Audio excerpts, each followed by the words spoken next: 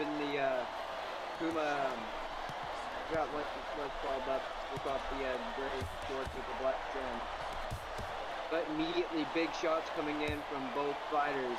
Chip seems to be the one on the front foot, always looking to counter him. Is he seen so far, Solo? I mean, so far with this fight, man, like, we both kind of, figure each other out to see where, each person, where their opponent is actually going to step away from, the fight style, first round is always a discovery round, so you never know what's going to happen, what they're going to find out. It's really round two that I'm looking forward to creating adjustments, man. Both fighters kind of dropping bombs on each other. Right now, what I'm seeing from Chip is he's looking to get control of the center of the ring. Kobe right now is trying to look to pivot out with his angle, but he's also doing good about catching him in the center. He's kind of taking that outside angle and blasting him with those straight. As I say that, though, Chip starts putting on the pressure and hurting Kobe. Showing a lot of love in the ring tonight. Hug it out. Now, so far with this match, is there anything that you think Kobe or Chip need to do to kind of turn this round into their favor?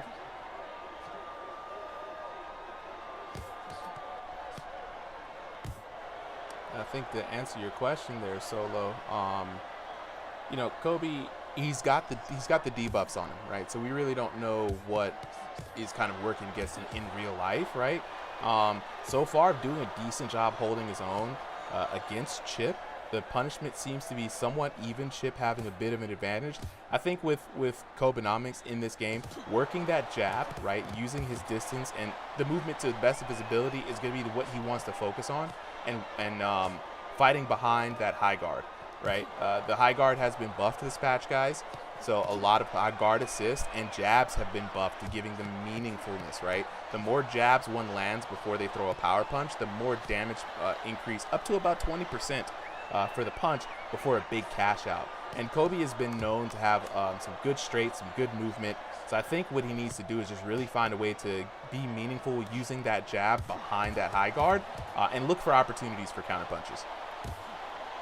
Well, absolutely.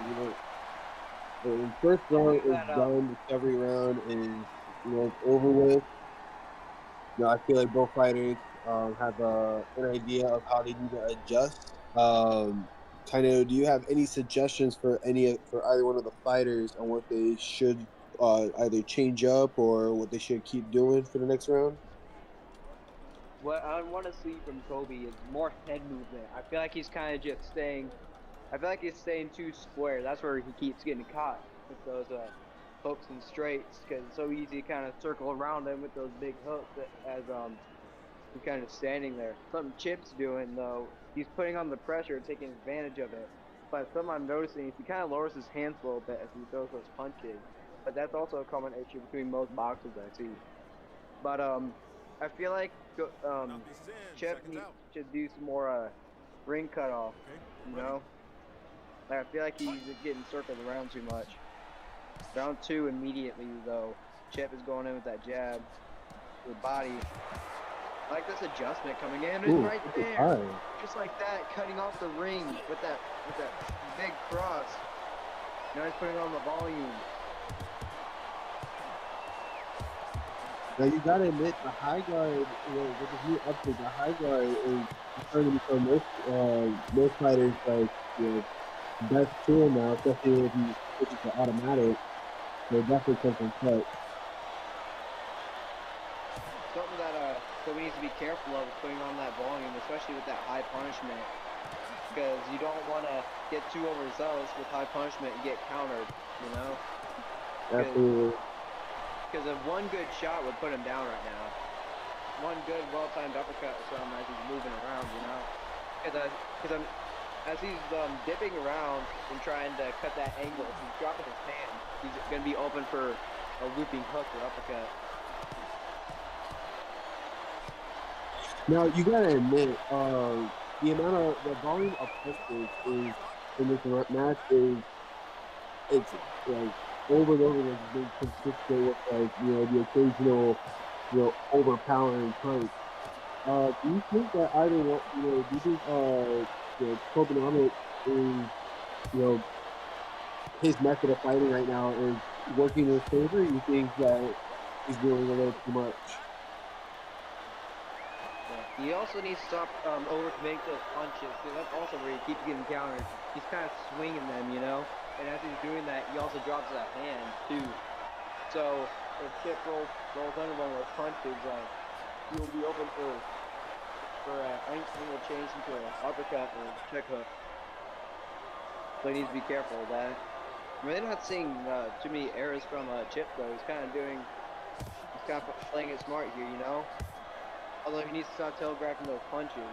I feel like he's a little too predictable. No, absolutely. I completely understand. Sometimes, especially when you're going from a defensive position to an offensive position, it's pretty easy to broadcast, like how you're gonna throw a punch, where you're gonna come from. Sometimes even to the point of depending on the opponent's fighting IQ, they can even tell how far you're gonna stretch out with a single punch. Chip is doing super good about keeping the fight at his range and also exiting out of Kobe's range. He's already got the range down. Now he's just kind of piecing them up, Kobe needs to start getting on the front foot a little more, because I feel like he's getting pushed back too much. He's fighting for the center. That concludes round 2. Who do you got going up in the fight so far, Philip? So far, you know what? I'm gonna have to give it to Kobenomics, to be honest with you. He's putting the time and effort into it. I personally think it's 1-1. I feel like Chip took round 2 because of that volume, but I feel Kobe's getting better combos in round 1. But Kobe did say he has he's handicapped, so curious to see what this handicap is all about. Yeah, that's another factor playing into this fight. Hey, we're gonna find out afterwards, though. Absolutely, I'm convinced at this point. I think it was you who said it, or somebody else said it in the chat. At this point, I'm convinced that he is fighting Mike Tyson on the side. Yeah, I feel like Kobe's playing too much into Chip's game of just getting pushed around the corners. What Kobe needs to do is put his find the front foot a little more, fighting for the center, because Chip is doing super good about getting that center ring control in this. Absolutely. Yeah, I feel like Kobe is also staying too center. Like that's why I just said after round 1, he needs to kind of move around a little more. But I like what he's doing in this round, kind of just waiting, keeping those little openings, getting some hooks in. I feel like what you should do, especially whenever Chip overcommit, is do like a jab or a cross and pivot out with it and then get the center. That's swing around a little bit. Right, exactly. And I will say, if you see it from this point of view, right, like, Chip is playing volume, right? He's doing a lot of it in the first round, and the second round is like a little less volume, but more power behind it. But Kobenomics, he's like, in a way, he's like controlling the fight. He's trying to keep Chip where he wants him to be, not moving too much, not moving too little, having the guard up, not overdoing it. He's not so gassed out. The third round is where everything contains. Simple. Hey, Solo, your mic is sounding a bit underwater there. We just got some messages from the chat. Oh, my bad. Yeah. I'm also a little under the water, so my bad. But good third round so far. I don't know who to give it to. I think Kobe's getting these better combos in, but Chip is getting more one-shot damage, But I like what Kobe's doing now, moving around, because now he's kind of getting better shots in. Yeah, that punishment is starting to recover a lot for Kobenomics as well. But, I mean, looking back and forth, Kobe with the average shots of, he gets a big 44 and a 32 there. Oh my God. Okay, never mind. Now Kobenomics is starting to open up there. A lot more damage coming in, and we starting to see your boy Chip out here redlining a little bit. Just to let everybody in the chat know that when you see that red line above their head, that's their short-term damage kind of getting through the roof. If that thing hits the max, you're about to go down, man. It's big bad news bears for you. But I was about to say, Tornado, yeah, I think it's one of those things where Kobe, for some reason, is not able to get the damage that he's probably wanting to get in this match to keep somebody like Chip at bay, right? And Chip is having even though Kobe's dancing around, and this is the Kobe that we know, right? Being able to use those legs, moving around his room space, and really being able to control the fight from that perspective, it might be a little too late. We're going to have to see what the judges say at the end of this round. Yeah. But something that Kobe had success with a little later on is finding him on the front foot. Like he had him hurt whenever he was pressuring in, but sadly looking like, well, I think it might have been Chip. Takes the win. I think it might be Chip. Let's Good take a fight. look. Yeah, that was a great fight, bro. Absolutely a great fight. Take a look at the scorecard here.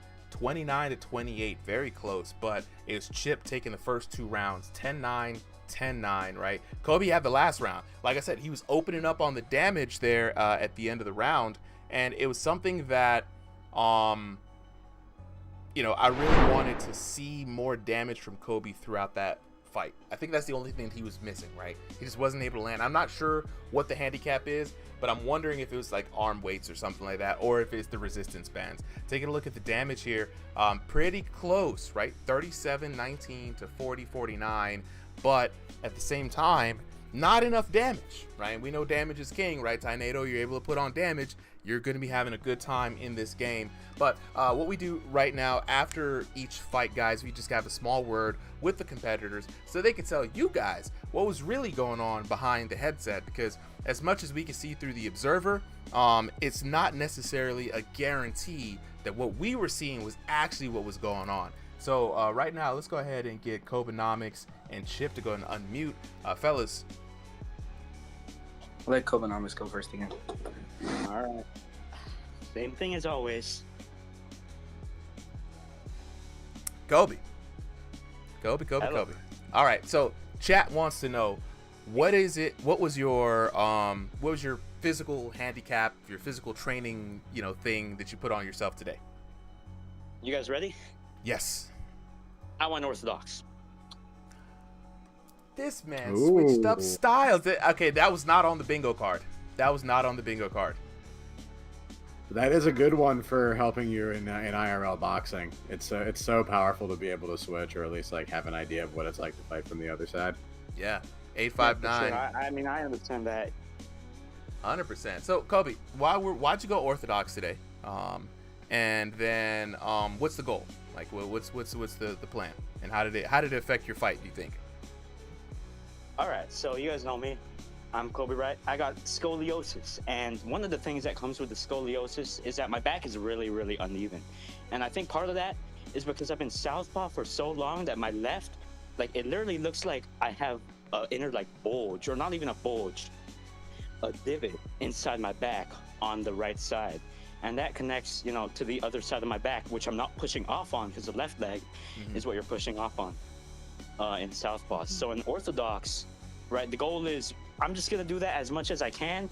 Now, granted, I did lose a fight because of it, and I did feel sore in areas that I normally don't feel sore in.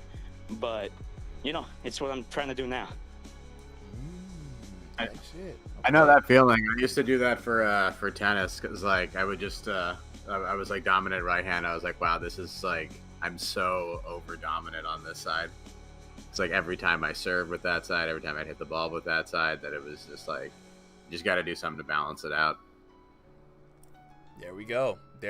Okay, so how does it feel switch hitting, like, for the whole thing? I tried to go southpaw just to try to understand some stuff from just from that perspective. It was so weird for me. Kobe, how was it for you? Oh, you're gonna see in the video when I make this one, probably in like a week or two, but I was completely, like, I had no pop in my punches. They're all completely arm punches, and I was like kind of gassing myself out. I was pretty tight on every single shot. That's what it was. Because I noticed that your damage was lower, right, overall. I mean, third round, it seemed like you were opening up more damage, but Camry VR saying always train both sides, for sure. Absolutely. So, yeah, so that was why the damage was down. He switched to another side, working on the weak side, I guess we'd say it like that, so we can even out his whole stature. You always got to love to hear it, man. Copenomics, always working on improvement. I'm always rooting for you on your journey for recovery, bro. So glad to see that you're always constantly pushing yourself to get better, despite what the game's trying to say. Thank you. Absolutely, absolutely. All right, let's go ahead and talk to the winner for the night. Chip, where you at, bro? I'm right here. All right, Chip. Now, you came up with a dub today. It was pretty close. You had a really good first two rounds, right? Kobe was trying to put the little fire up underneath you, but you seem to have good control over the first round despite the handicap. Did you notice a difference when you fought Copenomics despite how the outcome went? I noticed that he wasn't really like defending himself, and he wasn't really throwing any punches, and so I used that to manage to just unload on him. Yeah, you seem to have a lot of volume there this time around, was able to beat the aggressor, was constantly staying in his face, man. Do you think that is aligned with your preferred fighting style, or did you have to kind of go out of the box for this W? No, I kind of do that sometimes. It depends who I'm fighting.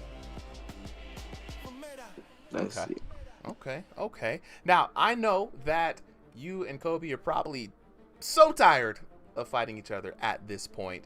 Do you think that you will adjust your elo to try to fight some higher ranking folks? Yeah, I'll adjust it. In game, it's not. I'm 2,000 and like 200. There we go. I need to update that.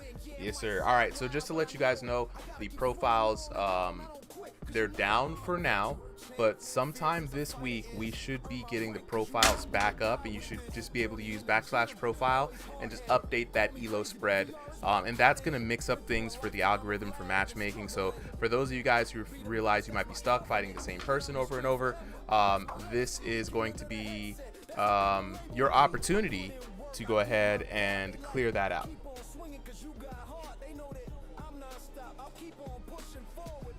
All right. With that being said, though, congratulations to you all. I appreciate everyone here for popping in today. We're going to go on to the next fight. We're going to do Charles Dubronx versus Tornado. Yep.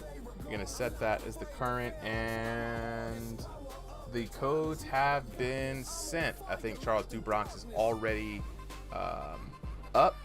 Close that down. And then I got you. I was just waiting on Tornado to get in there before I set the current to make sure that was what we were doing. All good, all good. And let me see. There we go. There he is. Give me a quick second here. Obviously, Tornado not commentating on this one. Oh yeah. Go ahead and hop in there for him, Solid. Yep. By the way, does my mic sound better? Yeah. You sound a lot better now, bro. Okay. I don't know what's going on. Sully, what's your opinion on the sub? 1 second. Is Africano still around? I pinged him. I didn't get nothing. So if we don't hear from him, we're moving on. Both of them. I would just say we've already tried like 3 different EU fighters. It just didn't work out well today. Okay. So. All right. Sweet the way says, how do you compete? Real simple, bro. Just go ahead and join the RingsideVR Discord. We have signups every Thursday and Sunday. Thursdays 7 p.m. Eastern Standard Time for King of the Ring. Sundays 3 p.m. Eastern Standard Time for exhibitions. Once you're in the Discord, you can create a profile using our Discord commands /profile, and then sign up. /sign up exhibitions or sign up King of the Ring, and that's how you get in. It's really short, but you can always ask folks in the Discord to help you out. But right now, we're up next is going to be, take a look at this. We're up on Tornado versus Charles Dubronx Oliveira. right? We're going to do Septis and Butcher Africano as a no contest for tonight. So we've got Solly and Solo Liability up on the mic. And then we're going to take away to the tail of the tape. All right, in the blue corner, we got Charles Dubronx Oliveira taking on Ty Nato in the red corner. Charles fighting in stationary while Ty Nato is using room scale tonight. Charles fighting by way of North America East. Meanwhile, Ty Nato is rocking that North American Central. Charles 5'9" tall to Ty Nato's 5'8". Now, on paper, Charles is at that unranked to 1500 elo, while Ty Nato with the online best at 2500 plus. So we always say this, guys, styles make fights, not elos. We just kind of use them as a matchmaking benchmark here. So this is going to be very interesting. I wonder who's going to come out on top between Ty Nato and Charles Dubronx Oliveira. Should be a really interesting one. Chat, interesting enough, both me and Solo threw in some polls, so we got some competing votes, but I got 57% for Dubronx Oliveira. I see Solo's polls going all over the place. Yeah, on this one, I'm going to have to be biased, man. I'm going to have to go for Charles. Especially because he's in the Smurf Killer's gym, so I got to respect. Absolutely. I'm going to go with Ty Nato. You got to give the love to the commentators. And already, Ty Nato doing a good job getting that damage bar up high. And if Charles takes another combo like that, he's going down for an early knockdown.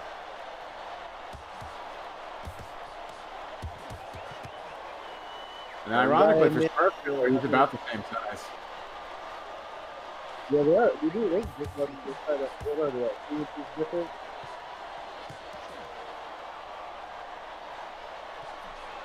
I didn't quite hear you there, Solo. What'd you say? Oh, I was saying they're like about like a 3-inch difference between the two fighters. Yeah. Which isn't like huge, but right, it's enough that if it's a battle of inches, right, that reach or that height can really make a difference. Right now, I'd say Ty Nato doing a good job, though Charles finding his rhythm with a couple sweet punches there. Absolutely. You know, especially that we have a stationary versus a room scale fight here. So, you know, anything can really happen. You never know. And anytime you have that, like, switch matchup, right, some people love it, some people hate it, and everyone's got a different opinion about which one is the advantage, right? Some people say stationary is the advantage because you can do, you know, like, you don't have to use as much stamina. Some people are like, it's a room scale all the way because you can go past the little, like, stationary drick speed for your step-ins. Yeah, absolutely. It's all over the place. I'm a room scale fighter, and I've tried stationary before, and can't do it. I like them both. I like that there's an option where, like, if I'm in a smaller room, I can still VR box. But if I have the choice, right, like I'm playing on a mat. If I could play in a boxing ring, I'd do it. Absolutely. I will say with this fight, though, I will say as much effort as Charles is doing, you know, you just gonna have to use his little head movement a little bit. I know the stationary is pretty limited, but just a bit. He's going to do something with Ty Nato later, looking for the kill. Oh, there it is. Oh, there we go. Patient. So you don't have to do him dirty like that. No, it's, if I'm in the free cam, you know it's going with the zoom in.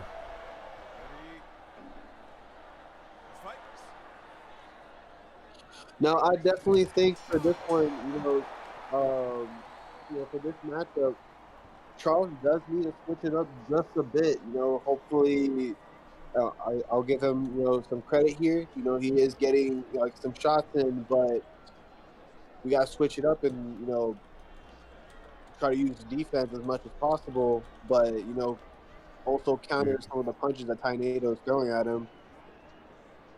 Yeah, Ty Nato's a sneaky fighter, right? Like, he's coming in here with a lot of good movement, a lot of great defense, which I think has really been, you know, what set up his offense, right? He's not that worried about, not that he's not worried that Charles can't hurt him, but that he's not worried that Charles is going to be consistently hurting him. And so he's just able to be a little bit looser, a little bit freer, and he's just switching back and forth between that offense and defense better. Any adjustments that you want to see from Charles? Like for me, I want to see him do, get that defense down first before he throws those punches. Yeah, honestly, for this, like we can't have as much as I would want to. This kind of matchup, we can't have it similar to how the Chip and Tokenomics fight, where there's a lot of volume between the fighters. On this one, it's more like one fighter is getting punched, not utilizing the defense part. Defense as much. This is precision assassination from Tainado right now. There it is. Oh, there we go. I'm convinced Charlie was paid by Tainado before the match started. Absolutely. He pays me in his time that he volunteers here. Shave some hours off his lifespan. All right, next knockdown. Let's see if Charles can make a comeback here, but this is getting quickly actually out of hand. But he's still got the rest of round 2 and all of round 3 to work with. Let's see what he comes up with. What do you like to do when you're in the oh crap, I'm kind of getting my ass kicked kind of position? Yo, I start praying to every god, every deity possible, man. No, but on a real one, it depends. Like if I'm in the corner, my goal is to exhaust my opponent enough to the point where they get tired. Fancy Ultra Instinct moment there from Charles. Right? He took an 81 damage punch from Tainado and then dodged like the next 5 punches fluidly. Stay alive. Ultimate survival. I mean, I guess it really just depends on the position you're at. Because in the corner, my goal is always to try to turn it around so I can either move out of that corner or get to a point where I exhaust my opponent. But being in the center, there's only so much movement you can really do to get out of a situation. Right. And this is when countering comes into play, blocking. Sometimes you gotta move around, if you gotta pop a squat just to avoid a punch or two. That might be your best option. Mm-hmm. Good strategy. Right now, Tainado doing, I think, exactly what he should be doing. He's not hunting. He's not head hunting and letting Oliveira have an easy way back into this match. He's just doing more of what worked in round 1 and 2.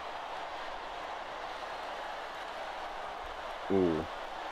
And you can see, right, both of these fighters are actually doing really well in terms of movement. I feel like for Tainado, he's got really good, I don't know if it's core movement, right, because it's hard to tell with the models, right, or head movement. But he just gets out of the way very well in kind of all phases of the defense. Round 2 now in the books. Tainado on domination mode right now. Oliveira looking at a pretty grim round 3. But hope is not lost yet. That we've seen a lot of things happen in these rounds, and puncher's chance is always there. No, absolutely, and you have to admit the ultra instinct that Charles just demonstrated. Who knows? We might see that again in the 3rd round. Yeah, this has been a fight that's definitely in Tainado's favor, but at the same time, right? Charles has the individual components to succeed, right? We've seen him string together 5 to 10 solid seconds of close range defense, far away, defense. We've seen him put together a couple strong punches, just in 2 or 3 punch combos. He just needs to get those without getting hit now and put it all together, and he might have a chance here in round 3. And there it is, first one's coming in. Ooh, Tainado just thundering with those hooks, saying "Nuh-uh." Not in my house. Both fighters getting that bread bar up. Tainado is lower. And that's the problem for Charles Oliveira here. If he trades, Tainado's winning this, right? Because he's doing 60 to a 40. And the occasional 80. And just because all those punches are hurting him so much, right? That red bar is having such a slow time draining. It's just living up there in that dangerous knockdown territory. And there it is. Another knockout. Tainado viciously locked in now. Let's see if he's going for the TKO or if he's just going to play a nice, safe, and secure. Get 3 straight rounds and just call it a day. Another day at the office. Another day at the office. Ooh, a couple good shots there. We've seen that before. He's going to need more than a couple good shots. He's got to put it all together. There Now, it do you is. think There's that, do you think we're going to see a TKO with this round?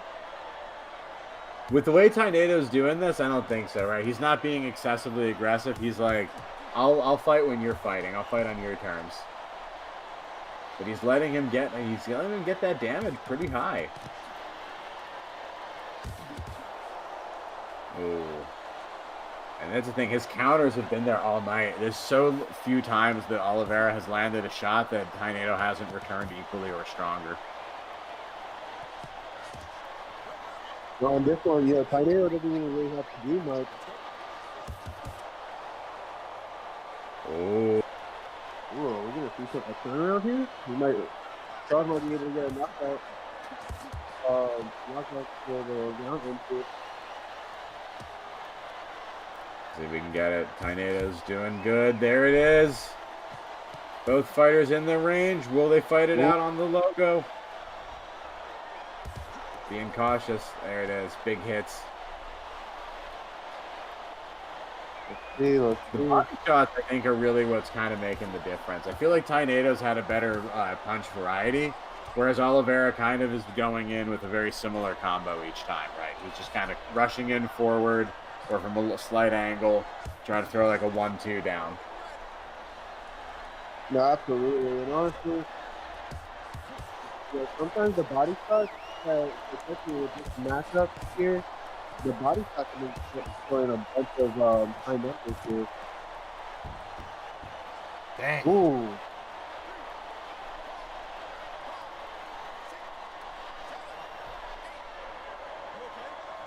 Just thudding him to the ground. And there it is. That is our match. End of the whole match there. The whole match.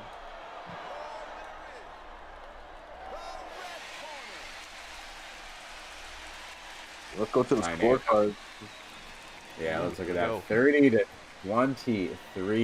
10-8, 10-8, 10-7 for Tainado.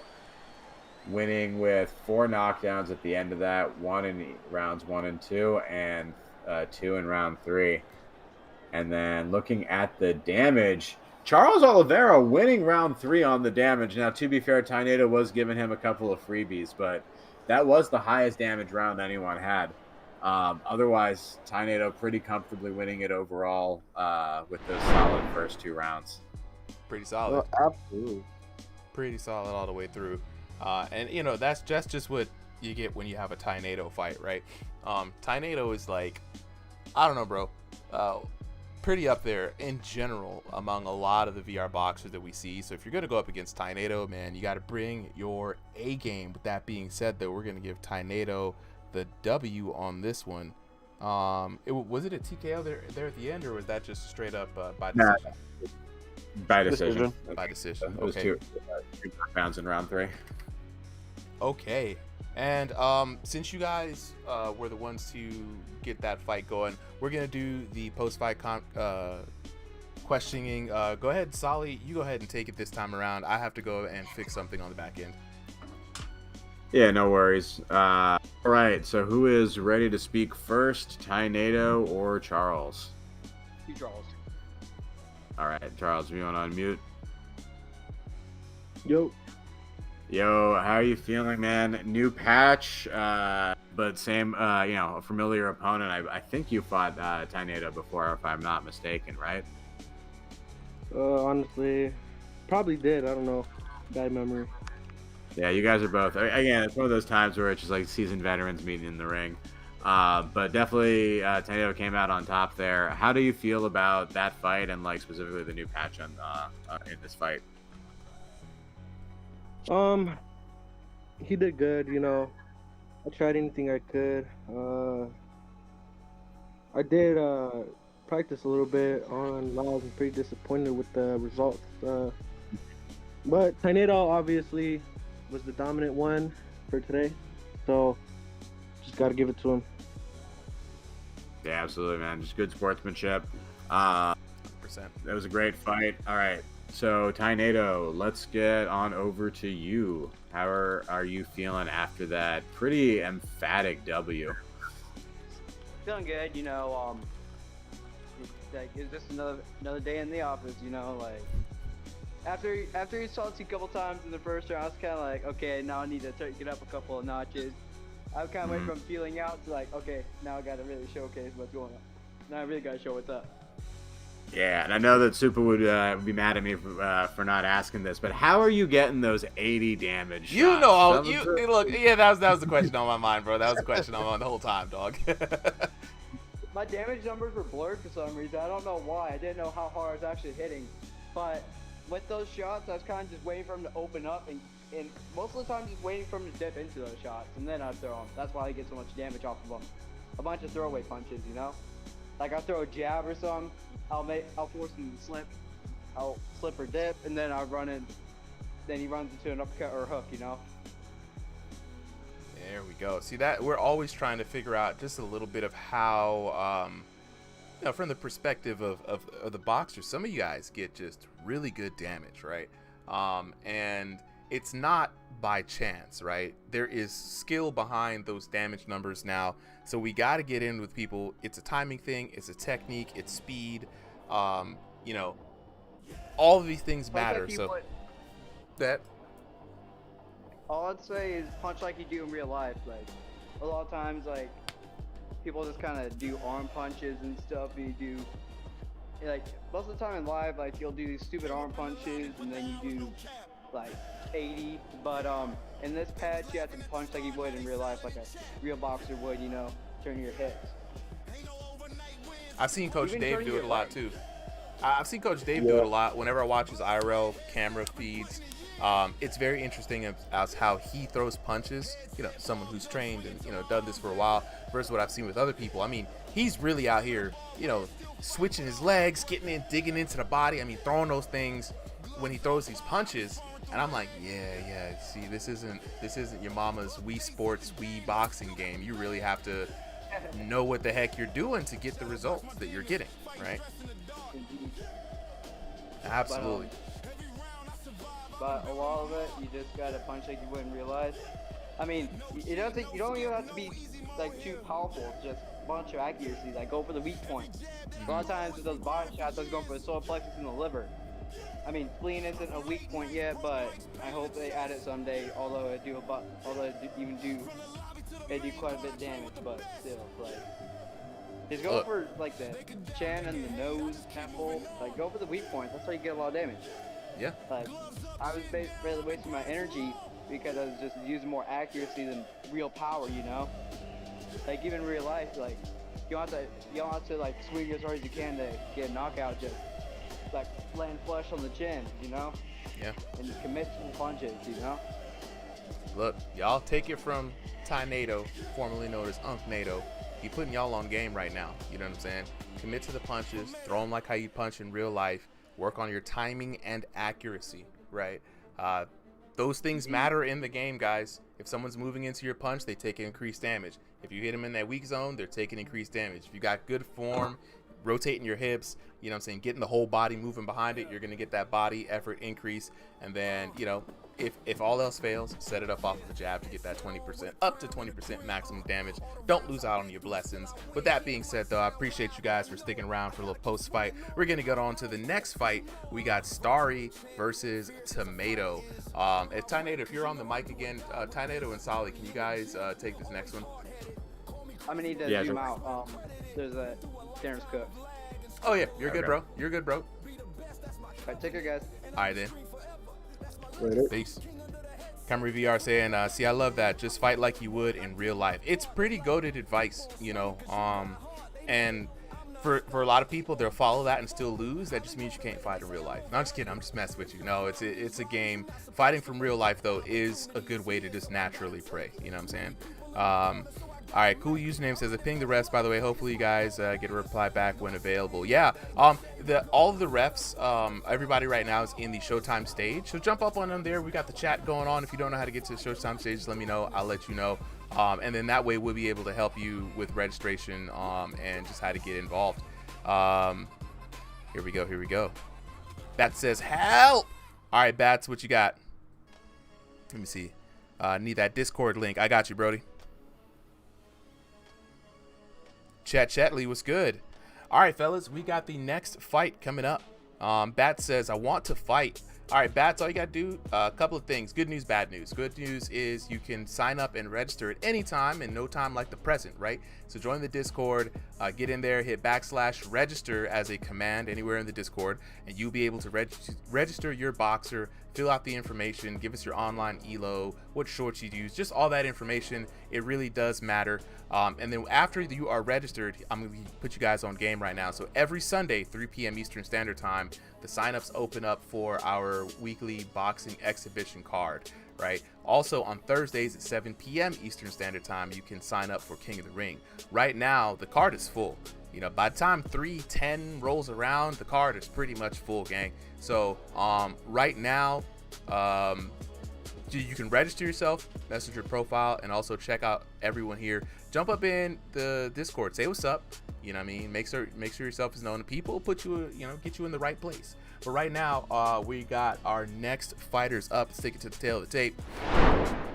In the blue corner, we've got Starry. And in the red corner, we've got that boy Tomato to slap Demon. Both these VR boxers fighting in stationary room space today out of North America. Starry coming in at 5'6" tall. Tomato 5'11" tall. Starry in that 2001 to 2,500 ELO range. Tomato in that 2,500 ELO range. We already know what it is. We always say styles make fights, not ELOs, right? So we're gonna go on to this next fight. I'm gonna be doing just some manual shorts updates, guys. So solo liability, Solly, go ahead and take it away. All right. All right, and Starry in here. Coming in last minute sub. Jay Baca could not make it, and so like we have at ringside, lots of people coming in subs. Tomato, they're in the brown with black gloves. His opponent Starry in the all white with the red gloves, and kind of a slow feel each other out discover round so far. What are you seeing here, Solo? Yeah, I feel like so far, they're just trying to figure each other out, see, trying to get a feel of each other. You gotta admit, Tomato had, he does have a bigger reach, especially this is a, big fighter, small fighter, David Goliath looking fight. So hopefully we see some interesting highlights here today. A Smurf killer, you might say. A Smurf killer, absolutely.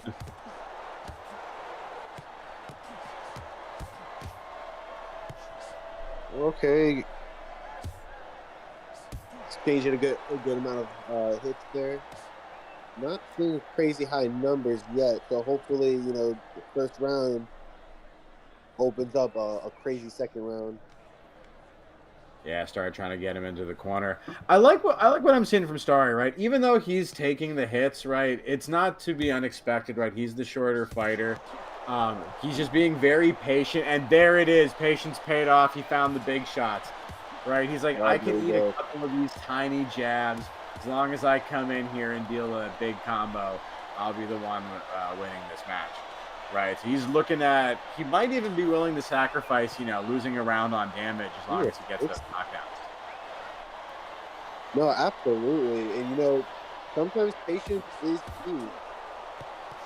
Might have to take a couple of hits here and there, but hey, if it works, if it ain't broke, don't fix it. Yeah. Speaking of broke, dang, that controller broke real quick. Right.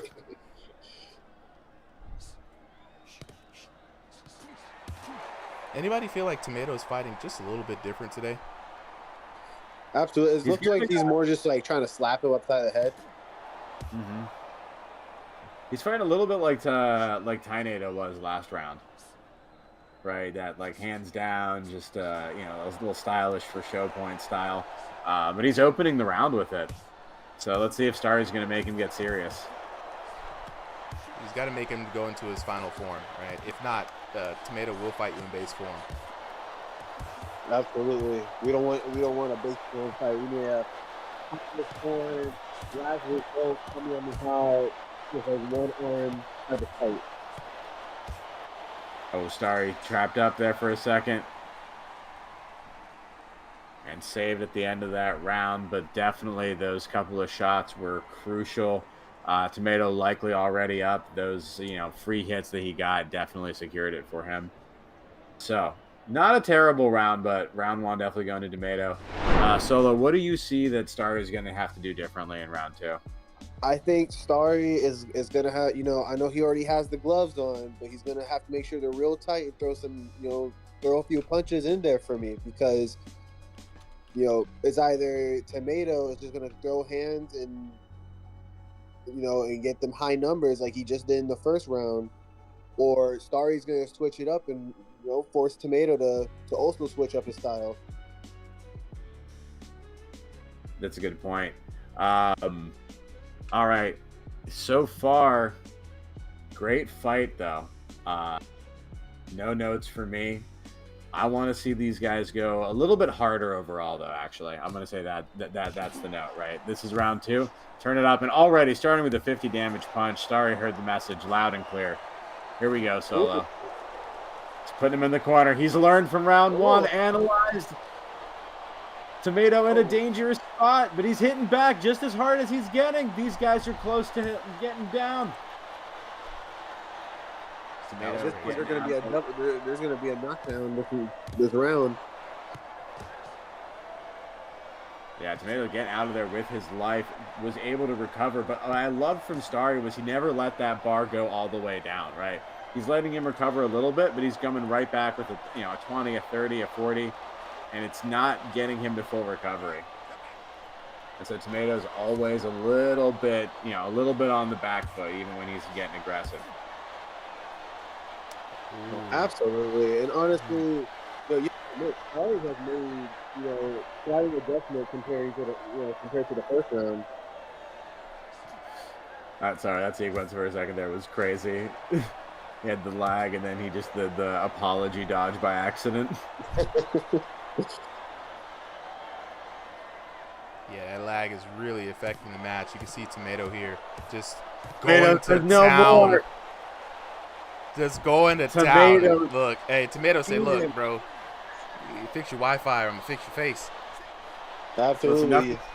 Nothing slappy about those punches. Tomato, the anti-slap demon today, just putting the damage on to Starry, taking advantage of those technical issues. He said, I've had enough of those. You've had too many freebies.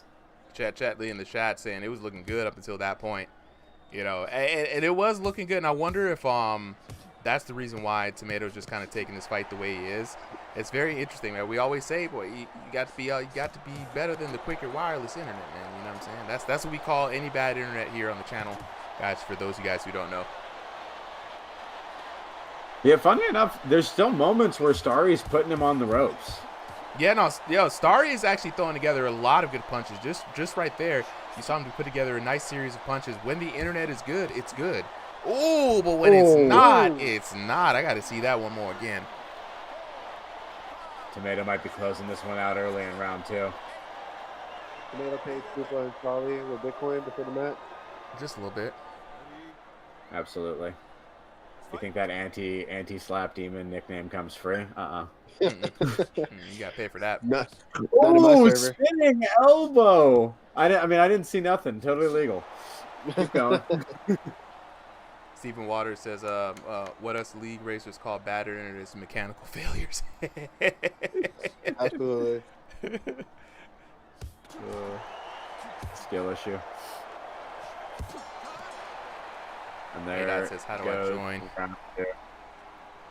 Sorry, Tomato's just is just going through the motions. Is it just me, guys? He's got like the Rocky physique, right? Like he's got the real broad shoulders, kind of short arms look. He looks like he's got heavyweight power. But right now, it has just been Tomato.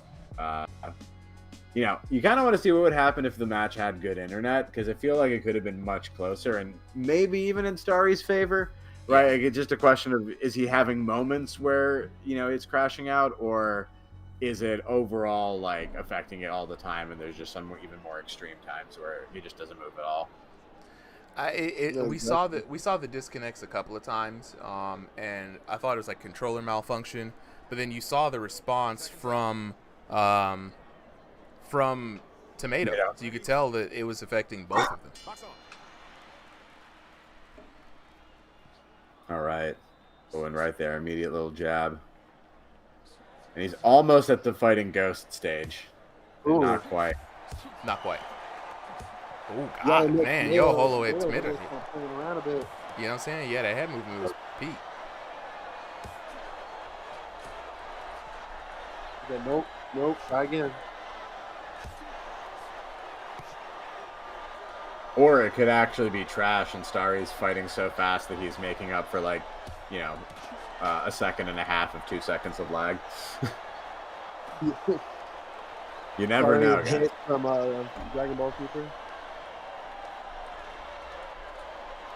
Yo, Stephen Waters in the chat just said, imagine if they had like made a wrestling game like, you know, WWE 2K for VR. I'm like, look, you figure out a way for us to slam each other in the middle of the ring. I promise you, bro, people will be out here with their ring walks on tomorrow.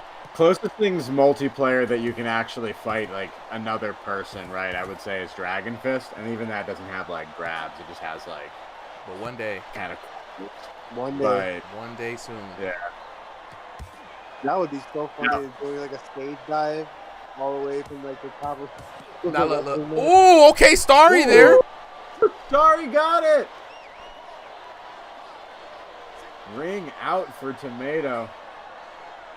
Saying you might win this round in this match, but don't get that attitude with me. He made sure that Tomato's Bitcoins weren't worth it. Now I will say, guys, for me, right. I always go back to Creed VR had the best system. Do something that stuns someone, knocks them out of their body, and then you get to ragdoll them for a throw. Yeah. Right. That's all I need. I just need to be able to stun someone. Oh dang, there it is. It's a wrap. Oh. Dirty box. Oh no, Starry wins. Hey. Disqualification. Hey. Just praying for salvation. Saying, deliver me. Oh, deliver the 12-6 elbows. Someone called the ref. What ref? There's no ref in the ring. I'm trying. It's just Tomato. Please stop. Oh, he's got him in a sleeper. He's got him in a sleeper. He's got him in the choke. He's gonna break the neck. Chat's going wild right now. Poor Starry. Oh my God! Hold on. There it is. He got tapped out. He choked him out. He got tapped out. Oh. Oh we God. Don't have a rule for that. That's illegal as hell. You paid enough Bitcoin to make it legal. Sweet away with the clips. Thank you, bro. Oh my God. Tomato. Yeah, Tomato saying first submission win in VR boxing. Win. Yes. Oh my God. Oh, I thought I had seen it all. I wish I was recording that. I was in free cam. That was such a fun 12-6 elbows into the choke. Oh God, guys, I'm crying right now too. Oh my God. Hey, we gotta talk to Tomato after that one. Yeah, post fights. Yeah, we're gonna give Tomato the win because of the disconnect officially. But yes. I mean, he was dominating before that point. I think that was. Yeah. Hey, Steven, there goes the 2K, preview right there. That was the WWE 2K preview, you know. Caught him with them goddamn pythons, bro. What you doing there, brother? Turn into MMA real quick. Look, chat, if VR developers legit like gave us an MMA game, somebody figure it out, right? Sal said, how much longer are you guys live? Oh, for a good amount of time, bro. We're probably gonna be live until like 10 p.m. I'm not even gonna hold you. Let's see, we've got Person, and let me get Starry out of here. And we can go ahead and do the post-fight conversations, guys. I'm just moving some stuff in the background here. Yeah, take it away, Solo. I'm just gonna make sure. I'm gonna check with the match. The match is next. Gotcha. Profits away. Tomato. Well, I want to hear from Starry first. We got to talk about the internet, and then we got to talk to Tomato, right? Louis says, "Is this undisputed?" No, this is Thrill of the Fight 2. It's a VR boxing game for MetaQuest 2 and 3. And what's cool about this game, guys, what's great is that a lot of people have asked about if it's undisputed. This is a straight up VR boxing game. Everybody in here is in their headsets, in a room, throwing actual legit hands.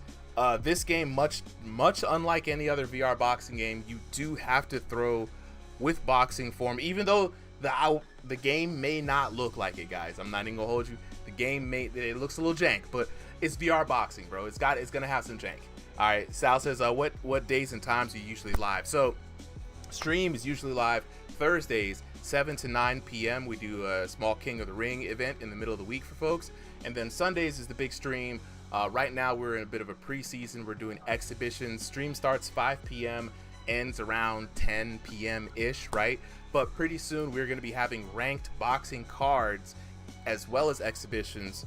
So we're going to be switching them off on Sundays, but it's going to be around the same time. I'll let you guys know if any times change.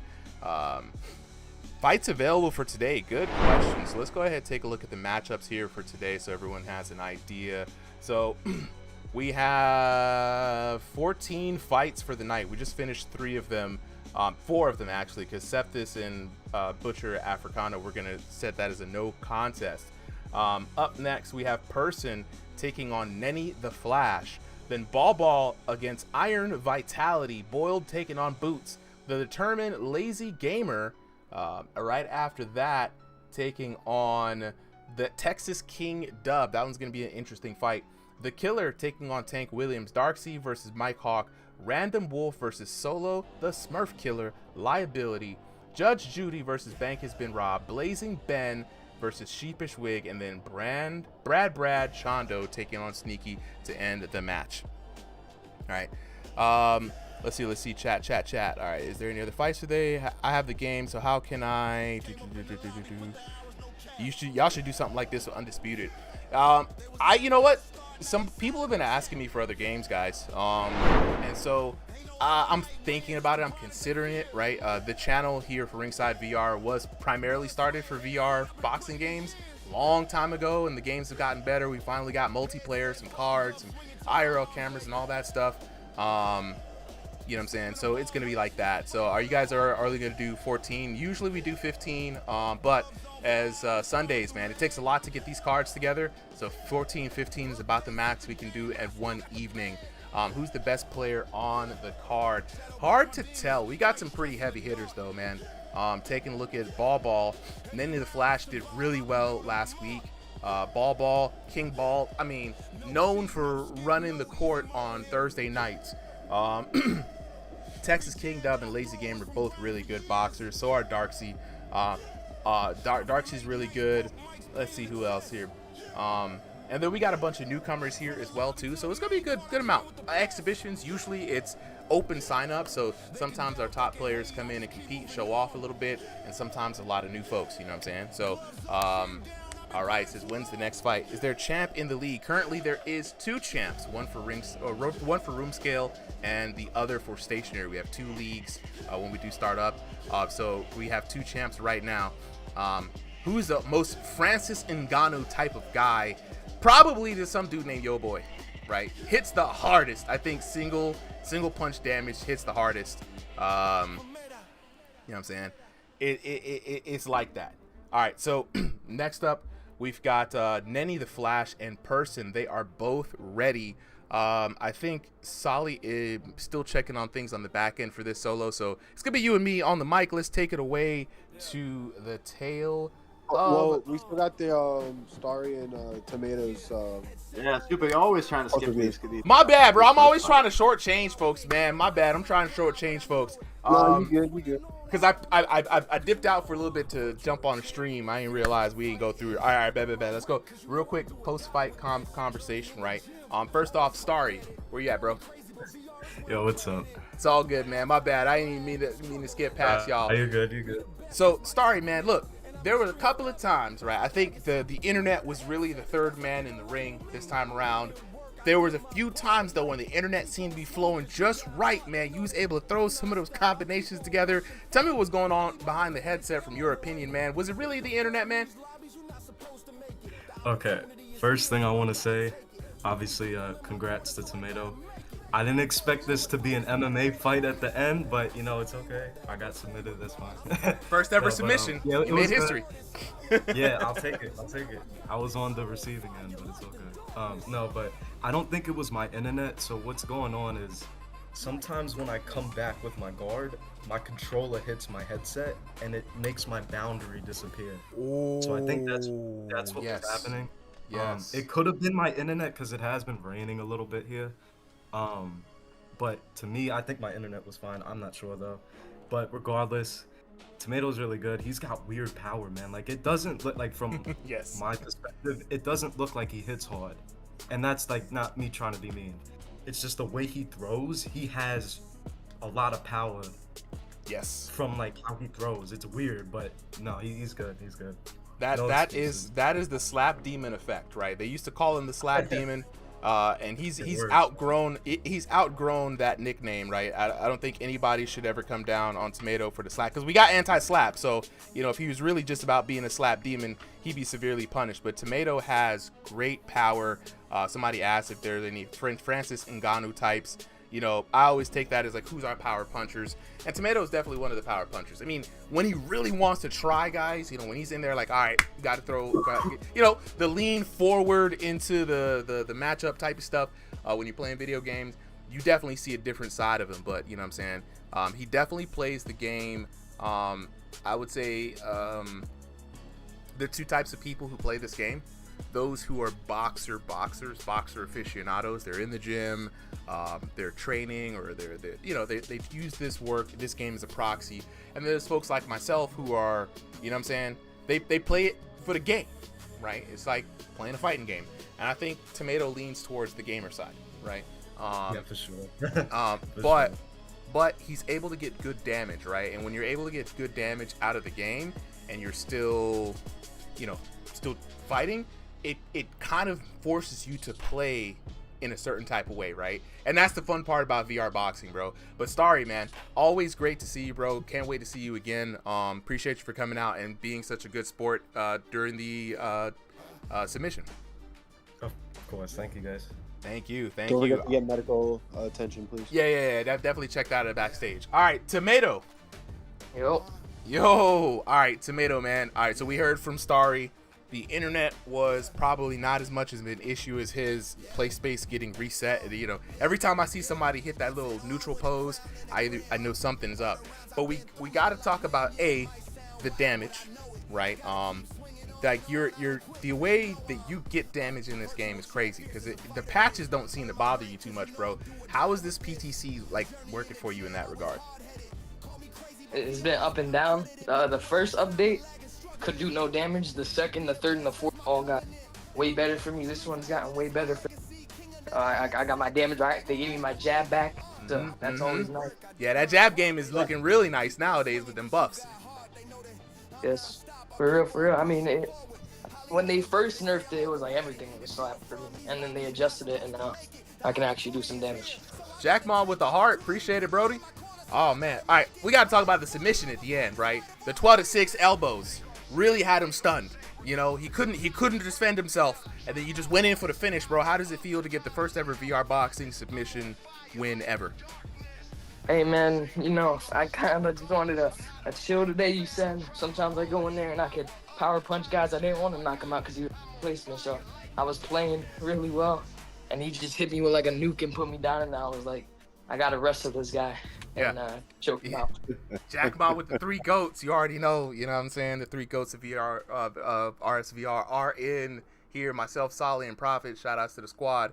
But yo, Tomato, man. Look, we got the league starting up. We're doing some back end stuff. Tynado's actually helping us doing some organization here. Pretty soon we're gonna be getting back into league play, legit. So people are gonna see the serious side of Tomato pretty soon. Because again, once stuff's on the line, Tomato turns up. Outside of that, he's just having fun. You know what I'm saying? I deserve that Jack Ma fight. When I get in that league, I need that belt. I don't care about anybody else. He said, "Look, I'm running." He said, "Look, I'm running the fade. He shouldn't have had Jackmon. He's out here in the chat right now. Jackmon, they coming for you, bro." All right, thank y'all, bro. I appreciate it. All right, let's go on to the next match. We got Nenny the Flash taking on Person. And interesting that, and Nenny the Flash fought Ball the last time we were here. Really good fight, very surprising. A lot of people were very impressed by his ability to play the game. But he's taking on Person. Person, just like you guys here in the chat, he showed up from the chat one day and said, "I'll fight anybody." We were looking for subs, and he really since then has jumped into this VR boxing league. Showed no fear. You know, he fights like a bigger guy, and you guys will see it. You know what I'm saying? It's going to be. Let me see. Aiden says, "Do you see my profile picture?" Let me see. Can I see it? HFN, Aiden. But yeah, we're gonna go into this next one. Let's head over to the tail of the tape real quick, guys. Up next, we got Nenny the Flash taking on Person. Nenny in the blue corner, Person in the red corner. Both of these VR boxers fighting in that room scale play space. Nenny the Flash fighting by way of North America East. Person fighting by way of North America Central. Nenny the Flash, 5'11" to Person 6 foot tall. 2100 to 2500 elo for Nenny the Flash. Person with a 1501 to 2000 elo. But like we always say this, styles make fights and not elos. So this is going to be a very interesting fight indeed. Let's see if the tenacity of Person is going to be enough to kind of roll over, or will Nenny the Flash and his fast hands be enough to get the job done? Absolutely. And, you know, this is going to be one interesting match. You know, another person. Someone else is also in the Smurf Killer's gym, so I gotta be biased on this one. Hey, biased commentary is fine, bro. Be biased. Look, I'm gonna play devil's advocate. You know what I'm saying? Well, you said Persons. Yeah, both of them should be in Smurf Killers, to be honest. You know, if we're really being honest, right? They're both about the same height. You know, but Nenny the Flash, good hands, very quick, was able to keep up with Ball, and that was the kind of crazy part. So we're gonna see if between these two VR boxers, see how their styles match up. Well, absolutely. You know, I will say, you know, so far, just from what I'm seeing, you know, I feel like both of them are just feeling each other out. You know, they're not going too crazy in it. They're not doing too little, but just enough to where figuring out reactions, figuring out punches. So second round is going to be interesting, just from what I'm seeing so far. Yeah, and you know, Person is a slow starter, right? Person is just kind of going to figure out event. He does have surprisingly big power, but again, he's fighting someone with Nenny's ability to move, and that's going to pose a big problem for Person. Yeah, absolutely. And you gotta admit, Nenny is like he's doing some good hits here. Oh yeah, I mean he's one of those guys, and again in the ball fight, it was a classic textbook fight where you could see both of them really just kind of going for it, working their techniques. And you look at the bars. So for everybody watching in the chat right now, you're gonna see these two little orange bars kind of floating above their head. There's two of them. One that's orange and red. That is your short-term punishment. That is the damage you take and accumulates in between rounds. The one on the bottom that kind of stays persistent is going to be your long-term punishment. That is going to be the damage system that carries from round to round, right? If you've played boxing games before, you know, you'll know that shots that linger and kind of stay with you kind of reduce your health over the round. And right now we're looking at it. First round, 47 seconds left on the clock. We've got your boy Person in the blue trunks, and he's taking some significant damage. Even though he's trying to be the aggressor, trying to throw a lot of punches, Nenny the Flash just mitigating a lot of that and returning quick, sharp fire just like that. Ooh, 55 right there. Oh, another 66 on that right hook. Ooh. Person in trouble. If he takes any more of this damage, he's going to be, it's only 18 seconds left, but he's looking so close on life alert right now. Person's got to do something. He's using that head movement.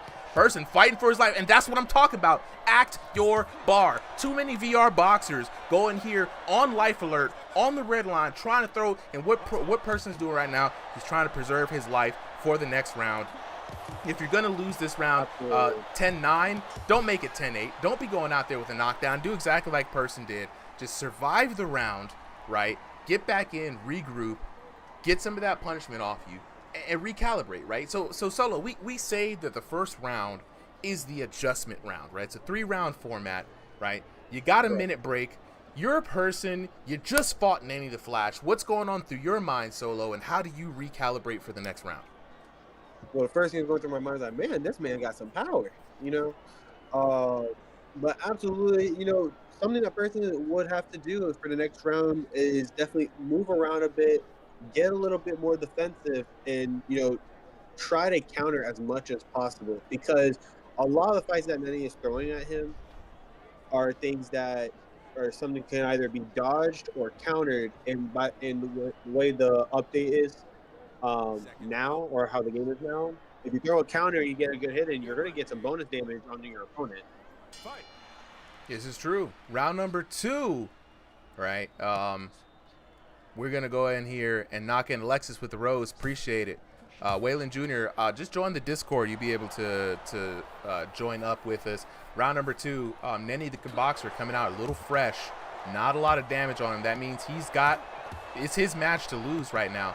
Person trying to mix things up, trying to get offensive, but just like you said, Solo, it's about firing off after you've confirmed with some defense, right? Keep those hands up, take a look at what Nenny's trying to do, use that movement that he was using at the end of the round, and create some openings and some opportunities.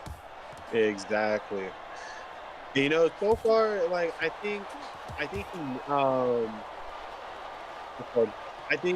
Person knows that he has to move around, but he's trying to figure out what's the best way to move around. You know what I mean? Look, the best way to do it is working on the jab. Step back, move, step to the side, move, keep that jab out. Right now, Nenny's able to walk into a very comfortable space right here, and he has no problems duking it out with Person, and bang! Big counter shot, down goes Person. That's crazy. Replay system temporarily down for the night. We'd be able to catch that moment there in 4K. But without that being said, you got to respect Nenny's ability to sit there in the pocket, you know what I'm saying, and really capitalize on some of these wide swings that Person's throwing out. Person, though, not working a lot of the jabs, coming in here as a slugger puncher, does leave himself wide open. Ooh, and Nenny taking full advantage. Ooh. You have to admit, at least, like, some of the punches that Person is throwing, it is losing some sort of effect, but right now, he's playing a really dangerous game. Like you say, after your ball. Yeah, it's one of those situations, man, that, like, Nenny, if you look at his offense, right, he has nothing really stopping him from getting into his ideal range and kind of setting up, right? Person is trying to throw big shots, but they're easily dealt with because of the new high guard assist in the game, right? So what's crazy right now is that Nenny, with no fear, can just kind of take his time and fight on his pace. Now, with Person fighting on Nenny's pace this entire time, he really has no way to really dictate the match, right? He's always making a secondary decision, always reacting.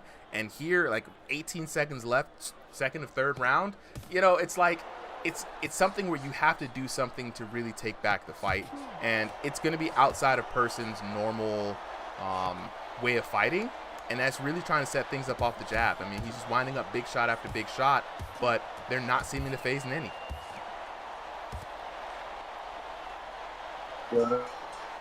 I'm hoping that, you know, hopefully by the end of the round, No, I will say I do hope that person can get at least one knockdown this this match because he is putting a lot of effort. But sometimes especially with through the fight, at the end of the day, it is a game. Sometimes you can be putting a lot of effort into your punches, and it still doesn't it won't transfer over like it would in in IRL boxing. Yeah.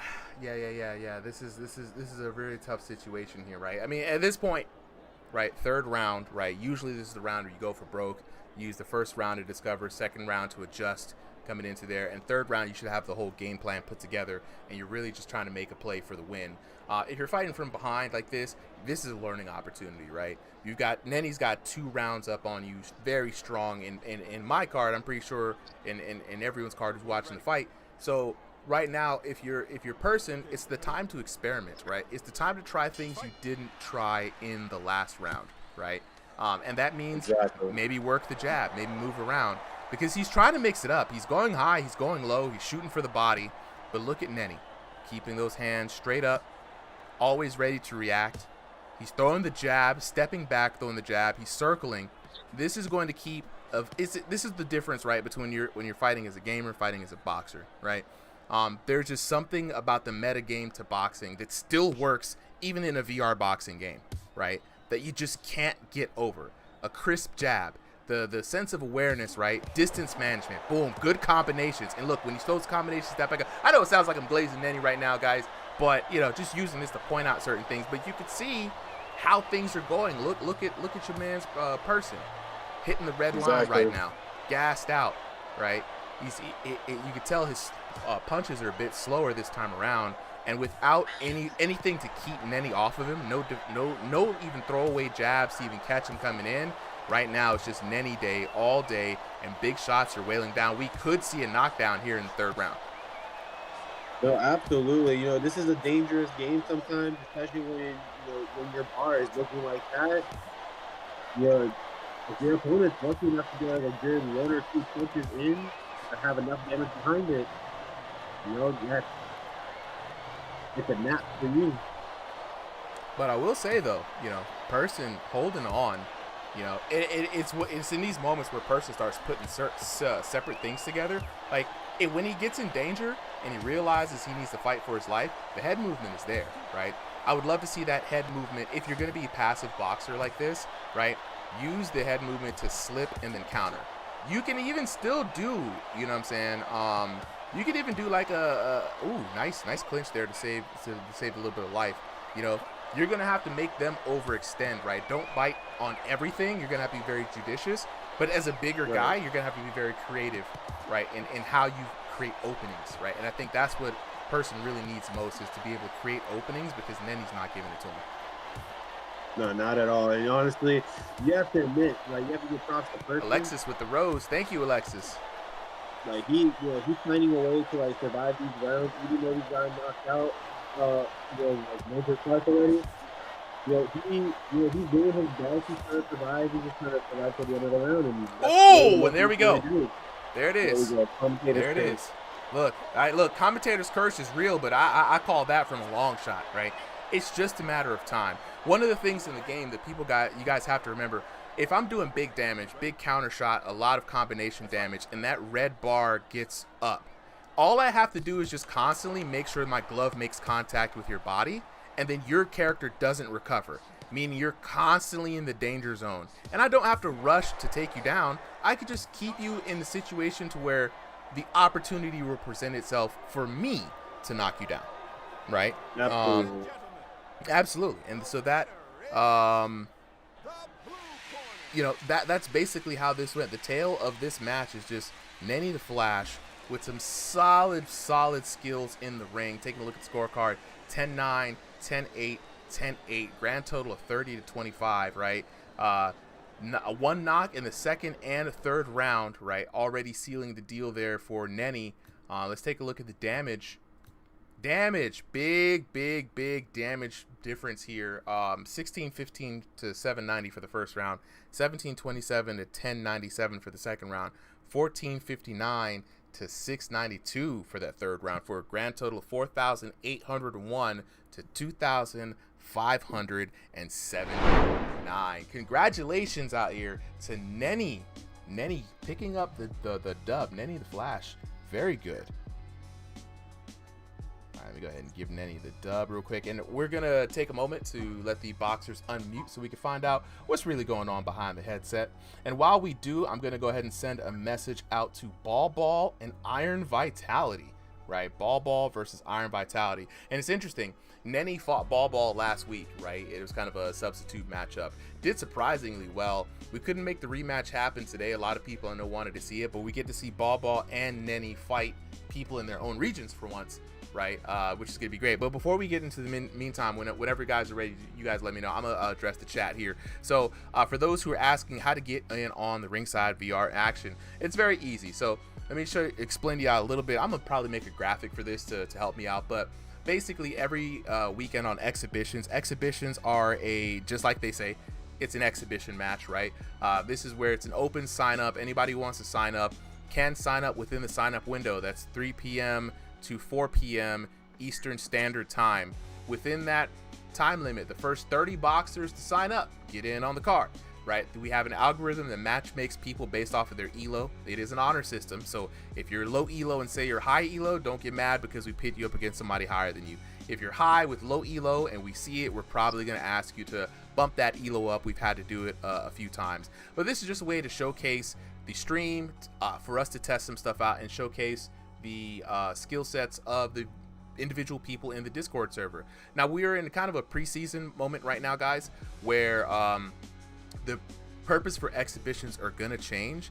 At first they were just for fun, just for the yucks, you know what I'm saying? But now if you get 2 consecutive wins matched up in exhibition night, you'll be called up to challenge our ranked division. We're gonna be starting a ranked league, top 32 boxers in 2 divisions, room scale and stationary, and those fights will come with official records and prizes. So if you are one of those folks who are interested in competing week to week in a 3-month league, try to figure out who's the champ.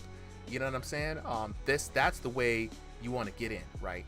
And so one ways we can reward people in the server for sticking with us week after week is doing this ranked ladder.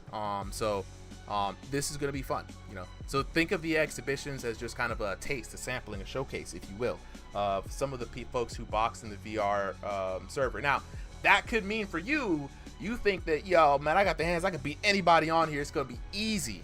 Come on in, sign up. That's what we love to hear. We love that kind of energy, because then you run into the actual killers who may not be on an exhibition match. They may be at home. They've already proved themselves. You might be up for a rude awakening, or you might be that guy, right? And then you get to win prizes and Discord rewards and money and things like that. So definitely, first things first, join the Ringside VR Discord, then go in, hit /register, register yourself as a boxer, and then show up for exhibitions. It's just that simple. All right, up next though, we've got Ball taking on Iron Vitality. This is going to be an interesting one. Ball, aka King Ball, shows up regularly to our Thursday night. He's one of the people who are heavily favored to become king of the ring on Thursday nights. You know, it's a winner stays on, loser beats feet kind of format. So this guy is usually in the ring for, like, I don't know, man, 12 2-minute rounds back to back. But then he's facing Iron Vitality, who does have outside IRL boxing experience, though has been known to play the game as a gamer, right? Switching up styles with the Iron namesake, playing like Mike Tyson, sometimes switching up to a Tommy Hearn style. You never know. All right, so this is going to be very interesting. We're going to see what these 2 boxers have in store for us. All right, up next, we got Ball in the blue corner taking on Iron Vitality in the red corner. Ball and Iron Vitality both fighting in that stationary room space from North America West. Ball 6'4" tall, honestly one of our tallest fighters here in the server. He takes on Iron Vitality at 6'2" tall. You know, you got a lot of recruits here solo for.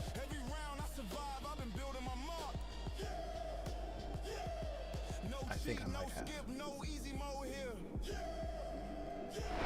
Boy, that bad needs really hitting, bro. I gotta lay off the sauce, bro. Hold on. I gotta lay off the sauce, guys. You know what I'm saying? I'm looking at the time. Security finna come at your door and look, they ready to raid me right about now. Hold on. I'm taking. I mean, I'm taking care of it too much right now. My bad, fellas. My bad. You know, that's what happens when you get out of practice. You know what I'm saying? Usually we be on it like this. You know what I'm saying? Yeah, Dr. Omaldo with the rose. Appreciate it. Okay, my bad. Let's get Nenny and Person unmuted. Hello. All right, Nenny. Welcome back for round number 2, Nenny. Right? Last time you fought Ball, right? It really impressed a lot of us with that fight. This time we got you in here against Person, and honestly, man, you just, again, a beautiful fight, right? From my perspective, it seemed like you were in the driver's seat that whole time. It was a great, controlled, measured boxing all the way through, right? You got the knocks there in round number 2 and 3. Looked like a good night for you. Tell me what was going on behind the headset for you, bro. Oh yeah. Well, first round I was trying to get him out of there because obviously I'm 0-1 to start off, so I thought maybe get the knockout straight away. But he was tougher than I thought. I got a little bit gassed, just like how I did with the Bobo fight. After this fight though, I do want to fight Tornado next week, and then the week after that I want to rematch Bobo. Look, Ball, you hear? We was trying to make the rematch happen today, but I'm glad we were able to get you guys individually into these fights as well. But yeah, no, Tornado, you getting called out by Nenny. Nenny out here trying to make a name for himself. Y'all don't even know. Nenny said, "Look, man, I'm trying to take on whoever, whenever," and I love to hear that, bro. Well, look, big congrats, hey, Tomato. Yes, keep that. He just dropped the screenshot of the submission KO there. But Nenny, dog, like I said, I've really liked watching you box here. You know what I'm saying? If being gassed out is the only thing you got to work on, man, that's easy to fix with some breathing techniques and just a little bit of running. You know what I mean?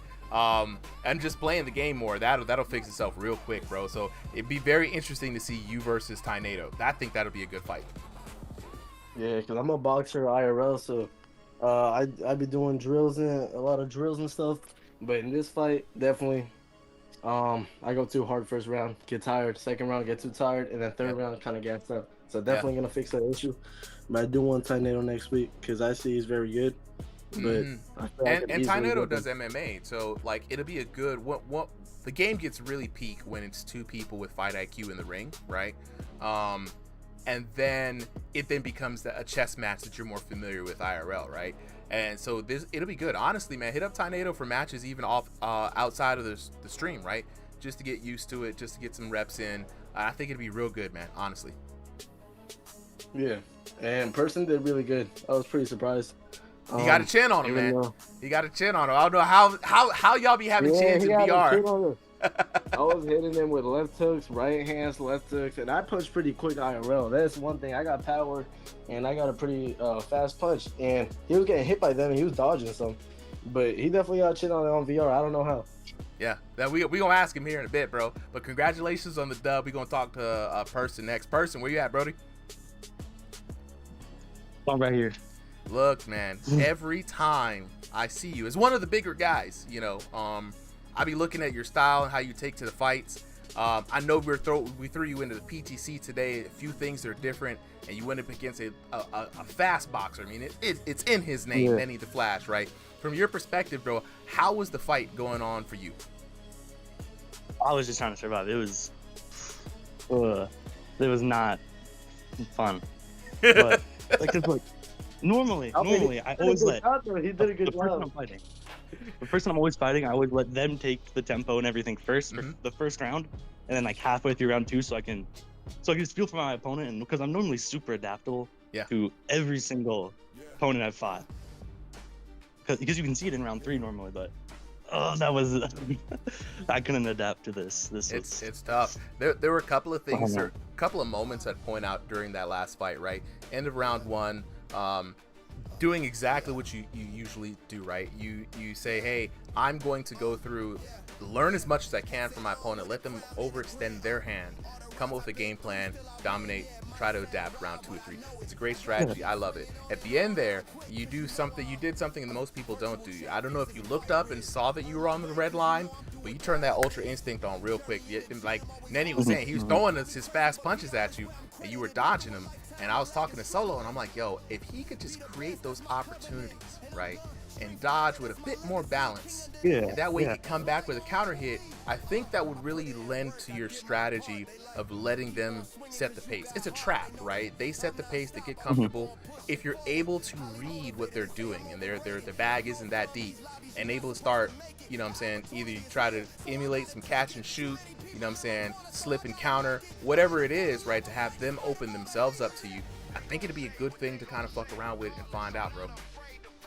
Yeah, because I'm trying out a new technique I've been trying to do. I tried it in because I was sparring with a few people like Charles, Solo, and I forgot who else.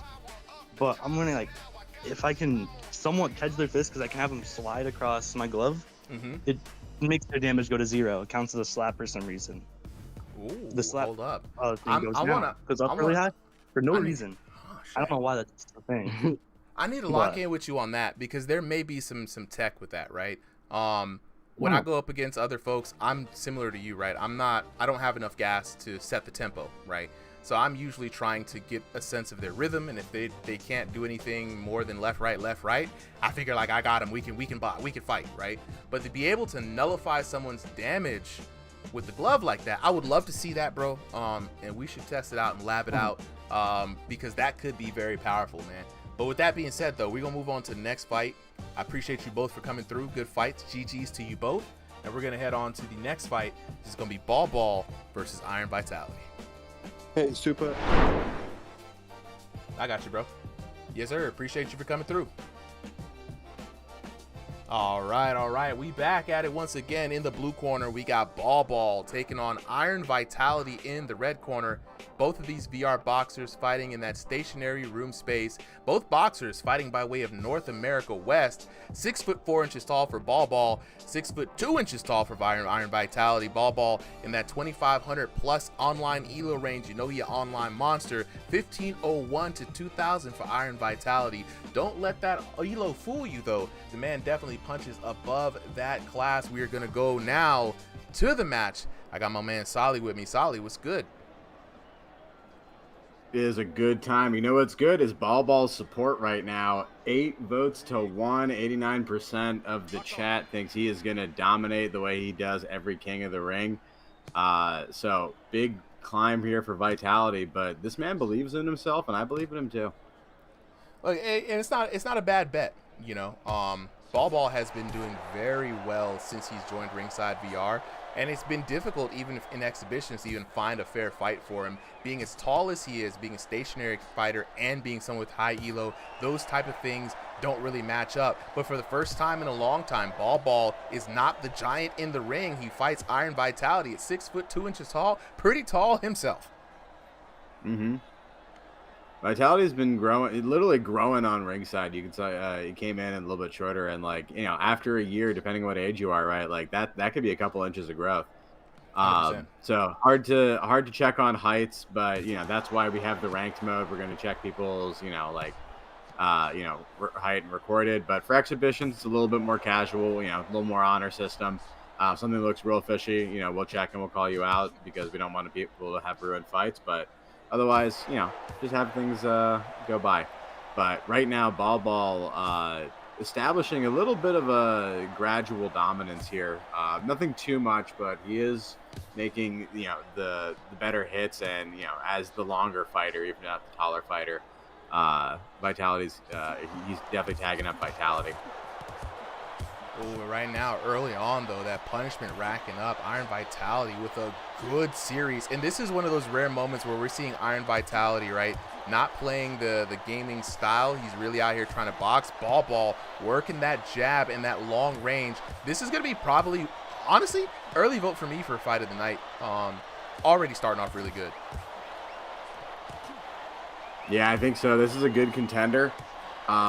You know, high-ranked fighters using high-ranked skills, right? Like Vitality, a little bit lower on the elo, but by no means lower on the experience, right? He's fought pretty much, you know, at least half, if not more, of some of the top fighters, you know, throughout the ringside historically. Man, he's just been coming back in here month after month, and it's remarkable to say. Oh, 100%, man. Right now. right now, what's not remarkable to see is how he's getting tagged up pretty bad. Ball is getting very comfortable, and the damage is starting to get higher. He's starting to put a little more oomph into it. He's definitely finding his range. And oh my God, I was about to say finding his range and finding his rhythm, but he found that knockdown. 23 seconds left into the match. Iron Vitality, man, just the round was going so back and forth between the both of them, and somehow, man, Ball just started figuring it out. Yeah, Ball knows what he's doing, right? He's one of those fighters that, just gets better, like a fine wine, right? Gets better with age. And what I mean by that is that, like, as the round goes, he understands more and more of the fight.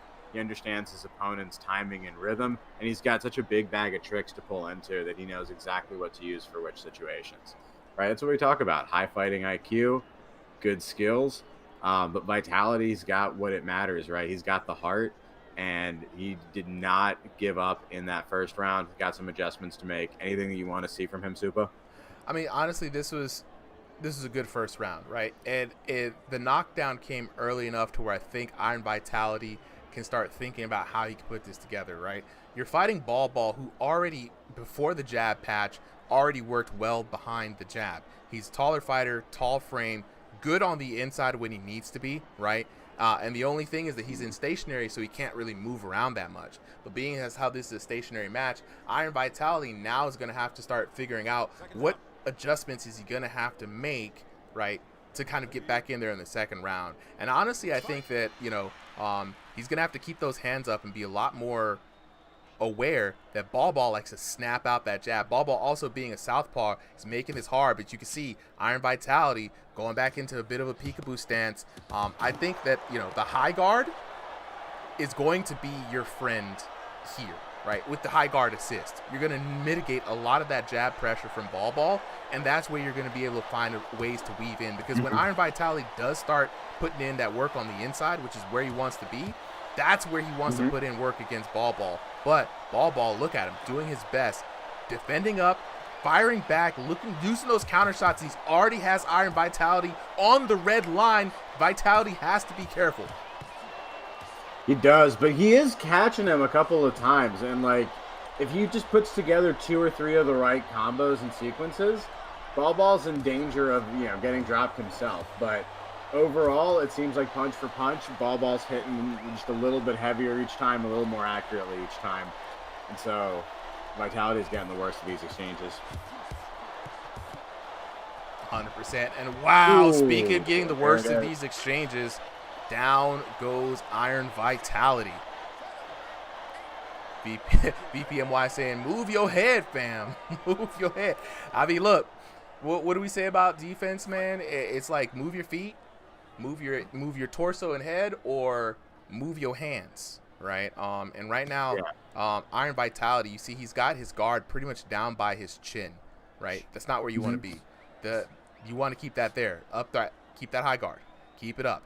The high guard now kind of like magnetizes itself towards your face. It artificially hugs your VR boxer's face. At that point, you know what I'm saying, you can start throwing counter shots, seeing what they like to throw, get a sense of their timing and range, right? And then you can start moving your head. You know what I mean? It might be terrible advice. You guys let me know. But, if you're standing there with your gloves down to your chin against somebody who's really good at the jabs, I love seeing opponents like that, because I'm going to throw that jab out every day. All day, every day. Yeah. I think it's what you said about, like, the different layers of defense, right? Footwork, head work, core movement, and, a good solid guard, right? Plus, you can also say, like, reaction time. And the way I feel like it's, a credit to your opponent, how many of those you'll have to use together just to dodge their punches, right? Like, newer opponents, not quite familiar with the game or with boxing, you might just be able to block everything behind a solid guard, or, just dodge everything with like head movement. Whereas, if you're fighting against a high-level fighter like Ball, you got to put it all together, and then while doing so, also remember to throw a good punch afterwards. It's an intense endeavor to overcome. Man, yeah, tough to overcome. And I mean, like, this is probably the type of fight and fighter that the Thrill of the Fight 2 devs were really looking for when they made these new patch updates, right? I mean, you saw Ball there at the end. He's throwing double jabs. He threw a triple jab at one point in time now. You know what I'm saying? Aiden says, do you guys do live or just public tests? Aiden, we do live. Live will be when we do competitions. Right now, because the PTC is out and it's just interesting to see how it affects. This is a great time for exhibitions and stuff like that when we're just testing stuff out. You know what I'm saying? A lot of people in the chat today, Solly, shout outs to everybody out here dropping their opinions. Dr. Amato, yeah, with the rose, appreciate it. We do love it, man, because everybody kind of sees something different. You know what I'm saying? Yo, Big Stop, do you guys mainly do public tests? Recently, we've been doing public tests because we polled it in the Discord and people wanted to do public tests on, like, you know, Thursday nights or exhibitions where there's low stakes and we're all just kind of like exhibiting. But we all decided that once we do the league and tournaments and things like that, those will be on live. All right, back to the third round here, Solly. Might be another business as usual round. This time, Iron Vitality trying to be a bit more furious, but not getting a lot of, a lot of success with all these shots being thrown. No, he's not. And again, it's just that challenge you can see, right? The same way he has to do so much for defense against Ball. You can see that Ball is not having to do too much against him, right? He's definitely got to have a good guard. He's got good reaction time. You can see he's ducking and moving to the side, right? But he's not, going that far out of his way. He's generally staying pretty much on that straight line, and he's getting the angles by using his long arms and weird reach. Yeah, I mean, it's been pretty straightforward with Ball, right? Just straight up, throw the jab out, follow with the straight, throw the jab out. You know what I'm saying? Probe, the snap to the body, keep the red line going. If it ain't broke, don't fix it. You know what I mean? And Iron Vitality, he's moving, he's trying to defend, he's trying to slip, but at the same time, he's constantly throwing for the exact same area. And Ball does not have to do, to your point, Solly, a lot much more different on defense. Ooh, good. Again, throwing that jab out there. You love to see it. You love to see it in a VR boxing game where we're so used to seeing big hooks and big swings. It's really nice to see somebody work off the jab.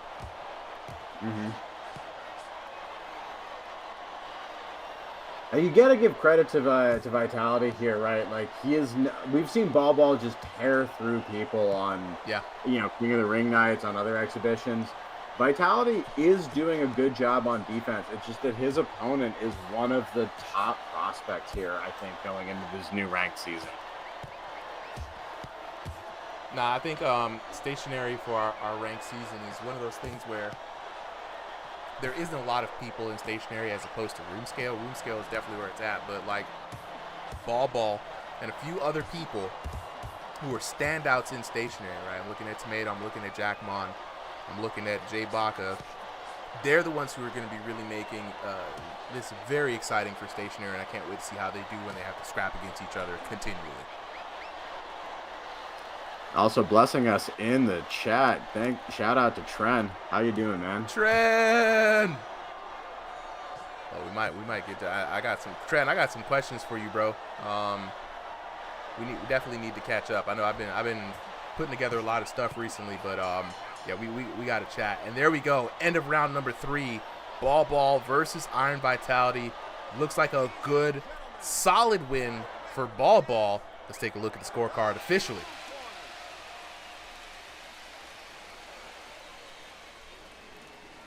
All right, 25-30.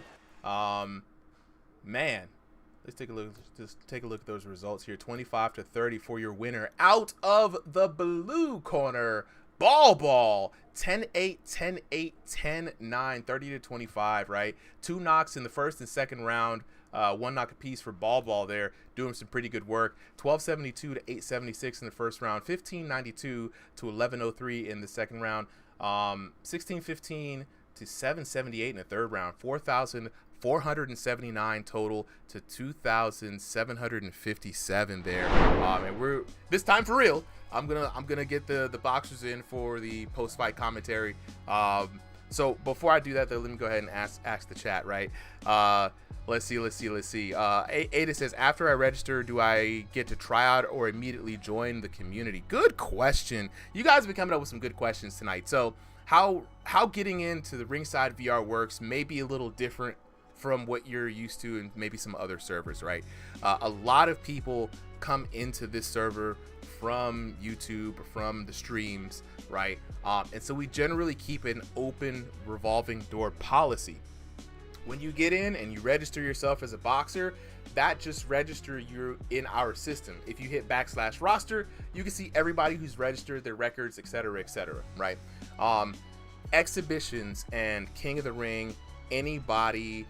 Sib, what's going on? Hey, bro. Yeah, we gonna have to link up, man. I know we're on different time zones and stuff, man, but we definitely got a link, bro. He said ball. Nah, ball paid the refs. All right, so how it works here is that there is anybody can get in, anybody can throw hands policy on the open nights. That is going to be Thursday nights for King of the Ring. That is going to be select Sundays for exhibitions, right? Anybody can sign up. The point is that, you know, anyone can, if they think they got the hands, they can jump in. Now, if you win 2 consecutive exhibition matches, and our algorithm does try to match you up as fairly as possible, that will allow you to jump into our upcoming ranked season. Win 2 consecutive exhibitions, you've proved yourself a viable person, right? We will send you an invite, and then you get to challenge our top 32. This Thursday, I will be making an announcement with details on the upcoming season. We've been doing a lot of preparations this week. Also, the people who are on our top 32 lists will be getting their official invite. So if you're here, be on the lookout. We will be dropping information in the week, but this Thursday is going to be the big announce day, big FAQ, Q&A, you know, what have you for that. So when people ask, do I have to do anything special to be a part of here? Nah, bro. Anybody can jump in. Anybody can have fun. And we're trying to develop tracks for those who just have fun, love the game, and those who are a bit more competitive minded. With that being said, let's talk to the homies real quick. What's up, fellas? Let's go ahead and unmute and find out what's really going on behind the headset. What up? Ball. All right, first up, my guy. One, you know, we finally found someone, I think, who is like, you know, up there around your height. You know, we try to make it is so hard to find a stationary boxer, right, who is up there in ELO, you know, on the West Coast. I don't know where they at, but they ain't around. But this time we was actually able to make a good fight tonight. Last week you fought Nenny. This week you got Iron Vitality. Tell us from your experience, man, what was going on, because it looked like them jabs was doing work for you all night. Yeah, I mean, so in the beginning, Iron Vitality is a great fighter. I'm not trying to be mean in any way. He had his hands a bit lower than he did in the second and third round. Mm-hmm. So I was really working on his jabs in the first and second round. And then in the third round, he kept them up a lot higher. So I started throwing out body jabs and body feints to get off other jabs and stuff. So, you know, he's a really good fighter. He really adapts.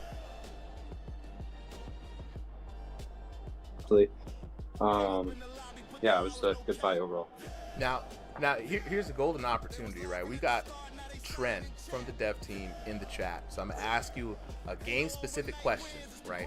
We've seen a lot of improvements. We're doing the PTC specifically to try out as a community these changes, right? We've seen a lot of improvements with this new jab system. They've been tinkering around with it back and forth, finessing it quite a bit, right? As a person who does fight off of the jab, how much has that affected your game in a positive or negative way, this new jab system? You know, I'm not really seeing this jab system that they talked about. I feel like it's the exact same, in my opinion. Mm-hmm. I mean, maybe if, you know, it's not like automatically, but after I throw a jab, I try and throw a hook, but most of the time I don't, so maybe I'm just not seeing it because I don't throw hooks after jabs a lot. But, yes. Yeah. There is nuance there, right? So the jabs do essentially, in layman's terms, Trent, correct me if I'm wrong, they do charge up your next following power punch to a certain damage threshold, right? But if you don't follow up after a certain time, it's like a use it or lose it kind of thing, right? So layman's terms, that's how I understood it. Trent's typing. He'll help us out here, because one of the cool things about the dev team is the devs do pop in to these streams from time to time, and it's good to hear sometimes like the difference between how people are using and how it's supposed to be used, right? So very interesting there. But honestly, bro, the whole time around we were talking about how you were using the jab to get an advantage on your opponent, right? It's a very hard thing to do in VR boxing, to stay out there at range and like be able to play in the mid range, especially when you don't have room scale to like move around with, right? You're on stationary. So it was really cool to see. Jackmon, what's good? Yeah, Jackmon is here. All right, so Trent says anything thrown after jab benefits from any type of punch. It does fall off. It is a system that is not intended to create a new meta, but simply to naturally fit into a normal boxing flow. So ideally, it works behind the scenes without you realizing, just by utilizing jabs in a normal fashion. It will sneakily add about 5 to 15% of damage to your follow-up punches with no change in your boxing. So as somebody who's like this, I feel like your style is what this type of system was made for, right? Because before you throw this is just the right amount of meaningfulness to add to the jab, right? You know what I mean? Because before it was just like, let's just throw hooks all day. So appreciate that feedback. But yeah, ball, man, we're gonna continue to try to find new folks for you. Like I said, this Thursday we're gonna drop the official announcements for the league. You being on the stationary list, you know what I'm saying? I don't know, you show up for Thursdays anyway, just be on the lookout for that. It will be a FAQ type of situation, so when I drop the information, feel free to ask as many questions as possible. I'll be sure to answer to the best of my abilities. For sure. Awesome. All right. Let's go ahead. Wait, where did I? Do you want to talk to All Vitality? Right. Yeah. Hold on, I got to switch over my screens. There we go. I'm back on thing. Iron Vitality, bro. Where you at, bro? What's up? Is my mic working? Where's Iron Vitality? Oh wait, is it just me not hearing? Hold on for a second. It might be. I'm gonna restart again. Yeah, I can hear him, bro. Nah.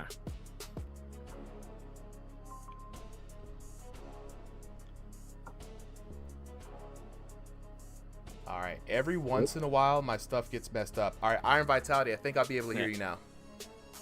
Can you? Yeah. All right. We're good now. Good now. All right. Iron Vitality, right?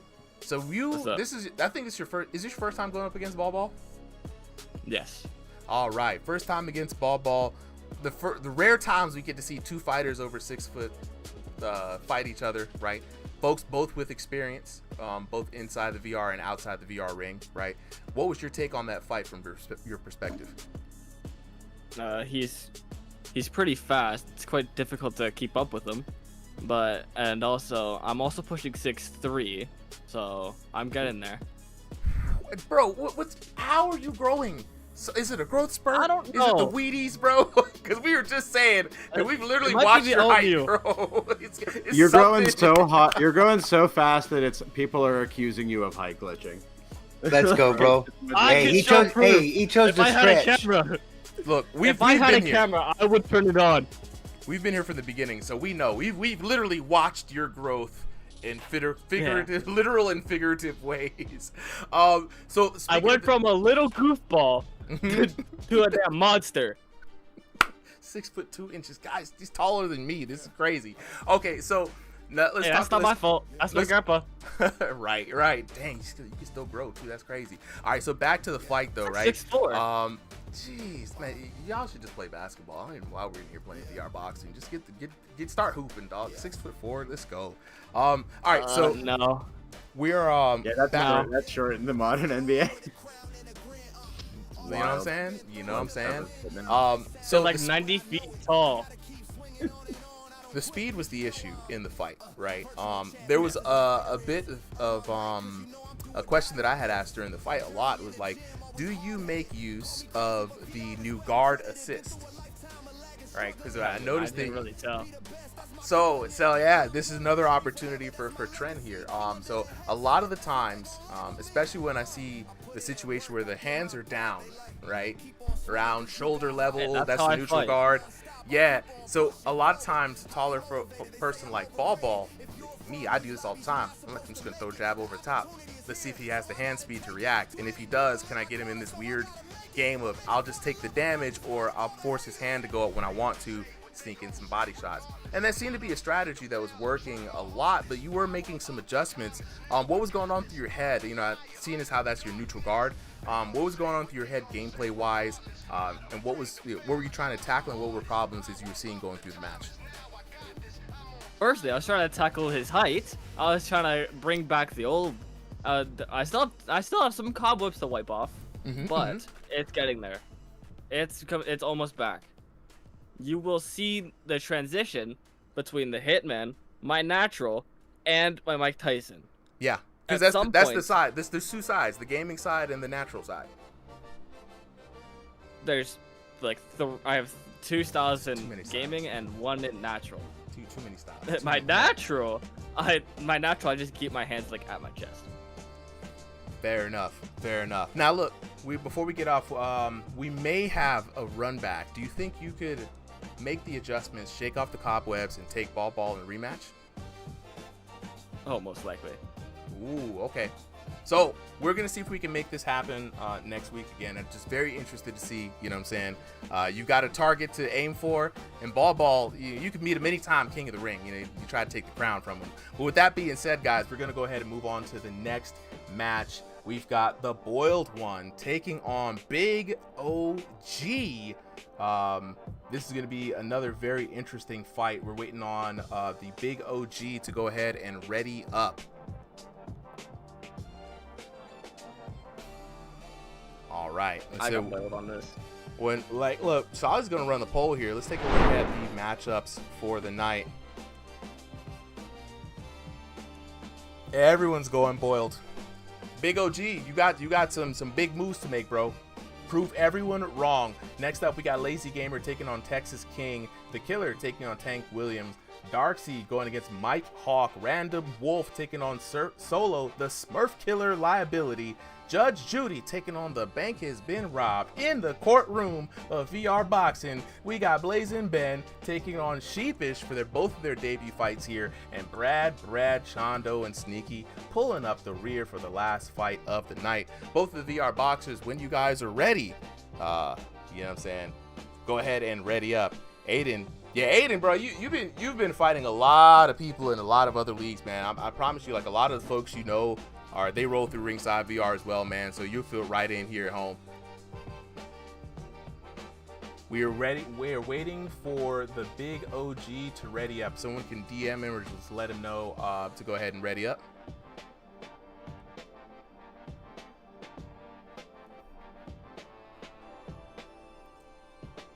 Yo, person, what's good? Yeah, man, go ahead, hit me up in the DMs, bro. All right.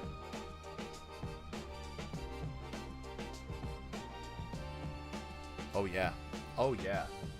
All right, both VR boxers are ready, so it is time to go to the tale of the tape. In the blue corner, we've got Boiled taking on the Big OG. In the red corner, both of these VR boxers are fighting in that room scale play space, both fighting in North American East region. Boiled fighting at 5'11" tall. The Big OG 5'7" tall. Now Boiled on paper got it at 2,500 plus elo range. Big OG in that 1,501 to 2,000, right? But you know, we always say this, man, the styles make the fights. And speaking of the fight, we're going to go ahead and head on to the first round. This fight is set for three 3-minute rounds in exhibition format. You know what I'm saying? Big OG in the gray trunks, Boiled in the orange, and we are underway. Now, this first round, ladies and gentlemen, we call it the discovery round. Both boxers, this may be, it's at least an exhibition and maybe their first time fighting each other. So what type of fighter are you from the jump, right? Are you methodical? Or you like to fight from behind? Are you an in-fighter? How's your jab game? These are the questions that they're going to be asking themselves in this first round. Now, Boiled, heavily favored to be the winner here by the Discord chat. Solly saying that was about, what, 73%? You know what I'm saying? It's looking pretty good. And already now, Boyle taking a measured approach, working that jab, trying to find his distance. I like what I'm seeing from Big OG, though. Not falling into the trap of trying to go balls to the walls, really trying to figure out his opponent. And this is exactly how you want to take a first-round fight, especially with somebody you don't know. But right now, it's Boiled. Controlling a bit more of the pacing here with that lead hand.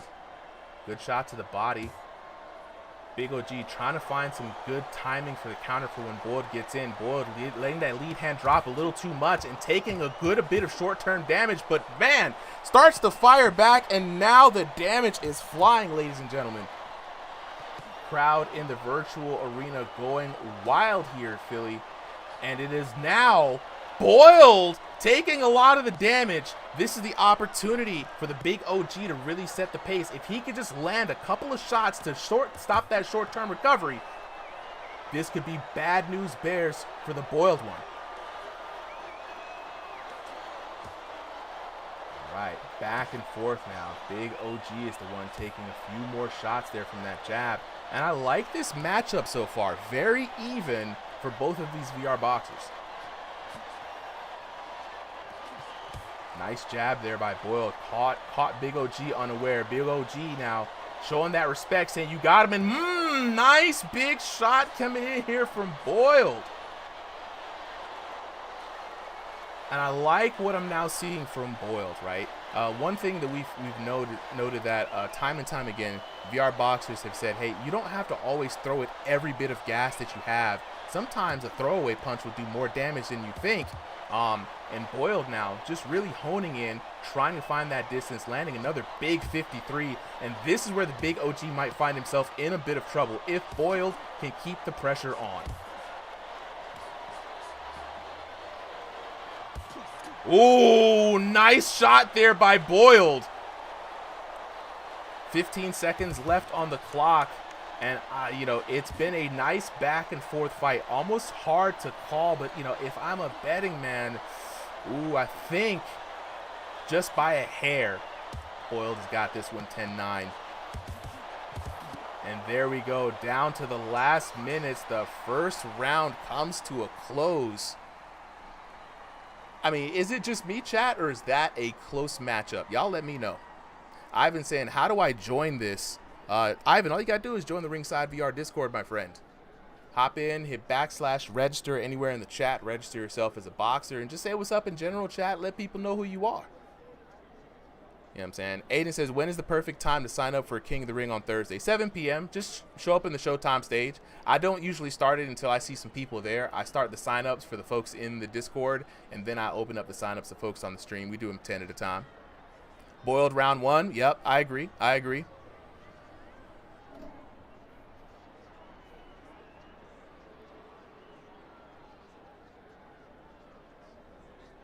Yeah, and see Trent in the chat. Yeah. Y'all ask Trent all the questions, all of them, please. Y'all be asking me the questions. We are back, round number 2, man. To catch you up on what's going on, very even first round, Solly. I mean, evenly matched up is the best way to say it. We got Boiled in the orange trunks coming out 10-9 on that one, right? Just a hair, mostly on damage. But as you can see, both of these VR boxers very tentative, looking like they're not taking a lot of chances, trying to work within that range. For one of the rare times you can see, this is two people just kind of boxing it out in the ring, right? Both of them have done a really good job trying to establish their distance and range with the lead hand. Right now in round number 2, the adjustment round, now we're going to see both of these boxers potentially start spicing things up. And now we're starting to get away from the jabs, now starting to throw a lot more of the power punches as both of these boxers are getting more and more comfortable with the timing, speed, and pace of their opponents. And also, this is just a nice little feature to note for Trent, right? Like coming into a second round, I can just look at the damage bars and say who's kind of ahead. Yeah. Right. It gives me an idea of how the fight's going. If someone's all the way, halfway across and someone's like barely gone anywhere, I'm like, oh, round 1 didn't go so good. No, 100%. 100%. Brad Chondo says, what's the best way to get noticed more? Define noticed more. Because you could get noticed for a lot of things, if you want to be notorious. Yeah. Right. You don't want to get noticed for the wrong things. Right. The best, I think that a lot of fighters ask some version of this question, right? Like, how do you get to be kind of like one of the fighters that we hype a lot about because, like, they've been here for so many fights and, like, they've got such a crazy streak, right? And it just kind of, show up, like, go to these exhibitions, right? Every one of these fighters who you've seen us here, like, glaze tonight, they have started out here just like you. They came to an exhibition or a King of the Ring, and they said, like, all right, let me see what, I've played ranked. Let me see how I stack up against, like, competitive competition. And all of them show, like, if your skills are there, they'll shine through. You might lose 1 or 2, but, like, if you lose to, like, real opponents and, you beat, like, some impressive fighters, people will notice you. Yeah. 100%. Anything to add, Super? No, I mean, honestly, bro, like, the best way to get noticed is to be active, number 1. I would say that. Even if you're not that great at the game, if you're constantly talking in the Discord, you just become good peoples. And I cannot stress how important it is to become good peoples. Wherever you show up in a space, make sure yourself is known, all right? People are going to remember you because they're going to see you a lot. Then win, right? If you want to be competitive, win. Fight like these guys. Do well. You don't even have to win. Just, like, show improvement, right? There are a lot of people, again, everyone is at a different level, bro. So if you're just here to have fun, beat a homie, have fun.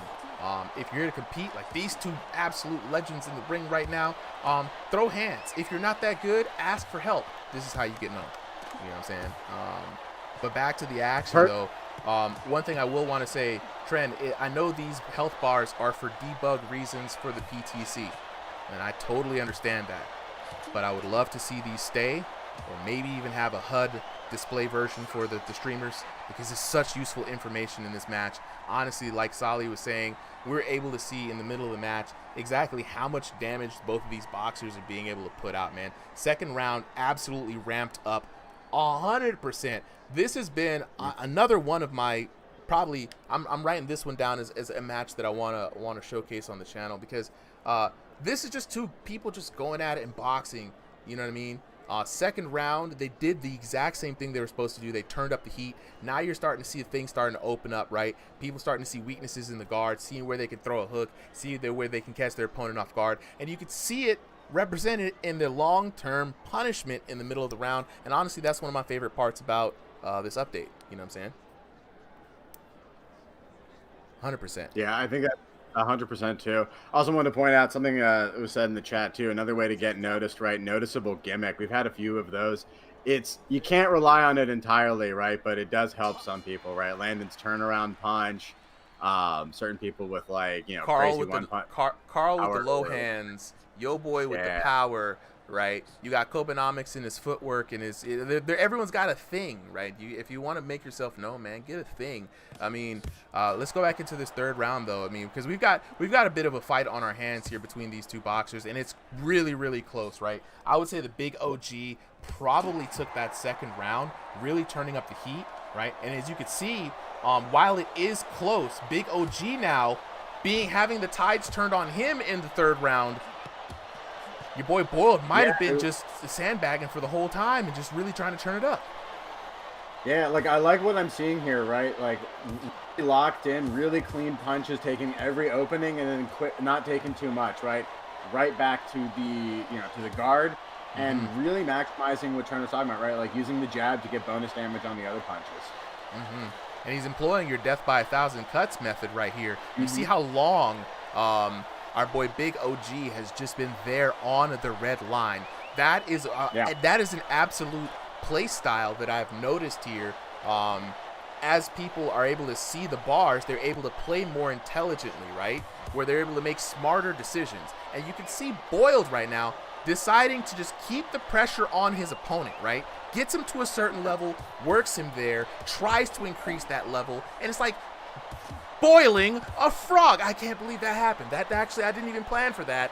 That's what this man is doing. He is cooking this man alive. He is boiling the big OG, and that pot is simmering and rising. The temperature's going up and up. If the big OG isn't careful, the pot might explode, and this could be a KO. I swear I'm not making this up. This is just happening, Solly. This is exactly how this man is boxing. It is, right? Like, you've seen almost like 90% of the shots are now just being blocked, and just step by step, right? He's throwing another log onto the fire, another log onto the fire, right? Keep that red bar high, bleed him out. And it's working so well. And I think part of why it's working, right, and why Big OG doesn't really have a chance to there back it is that he's not giving him a single opening, right? So many other fighters would just run in and take like 5 shots just to get that health bar down. Yeah. But just like a lumberjack chopping at a tree, right? Just boom, boom, reset, boom, boom, reset. Yeah. No, this is a textbook thrill of the fight match if I've ever seen one, right? I mean, everything we've been talking about in the PTC right now. Oh my God, beautiful uppercut there. And these two guys, honestly, man, shout outs to both of these virtual warriors because they have been putting on a good show. Now look at him. It's now down to the wire. Something. He might get it here. There's oh no! And it comes crashing down. Beautifully. Wow. Knockdown. That's crazy. He almost had that. Just a little slip there at the end. Oh, he almost brought that back up. Wow. Now we're going to have to play what if. What if that was another knockdown that went the other way? How that affected. Man, Aiden, exactly, bro. What a fight. No, that was a great fight. All right, let's take a look at the scorecard officially here. Man, all right, show the results. What we got going on here. 25-30 for your winner out of the blue corner. The boiled one. Man, 10-9, 10-9, 10-7 there. Turning up the heat on that last round, 20-35. Honestly, man, the 2 knockdowns there at the end. I mean, it probably wouldn't have made that much of a difference. Let's look at the damage. 1848 to 1390, 1727 to 1293, 1933 to 1511 for a grand total of 5,508 to 4,194. Yeah, you know what I'm saying? That was a good fight. Yo, we gotta clap it up. You know what I'm saying? We gotta clap it up for those two because they did a good job. It was a great storied fight. It started off exactly how it's supposed to start off. They're measuring each other up, finding their range, figuring out what the game plan is, but keeping themselves safe, right? Then we go into the second round and started to heat up, and it honestly felt like the big OG was really getting into his form a little bit, right? Third round, it all came crashing down. Man, boiled one, literally turning up the heat on his opponent. You know what I'm saying? Getting him to the red line, getting him hurt, and keeping him staying hurt. You know what I mean? That's a strategy that I love to see in VR boxing these days, right? I've seen I'm gonna just throw a bunch of damage on you and knock you down. I've seen I'm gonna wait in the pocket and counter hit. You know what I mean? I've seen the dirty fighter. I've seen it all. The hook spammer, everything. What I haven't seen is somebody get you to the red line and just be like, cool, I'm switching it up now. Mid-range, body, move, body, mid-range. I'm catching my balance, and you're gonna get mentally frustrated. Every time you look up, I'm still red. Every time that vignette's still going down, you got you gray the whole time. You don't know when you about to get knocked out. You're liable to do something stupid. Liable to get a little, you know what I'm saying? That was great. And then man, that was good. That was good, guys. All right, let's get boiled one, and let's get Big OG up here. Definitely want to hear what was going on from their point of view. You know what I'm saying? But I mean, look, y'all in the chat, let me know, man. If y'all disagree with my take on that, please. How do y'all feel about that, man? Because I really want to know where you guys' head is at with how the game is. Some people might disagree. Some people say might is right. You know what I'm saying? I'm gonna do 70 damage per shot anyway, so I gotta play that game. I'm gonna just knock you out. To that I say, you're right.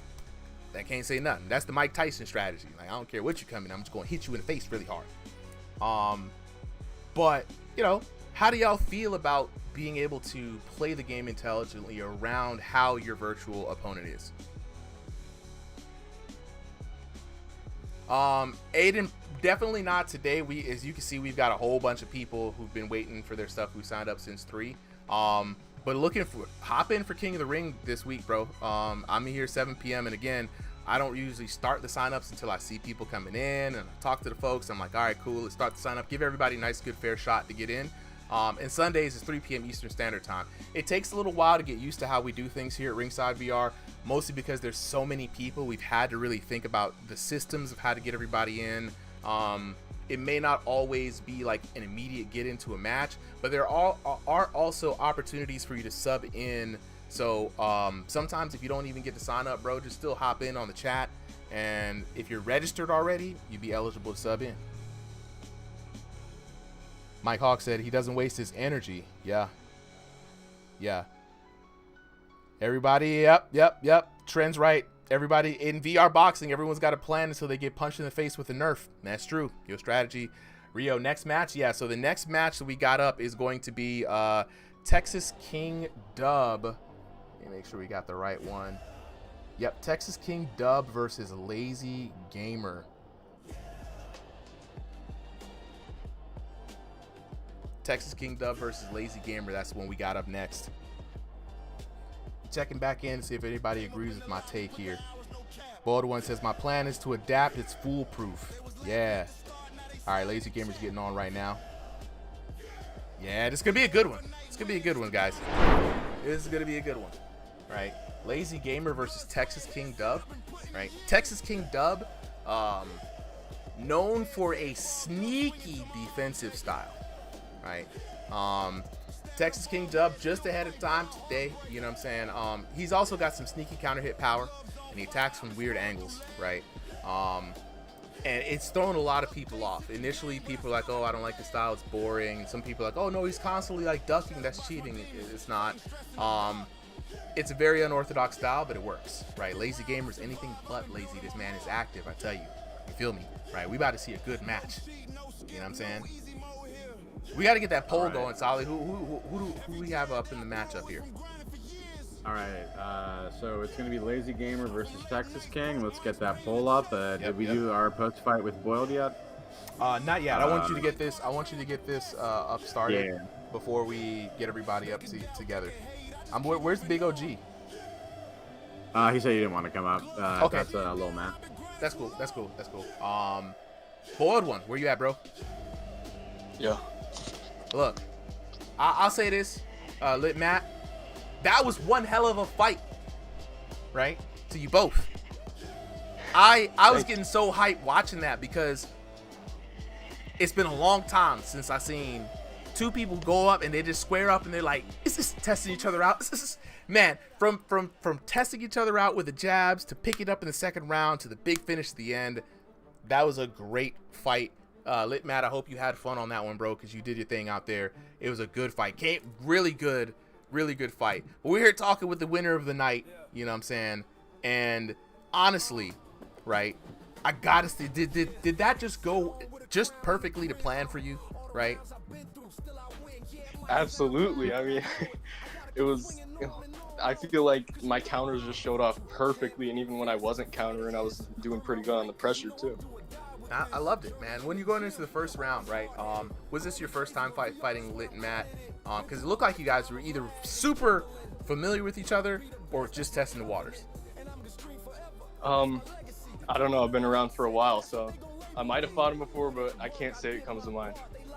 I saw you say in the chat your plan is to adapt, right? There was a moment in that third round where it seemed almost intentional. You got Lit and Matt hurt. You saw him hitting the red line, right? And instead of just trying to just bulldoze over him and you literally sat. I don't think I've seen anyone hurt on the red line for that long in a round. Were you intentionally just trying to keep him from recovering? Yeah, absolutely. My plan really isn't to rush in and, get countered, get dropped that way. Yeah. If I'm getting dropped, I'm getting dropped in my own game, right?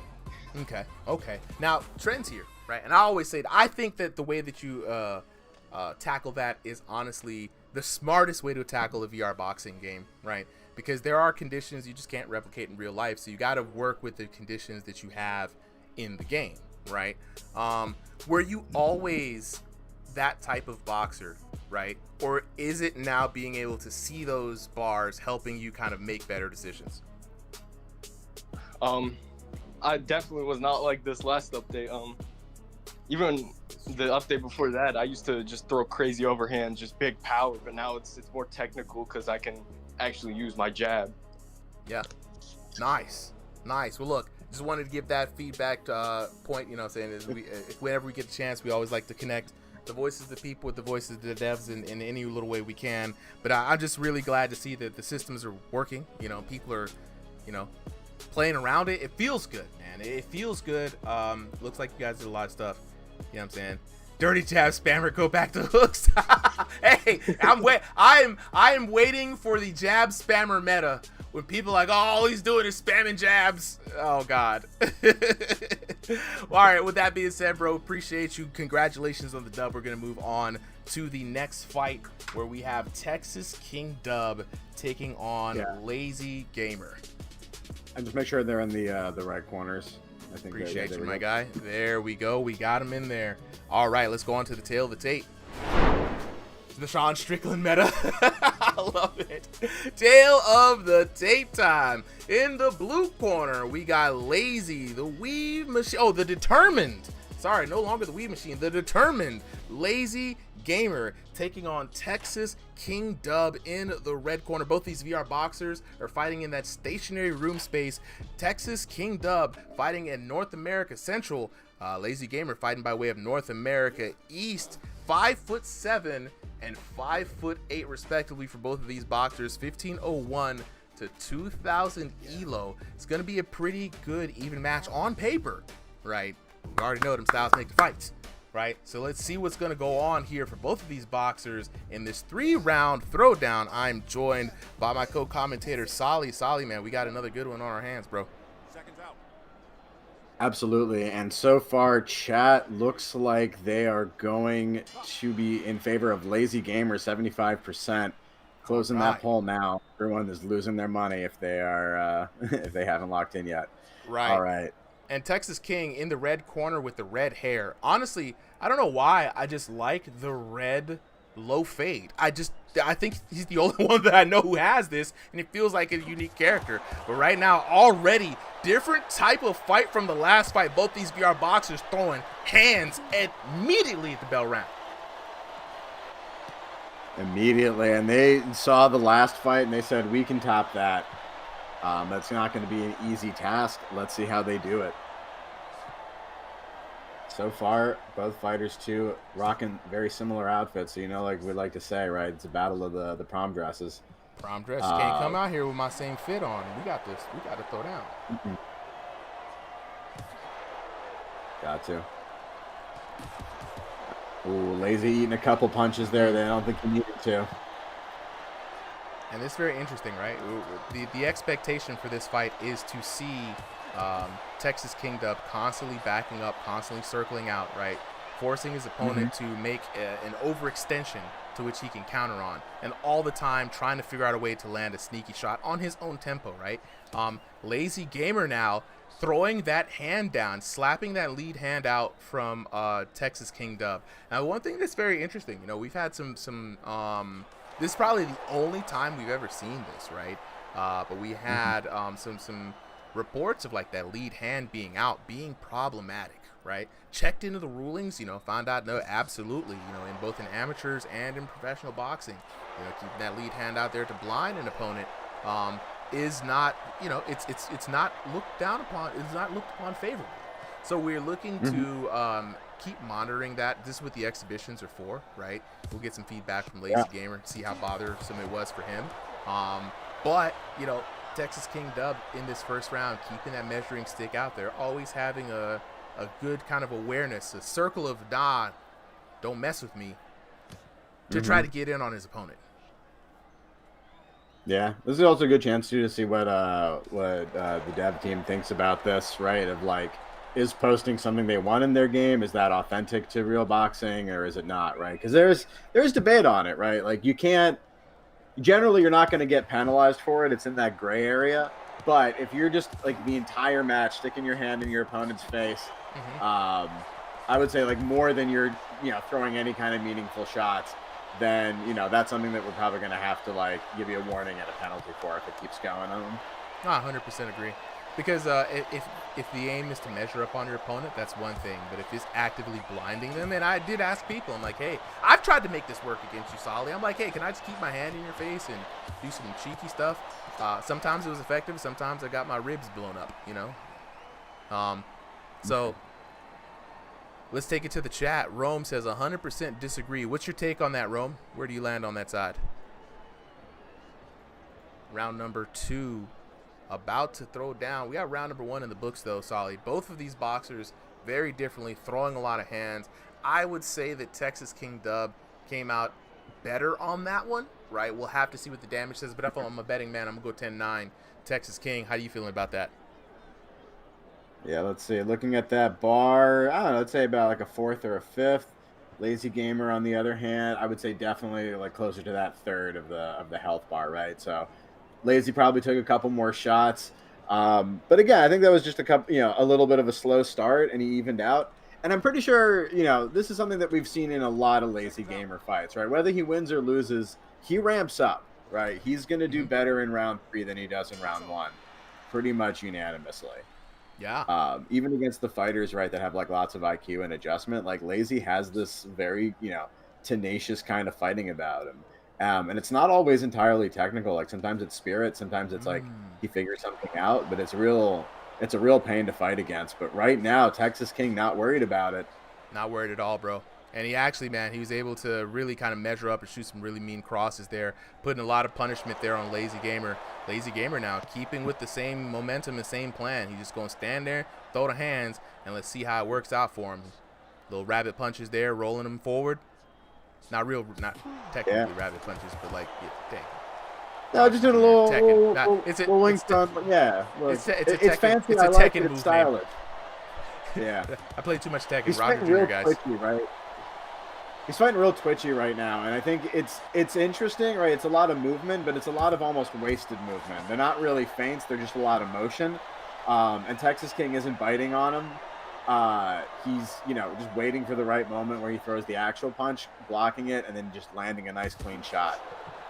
And there he goes Leo, again. the creator, thong song ass fade. Leo's crazy for that comment. Oh, now, Leo. Now I gotta find the thong song and play it over clips of this. Thank you for that. We got a little bit of feedback here in the chat, man. Aiden says he's going back to the amateurs, and for his take, it's like even trying to keep your hand out there won't work like that in the amateurs. It just doesn't work as effective. You know what I mean? You can't really hold the gloves nor move them. You have to disguise it as a hit. You know what I'm saying? Bardo says, I swear I've seen Lomachenko use this. I swear I've seen Lomachenko do this, bro. Yeah.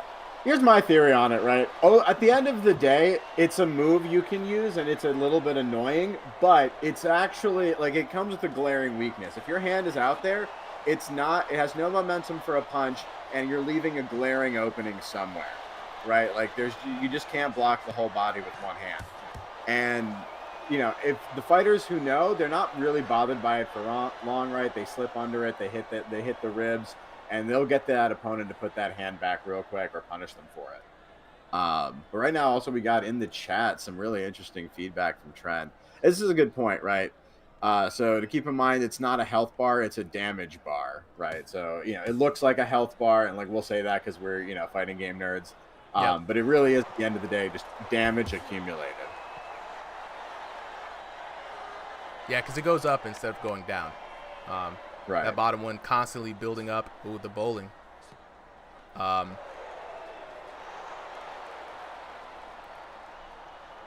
go now. Ooh, another big cross there.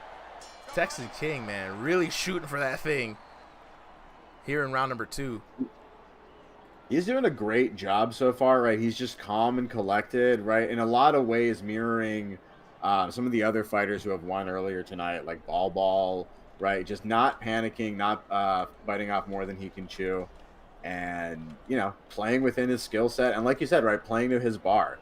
When your bar is low like that, you're comfortable. You've got all the options. When your bar is constantly being bled, and, you know, you're, even if you're not knocked down, right, if you're at like halfway up, you know, towards your knockdown limit, you have to fight differently, right? Like, you know that if you exchange and trade, you're going to go down first, right? So you just have to play a different level of safety. You're always kind of a little more tentative, and it can really throw off your timing, which is what I like about it. Oh yeah, man. This is man, bro. I literally just looked over as the round is about to start at the difference in the punish bar, right? Lazy is there literally on life support. That punishment is all the way full, and that's the long-term punishment. And it was so cool to see how it tells the tale of like the entire fight. You know, when it doesn't reset, sometimes it resets trend. Oh my God! Speaking of, oh! And there it is, Texas King Dub completely going, just flooring the gas on that one and dropping a little thong song dance for himself, saying, "Look, man, take this seriously. I'll put you down, son." That's crazy. And here we go. Punishment system now reset here, just so you don't go having back-to-back knockdowns, I'm assuming. But we are in the third round, and man, Texas King Dub, honestly, full control over this match here. And it's going to be interesting to see what Lazy Gamer does here for the rest of this fight.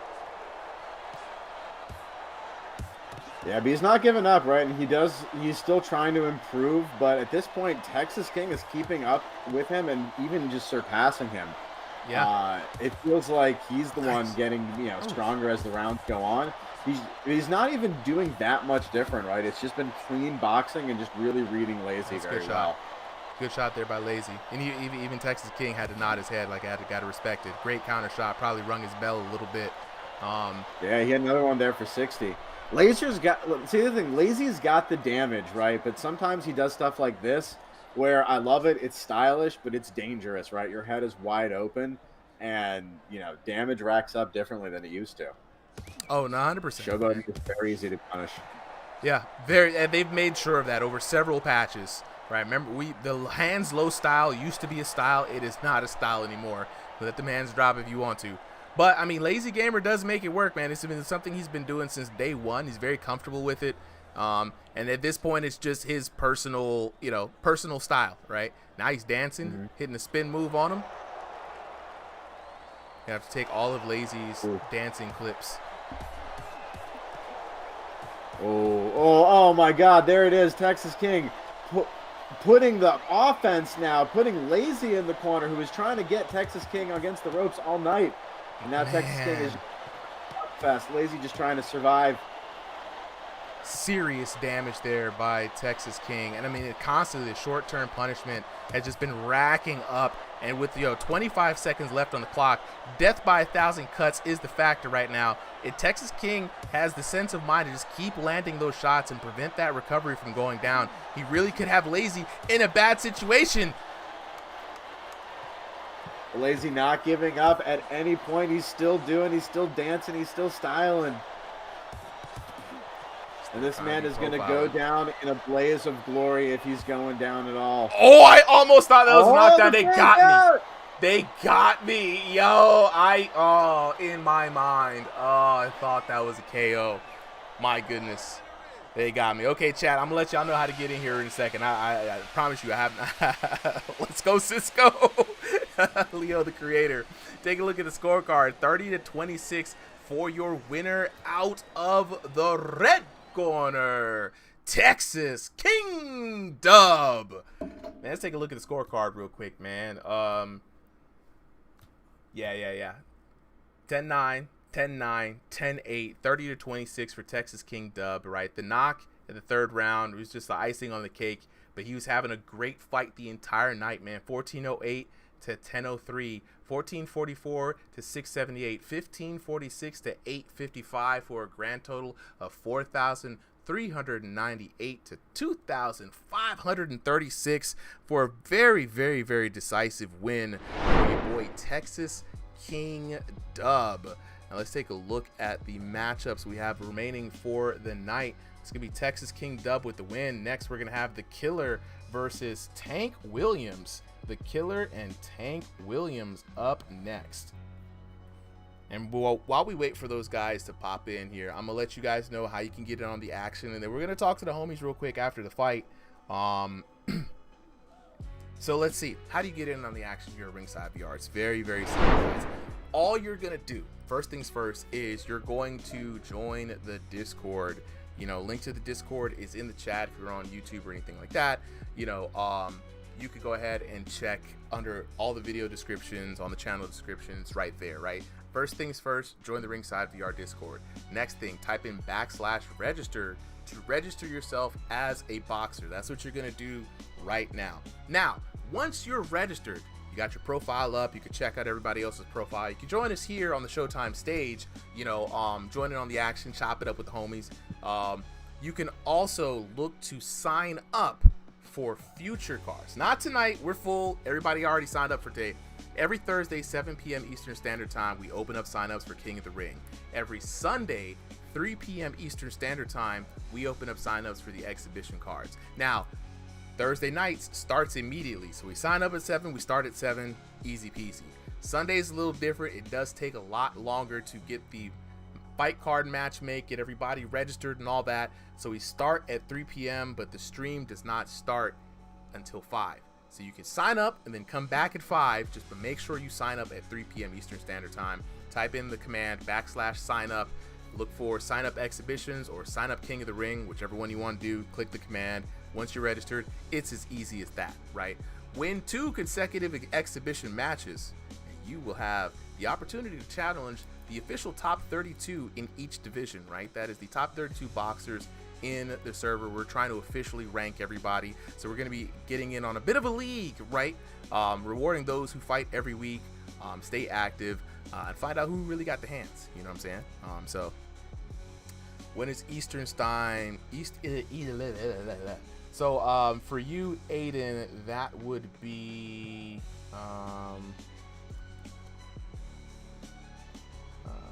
your Pacific Standard, right? So that is going to be 12, just noon for you. Noon. That's for Sundays. All right, with that being said, let's go ahead and talk to our boxers. Fellas, let's see who we got here. Can we get... Did either one of them want to talk? Yeah, let's try to get them up here. So yeah, we got for Lazy Gamer. Yeah, guys, if I don't bring you up here, if you get knocked off, just feel free to ask back to get back up. All right. Yeah, we get Lazy Gamer. Let's get Texas King up here. Yes, sir. Say Texas King, invite you to speak. Lazy Gamer already there. All right. Nice, fellas. What's up? What's up, guys? How y'all doing? Doing good, man. Texas King rolling away with another dub, right? Mr. Dubs, right? Yes, sir. You and Lazy Gamer, y'all set up this fight today, right? This was a very interesting fight, right? You came out the gate, locked in, right? Lazy Gamer, you know what I'm saying, was doing his thing. What was your perspective of the fight from your POV, right? Because I think your knockdown kind of said it all, but I want to hear from you. Man, I think I just found everything I wanted to throw at him. I landed. I was patient in the beginning. He had some good power when we closed the distance. He had good movement. But like I said, I feel like I was more precise when I picked my shots. And I landed the better. Yeah, the right hand was there for you, man. The cross was laser focused in, man. You were throwing it like a spear jab straight down the middle, and it was finding money like all day. After your knockdown, you hit a little, you know what I'm saying? You hit a little wave going on. What's up with the dance? It's like seconds, like about a couple seconds before the knockdown. I saw him do that. I just did the same thing. I saw. We were saying there was a dance battle knockdown over here. But look, bro, I just wanted to let you have your moment, have a man. good fight. Very good fight. Congratulations as well. And like I said, I'll be on the lookout this Thursday when we drop the announcements for the upcoming league. With that being said, let's talk to the determined one. Lazy Gamer, y'all where you later, at, Brody? guys. Take it easy. Yo. Man. Lazy, we saw somebody in the chat said this was a Cisco dance battle, right? They called you Cisco. You had the moves. You had it was a full-on twirl there at the end too, man. It looked like you was having a lot of fun out there. Let us know what was going on behind the headset. Okay, honestly, it's Texas King Dove. Honestly, I did not go into this thinking, oh, you know what? I'm gonna KO this man. I'm gonna have him by the neck. No, that was not the mood at all. Listen, that guy. I for some reason I thought he was as tall as like Solo Liability, so I thought, you know what, it's already done and over. But like you said 5'7", and I thought, damn, I'm really done for, am I? I'm fighting somebody my size, you know. That's why they say pick on somebody your own size, huh? Listen, Right. like I figured, like the first and second round, I thought, you know what, he probably got it on damage. You know, maybe if I just get this one knockdown, you know, maybe it'll be a draw. And then he gets it on me, and I'm just thinking, well, screw it. I'll just do whatever then. Look, it looked like you had a lot of fun out there, right? I already put this up as one of my favorite fights tonight to watch. It just looked like a ball, you know what I'm saying? And I like fights and opportunities where we're reminded that this is still a game, guys. So Lazy Gamer, always one to have fun, man. Always having a good time. You know, core spirit here at Ringside VR. We have fun out here. I appreciate y'all boys for coming through, showing us a good fight. We're going to move on to the next fight of the night. We've got the Killer taking on Tank Williams. Wait. No. This is that's right. All right. So who is DJ Love's scoring? That's Tank Williams. You got the right guy. Tank. All right, I got him in the right corners. Just wanted to make sure. All right, yes, sir. Bet. Okay, let me go ahead and set up this next fight real quick. I be thinking, Prophet, sometimes that the bot just be recording. Herblin with the roast. Thank you, Herblin. I be thinking the bot be like, dang, how does the bot know that we won? And I was like, oh wait, you guys are updating. I be looking at it sometimes. I'm like, dang, we're here. We're here. Well, that's how a lot of real AI works. It's just like some guy in India. Like that's me and Prophet for you. Right? I would say me and Sully are having conversations behind the scenes. Oh, this is great, guys. All right, let's drop it. Do I need a computer to join and fight, or can I do it off mobile? Mobile. Here's what I'll say. If you got a VR headset, Quest 2, Quest 3, Quest Pro, that's all you need to join. That is it. But you will need Discord. So you can access Discord via mobile. Be perfectly fine. We got a lot of people who are mobile native. Totally good. If you are, just make sure your internet is not Wi-Fi or mobile, because we've had people try to do mobile. And that's why we call it Cricket Wi-Fi. Don't fight on that. Yeah, it's crazy.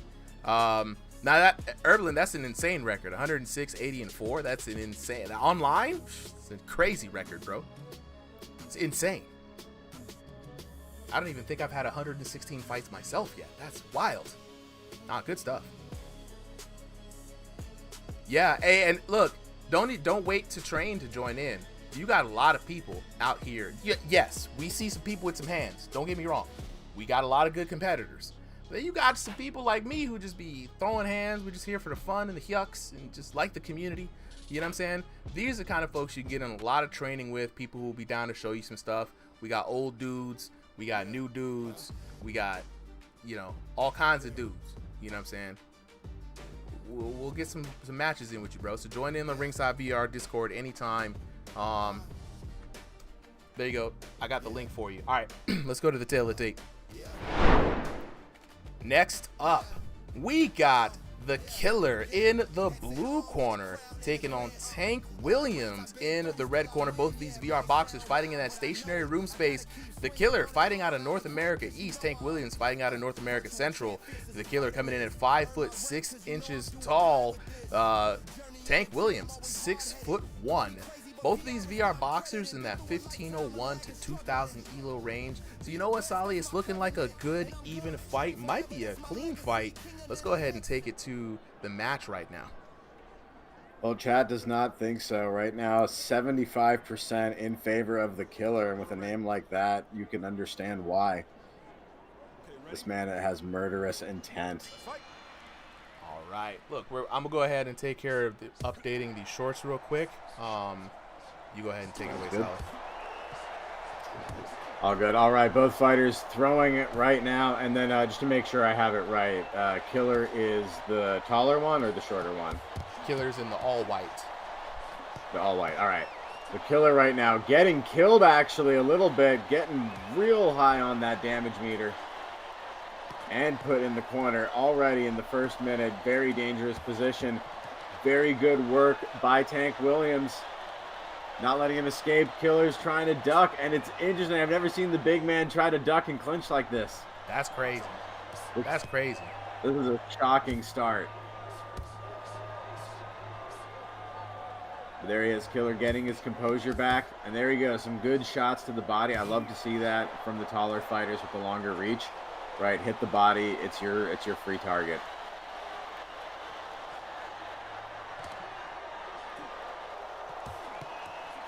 For that early onslaught, Killer's done a lot to calm down and survive that.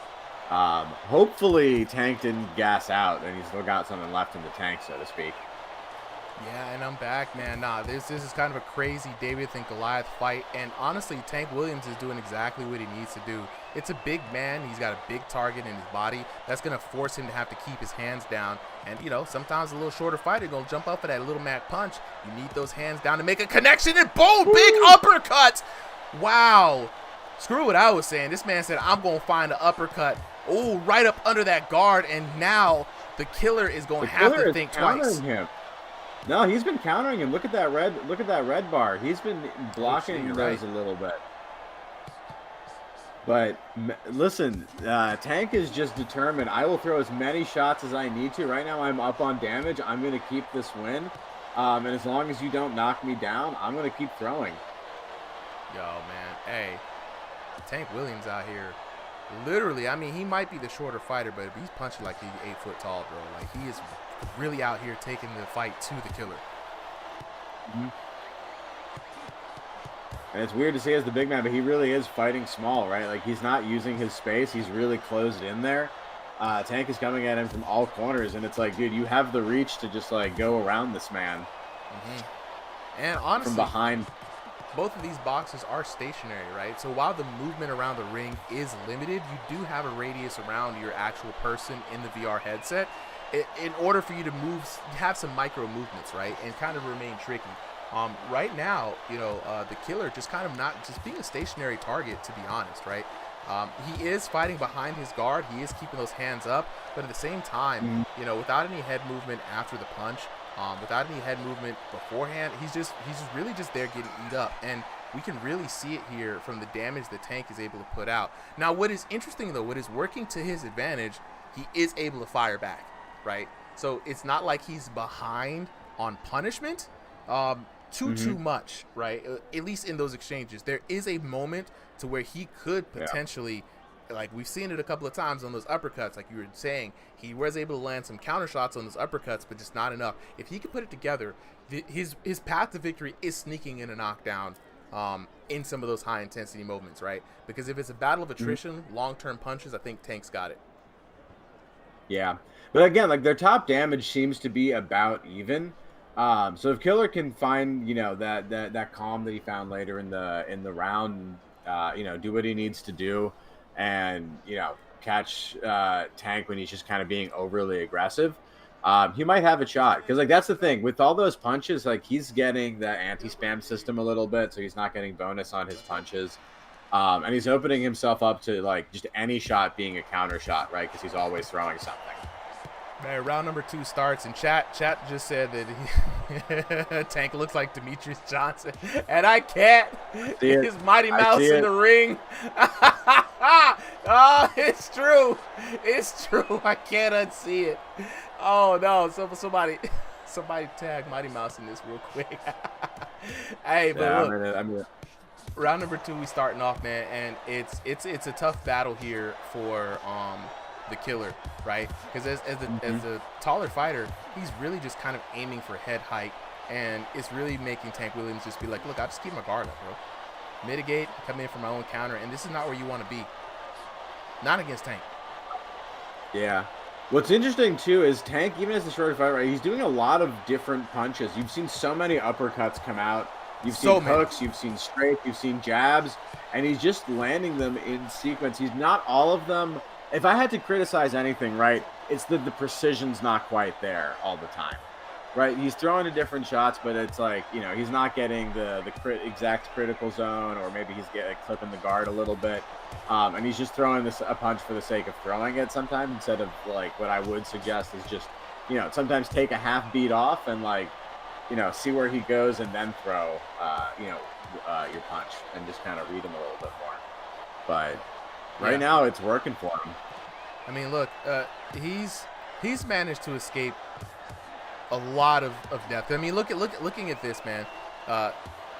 Looking at the chat, Leo the creator says, man, maybe if he doubles up the uppercut, he'd be able to get him, right? It's just been dancing on death's door. He's been getting some good varied shots, like you've said, right? But you look at the average damage here, man. So at 21s, you know, we're not seeing big numbers. There's a 10 right there, an 11. So I think for the killer, he's being really lucky that these aren't like big damage shots. And Tank Williams, while he's got the varied shots, you know, he's not pulling off the damage. So it's about evening out.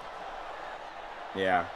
And that's where I think, like, there's a lot of little things I think he could do to do more damage, right? His power and speed isn't bad. His hand-eye coordination's not that bad either, right? But, like, instead of throwing 6 punches, throw 4 more accurately placed ones, right? Sometimes take a little speed off there. You know, sometimes throw in a feint. Instead of like having every shot being like an active loaded bullet, so to say. Yeah. But, and the other thing, right, is like, if you're throwing that many shots, right, like not all of them are quality, so like the damage isn't quite there, but there they are, the 50s, the 60s coming through. Oh, now they come through. That's what he needed. Oh, yes. Yes, the damage, right? No. Yes. That's all he needed. He was landing the shots. When they were 10s and 20s, it looked good. But man, the big 50s. You know what I'm saying? Yes. That's the damage.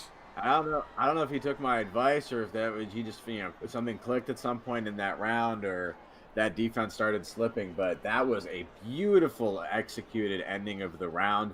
Killer thought he was going to be saved by the bell, and instead it was his head that was going to ring it when it hit the table. Man, that was great. That's the big payoff that Tank Williams is looking for this entire round. Now all he has to do is just maintain from this point on, right? The killer still has an opportunity to make sure that these digital judges get involved, and you already know we say they get paid in Bitcoin. You know what I'm saying? You want a good, clean ending, right? So he still has a chance to turn this around. I mean, the question is, Solly, do you think that he can turn it around? I think so, and here's the biggest question, right? Is that last sequence the Tank did where he's throwing 60 damage shots a fluke, or is he, you know, did he just download you, right? And based on how this interaction is, it might be the latter. But basically, right, I think you need to counter his aggression, not with like just throwing as many punches and slugging it out with him, because that way you're staying in range and he's winning that fight. You got to use that outboxing, right? Even if it's not your comfortable style, start walking from a distance, right? Jab at him, poke at him, hit the body, hit the head, and hit him from the sides. And especially on, like, I was going to say this earlier, right? When you're using stick motion, it's so important to take the angles because you can't really step much faster than that stick is moving. And so picking like a better direction is really the way to get an advantage on your opponent. Yeah, I mean, like, I know they made adjustments way early on and giving you a bit more space within that. Dang, big uppercut there. Wow. Tank Williams really starting to unload. And honestly, wait, I was about to say something about room scale, but forget that because right now, the big action is happening in the ring. The killer goes down for the second time in this fight. And honestly, man, it looked like his legs broke on that one. Yeah, he looks like he's got a little bit of those like Deontay Wilder legs, right? Where they're just like he's got that big lanky frame, and they just look like they're small and crumpling a little bit. This man is throwing the haymakers, the heat. You see that big old uppercut? Yo, he is trying to knock this man's virtual block off right now. This is crazy. Big 50 coming through, and he's not letting up. He's looking for the highlight reel knockdown here in the last minute of the round.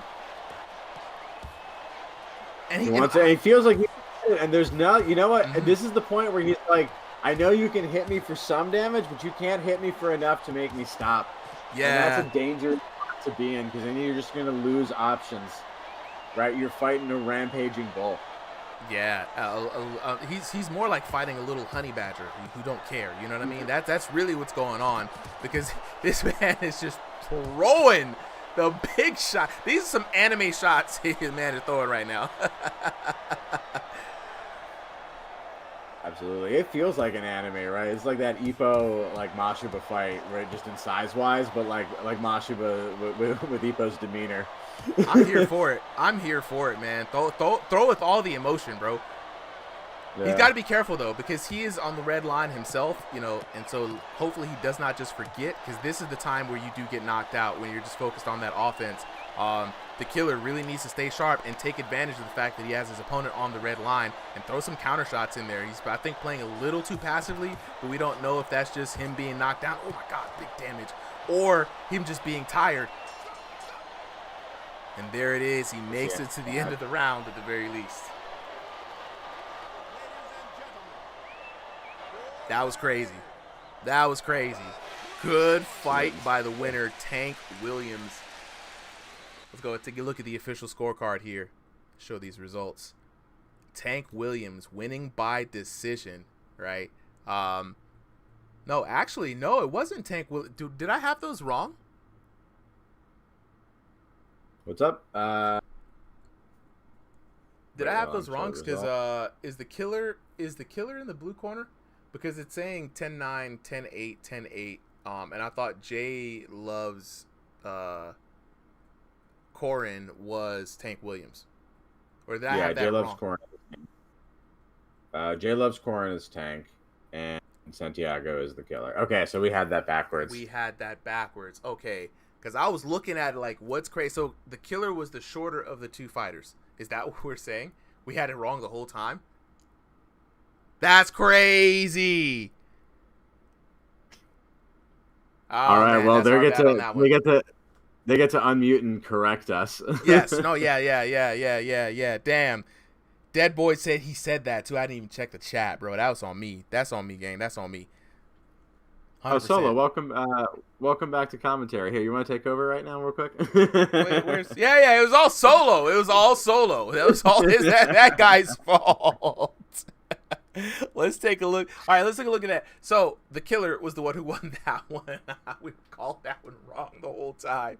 2042 to 1209, 1934 to 1089, 2121 to 1464 for staggering 6,097 to 3,062 damage. And when I say staggering, I mean staggering. For your winner, out of the blue corner, the killer.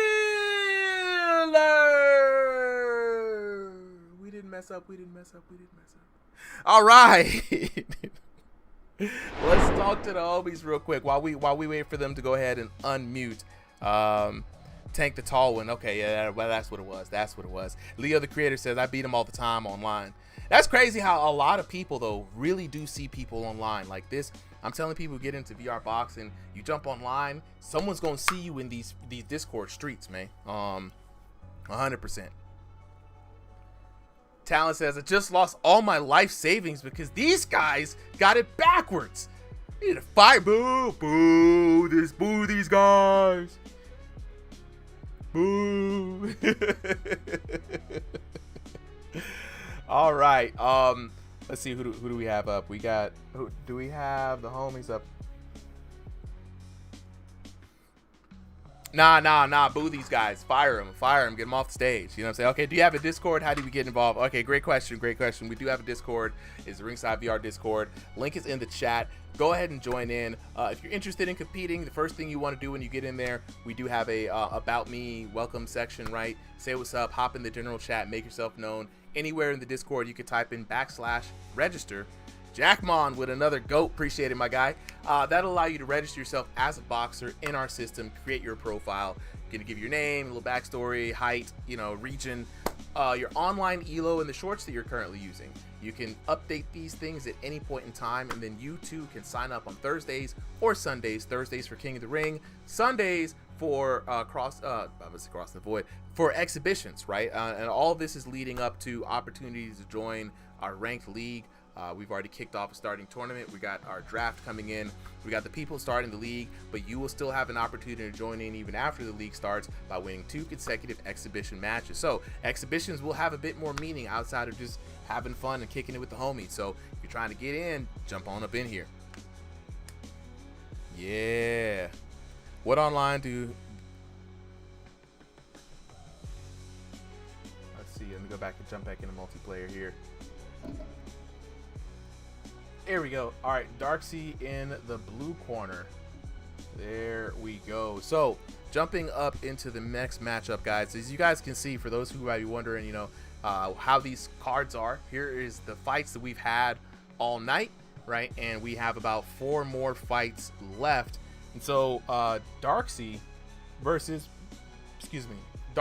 in the blue corner taking on Mike Hawk next in the red corner. Gonna be a very interesting fight, you know what I'm saying? We're gonna jump in. Let's go to the tail of the tape. In the blue corner, we've got Darksy taking on Mike Hawk in the red corner. Both of these VR boxers are fighting in that room scale play space. Oh snap, Mario with the, is that a medallion? I don't even know what that is. Somebody named Mario sent a little prize there for us. Appreciate it. My name is Mario, so shout out to the Marios here. Darksy in the blue corner, Mike Hawk in the red corner. Both these VR boxers fighting in that room scale play space. Both of them fighting by way of North America West. Darksy 5'9" tall. Mike Hawk 5'8" tall. Both of these VR boxers are in that 2,500 plus ELO range.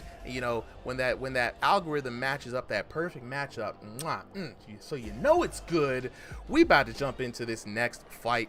We got Darksy in the blue with the black trunks, Mike Hawk in the red with the pink trunks. It should be a good fight.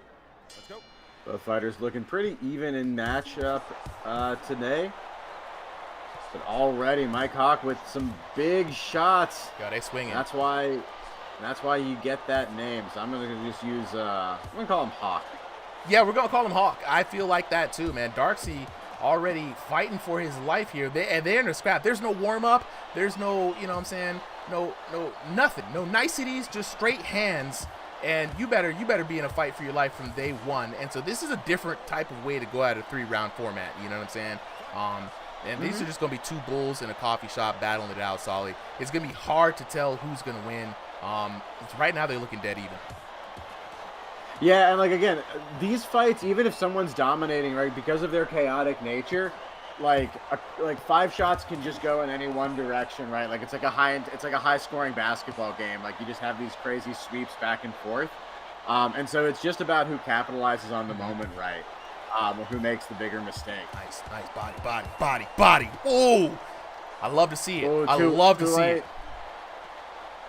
I like the theory there, right? Like be patient and then unleash, but he took too many shots before it, and then he started in a bad spot. Yeah, this is crazy, right? Like we've seen, you say all the time, styles make fights, and we've seen almost every kind of style on display tonight in a new patch. And right now, it looks like we're about to get closer to knockdown, and there it is! Darksy! Big Darksy, man. Yo, let's take a look at the results. Let's see what the percentage is here. And honestly, we've got a 50-50 split for Darksy and Mike Hawk. Darksy in the black, Mike Hawk in the pink. Man, and Darksy was working for that knockout, too. He was, but he absolutely earned it. You know, the Hawk is not flying as high as it was before, but still has the energy. Both fighters, again, not changing the style. They said, you know, we'll go in again, roll the dice. Maybe it will be a different outcome. And it could be. And already, I mean, this is just one of those fights, like, you wouldn't be wrong to assume that there was some bad blood here, man, because it's just been the red line back and forth for both these boxers. I mean, this is the first time they've actually taken a moment to stop, to breathe, just to start unleashing again. And this is, you know, this is a slugfest, right? It is a VR boxing slugfest, right? If you can't meet my level of ferocity with your own, you're just going to die through just sheer blunt force. Yeah. And it's also, oftentimes, right, it's a bit of a game of chicken, or like of stamina chicken, right? Can you keep up this pace, right? Like, even if you can match me for punch damage, can you do it for a whole round? Oh, can you do it for my three? God! Or Oh, can my you God! go down Oh, again? my God! He caught that man straight up. Whoa! Yo, and I believe... Damage bar reset. You got to ask Trent about that, so... That does happen from time to time. I honestly, in a situation like this, I think the damage bar might reset so you just don't get immediately knocked down the moment you stand back up, right? So that's my going theory. Trent could probably let us know that since he's here. But yeah, there it is. Damage is not resetting. Short-term punishment is going back to the floor. What about the long-term punishment? Does that ever reset? Yeah, like lower bar. It's like sometimes we see it with like a little gap there in the bottom, where it feels like it was going all the way to the other side. Man, wait, what'd you ask? Would you say is there a creator tool? What'd you ask? I was making a joke. Is there a creator tool that you know, switches out the names when you mess them up? Oh yeah, no, yeah, that's definitely a $99 DLC, and I'd pay for that. I'd pay for that. I would pay for that. Yeah. Either swap the names out or just like make it so that the fighters are actually reversed. Right. For the whole fight. Right now we've got second round, Corey, 2 knockdowns, yes, for Darcy. Darcy had 2 knockdowns in that last round. Huge round for him. Now this is going to be an almost needing to be a miraculous comeback from Mike Hawk. No! It's definitely going to have to be a miraculous comeback from Mike Hawk. Darcy's like, is this your king? You know what I'm saying? Hawk, this guy's a chicken. You know what I'm saying? I was like, dang. He ain't got no Red Bull because he ain't got no wings because Darcy took him. That's crazy. That's crazy. And it's crazy is Mike Hawk has me believing, though. Like, the way he throws punches, it's matching Darcy and Mike Hawk up beat for beat, match. These are the 2 same boxers here. And right now, Mike Hawk really just saying, you know what? I got nothing to lose. I just gonna give it all the gusto. And honestly, that's what you got to do at this point, man. You're like 3 knockdowns down, you know, almost about halfway through this fight. You know, it's gonna be, again, you'd have to get a knock in this round, 2 knocks in the next round, just to even have the judges even have to deliberate. You know what I mean? Ooh, big swing and a miss there by Hawk. This is a dangerous spot to be in for him. Oh, a little grappling going on there. Almost looked like a headlock for a second. And we already had our fill of MMA with that submission knockout earlier today, if you can believe it or not. But right now, these 2 VR boxers are slugging it out. This is what I mean for Trent, right? Like when that bottom bar looks like it Ooh, yes! Down. Okay, Hawk might be on the comeback. Hawk might be on the comeback. All he has to do is keep the energy up, out-damage Darcy. This match could be a comeback. Darcy has high punishment for long term, right? That is going to work against him. That is going to give Mike Hawk the ability to get another knockdown on Darcy. If he can plan this out properly, he's got 55 seconds. He just has to keep the damage up in this round to get the win, and we could see a Mike Hawk turnaround.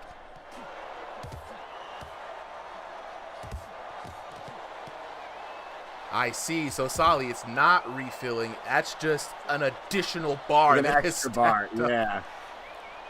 So he's got a damage and a half, basically. Man. Here we go. 26 seconds left on the clock. And again, oh, he's got the put up your dukes. Put up your dukes. He said, oh, no! Oh, no! It backfired! Mike Hawk saying, put up your Duke, son. We're not done. And only to get clobbered. Perfect timing right there on the chin. What a shot. Let's go. This, honestly, right, not as even as some of the other Fight of the Nights, but definitely a contender. No, 100%. Just in terms of sheer excitement, fireworks. Oh, a little fisticuffs at the end there. I'm telling you, bro. We're getting in each other's heads. You would not be wrong if you're like, yo, there's a little something going. Because they fight too much the same. They came out fighting. You know what I mean? Like, you have some fights where we're boxing. You know, we're out here, you know what I'm saying? You know, sweet science and whatnot. And some, you know, somebody got their cell phone out for this fight. That's really what I'm seeing right now. The second round is down. Now, Mike Hawk has set himself up for a potential Princess Storybook comeback, right?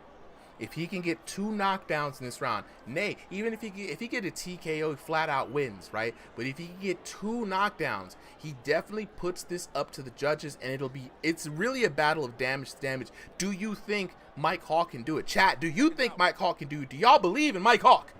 Or is it just going to be the Darksea show? I think this might be the Darksea show. Might be the Darksea show. Let's see how he responds. Now, here's the thing, right? It could be the Darksea show based on, you know, all the evidence we've had so far. But there is a chance, right? Because in this kind of fight, especially if you've already shown you can get a knockdown, there's no reason to show that you can't get 3 more, right? Like, I don't even know if Darksea, if he, you know, suffered 2 knockdowns, would even, you know, be able to start backing off and playing cautious, right? Like, whether he has it in him or if the pride lets him. Yeah, like, it's that's a good point. Fest to the bitter end. And honestly, Darksea is still looking spry here, right? You know what I'm saying? Got a lot of energy, got a lot of movement, right? Even though the pace is kind of slowed a little bit, he does look like the better conditioned boxer. And this is going to play heavily into this match because now Darksea is able to just coast. The more that Darksea remains unpressured, the bigger his chances of walking away with this dub is. It's really on Mike Hawk to bring the fight, draw out every energy, every little bit that he has in his body if he wants this dub. This is, again, like, he's got to reach in and he's got to go for broke, right? Like we say it before, open goalie mode. And again, this whole fight's kind of been open goalie mode since punch 1. Since punch 1, so, yeah. I think they took 1 breath in round number 1, and then that was it. And then they went right back to that's been the whole fight. This has just been a series of 3-minute dives for these two. Oh yeah, 100%. And this is good right now. This is how you play from being ahead. Darksea really has no reason to put himself in danger. He just has to stay active for this fight. Keep defensively responsible, right? And not let Mike Hawk get any cheeky knockdowns or big counter hits, right? And that's exactly what he's doing. And again, every second that ticks down, every break, every clinch is in favor for Darksea. And no! Darksea with the dark handshake, going in for the tap and the quick, and there's going to be no love lost between these two. I can already see that this is going to be one of those situations where, you know, we might see a run back between these two, or we might see some beef. I don't know, bro. Especially after what Darksea just pulled. Yeah.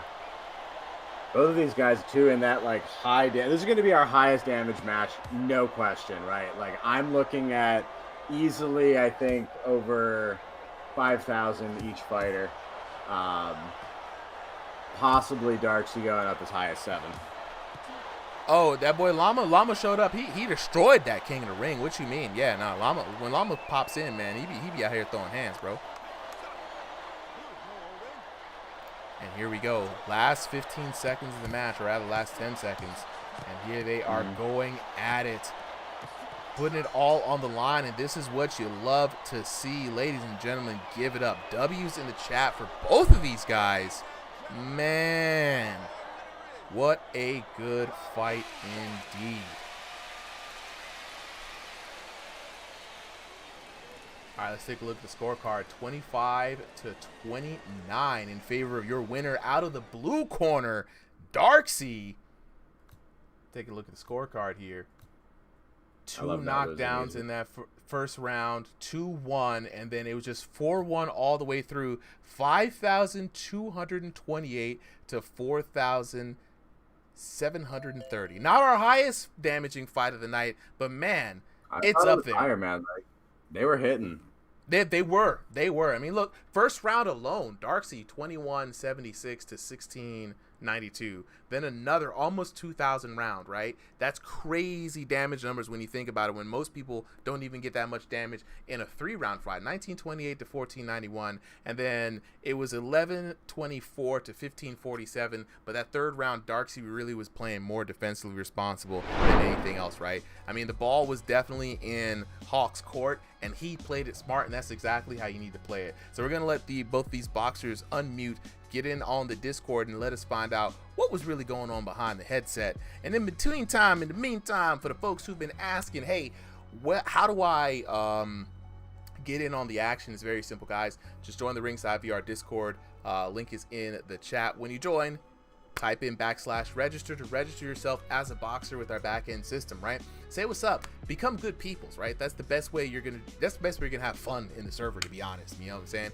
Get some offline matches, join one of the gyms, get some training in, find out some problem spots. Hey, find out where the competition is, right? Because on Thursdays and Sundays, Thursdays we have King of the Ring, Sundays we have exhibitions, right? Sign up for exhibitions are at 3 p.m. Eastern Standard Time on Sunday. You have to be a registered boxer in order to sign up.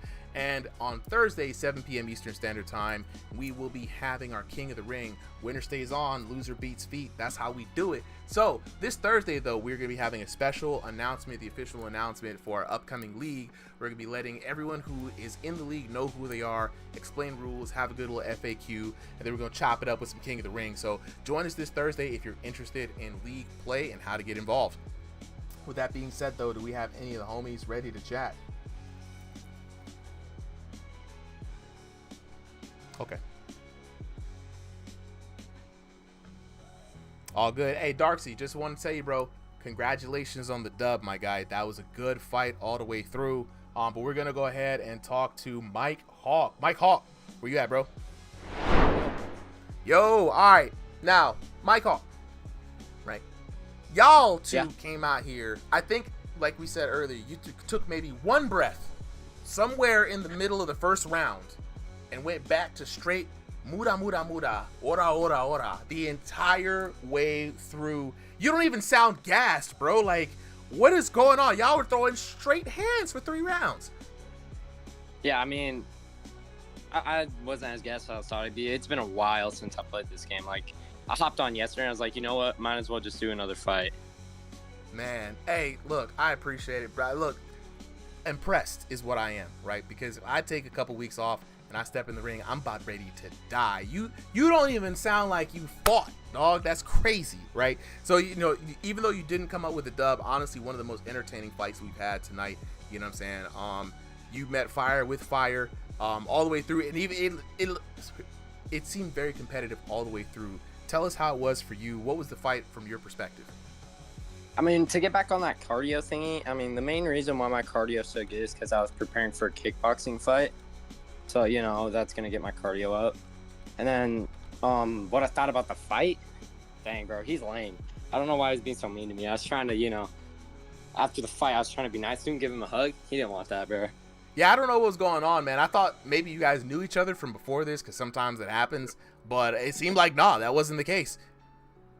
Yeah, I mean, it's just a game. There's no reason to be like, you know, it's just a game. And if you're getting that competitive over it, it's whatever. Oh, he said that he didn't like the clinching in round number 1. Look, I agree with you, bro. Oh. It's all love. It's all fun. You know what I'm saying? I didn't really see any malicious play. So, but, you know, when you're throwing hands and it gets competitive, it can get a little heated sometimes. So, but he does say GG in the chat. So I hope, hopefully, there is no real beef out here. You know, it just is what it is. You know, throwing hands. You know. Yeah. I don't go crazy. Yeah. Hey, chat saying that they wish you luck on the kickboxing fight. You know what I'm saying? I already did it. Okay. You got done with it already. There it is. Yeah. Sal, well, thank you. Thank you so much. Thank you so much. Jumping in back here with the chat, Sal, you're absolutely right. And for me, you know, I always note down the fights that I particularly like. And I talk to the commentator team because we're taking a break right now from putting out a bunch of content, trying to see how we're going to reformat content. And I think from the exhibitions and the cards, though the VOD always lives up forever, I think I'll just hone in on the top 2 or 3 fights of the night. Most entertaining or most technical or just things we like stuff happening out, and I'll put those as solo videos on the channel. And we are trying to get a new editor up for some shorts. So definitely you got the right thinking, my guy.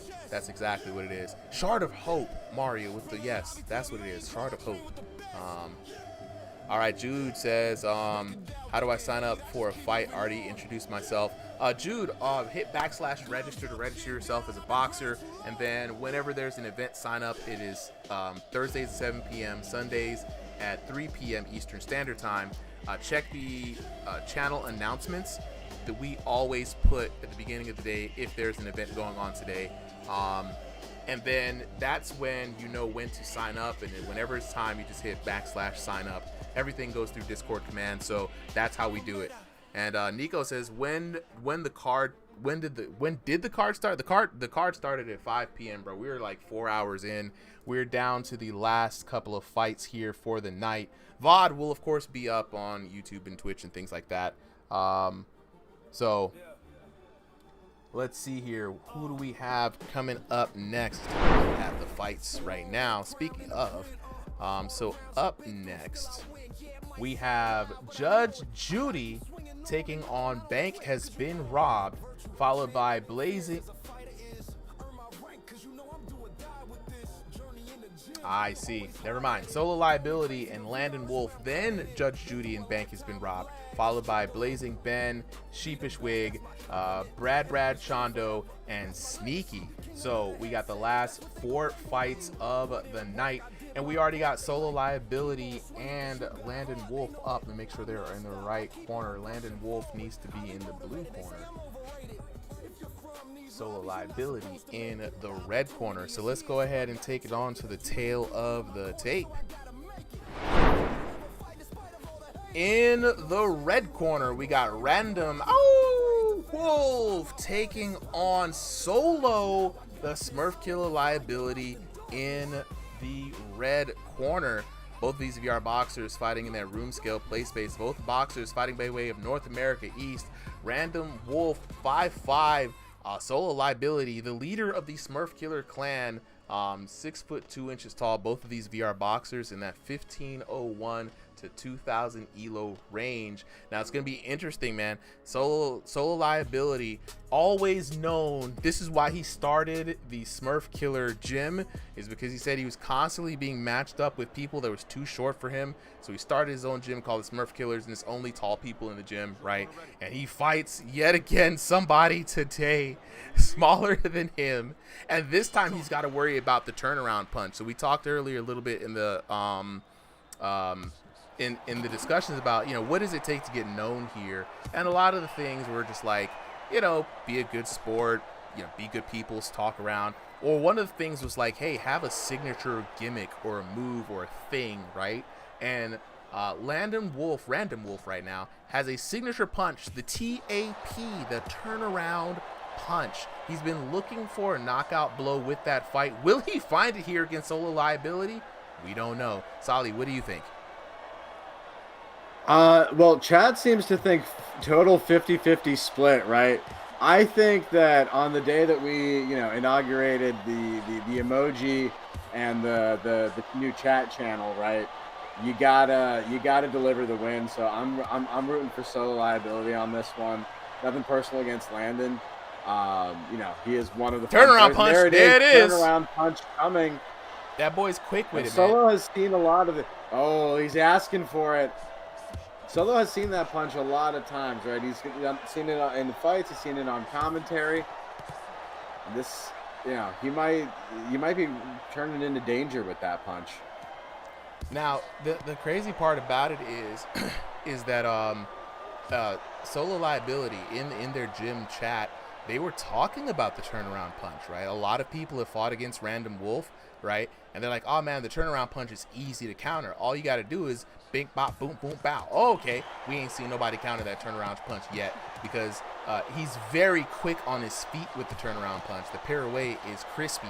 And at the same time, we've seen him turn around punch into options, right? Turn around straight, turn around feint, hook, turn around into nothing, turn around into backstep, into counter, bam, and there it is.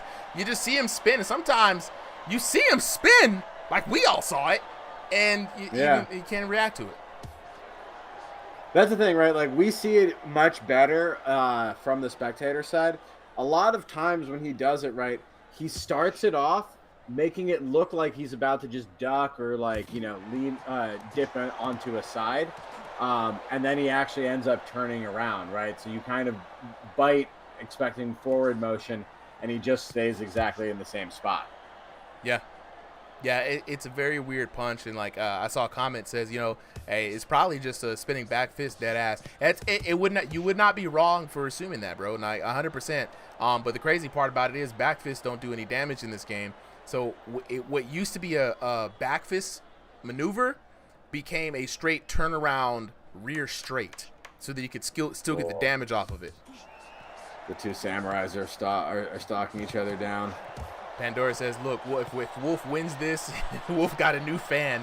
And it's hard to not be a fan of Random Wolf, you know, like he gets in there, he plays the game, he throws hands, it's fun to watch him fight, right? But then when somebody really takes the time to be like, how can I make something particular work? He's had a good career with that move, I'm not gonna lie. Right? You'd think people would just counter him as soon as he turn around, but he always figures out a way. Dio says, I might be rooting for Wolf. Harry Pierce says, how do I join? For anybody who wants to join, I'll get better details in the chat. I think this is the correct link here. Yeah, the key to the punch, right? Like because it's not a spinning back fist, because it's not the like if you're sitting in like an orthodox stance, right, and you do a spinning back fist, it's your left hand that's going to be the one that's connecting. Yeah. The turnaround punch is a spin, but then it's the right hand. Yeah. Out of you as you spin out of the turn, right? That comes out and does the punch. Yeah. So for the game's purposes, yeah, it's a real punch. It's a straight. It's a straight. You know that it really looks like a Hail Mary. Honestly, looks like a Hail Maker from Pandora. And when you see him throw it a couple more times, there are times we've seen him like work it into a legit combo, and there are times where he just throws it as the first punch, right? And so what I told him, I was like, look, if you can hit this thing normally, like on the dummy, like it's a reliable shot for you. I mean, what's stopping you from doing a turnaround into step back? A turnaround and a step to the side once they start taking the bait. Because the thing that somebody wants to do is like counter you on the turnaround with a rear cross of their own or a hook or something like that, right? We've seen him turn around into block and counter. Like it's been very interesting to see. Again, it just turns it into a game. Right now, you got your own special move. But right now, enough about Random Wolf. Let's talk about Solo Liability, the big man in the ring. Right, Solo Liability has been one of the original OGs of a conservative boxing style. Right. As the big man, he's not going to use a lot of energy to throw a lot of punches and waste his time. He's going to take that first round, try to analyze, and you see he got the good knees, man. He ain't afraid of getting down there to avoid some punches. Like, he's getting down there super low as he's fighting against his opponent here. The only thing I'd like to see from Solo is some more jabs, man. As a big guy, it's not something that drains a lot of your energy, and you can really annoy somebody chopping down from that height. It's going to really force them to have to keep their gloves up. Yeah, it's been buffed, right, and it's a good move for the tall fighter, for the tall outboxer. It's not quite the biggest, like, big man style, but again, it's good, and you've seen a lot of big, fighters who do have, like, a really powerful jab. The other thing I want to see from Solo is just more activity, right? Like, already, it's not even that he doesn't see what Landon's doing. He's just being, like, way too passive about it. I think, like, he's waiting for a big counter shot.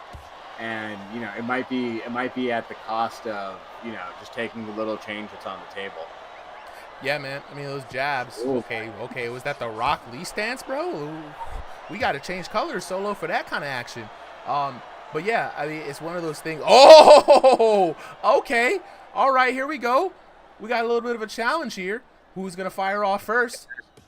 One-handed Samurai boxing. Exactly. The one-handed boxing. Yo, this is peak. I've never seen this in VR boxing before. It's a lead hand jabathon. And we gonna see. Well, okay.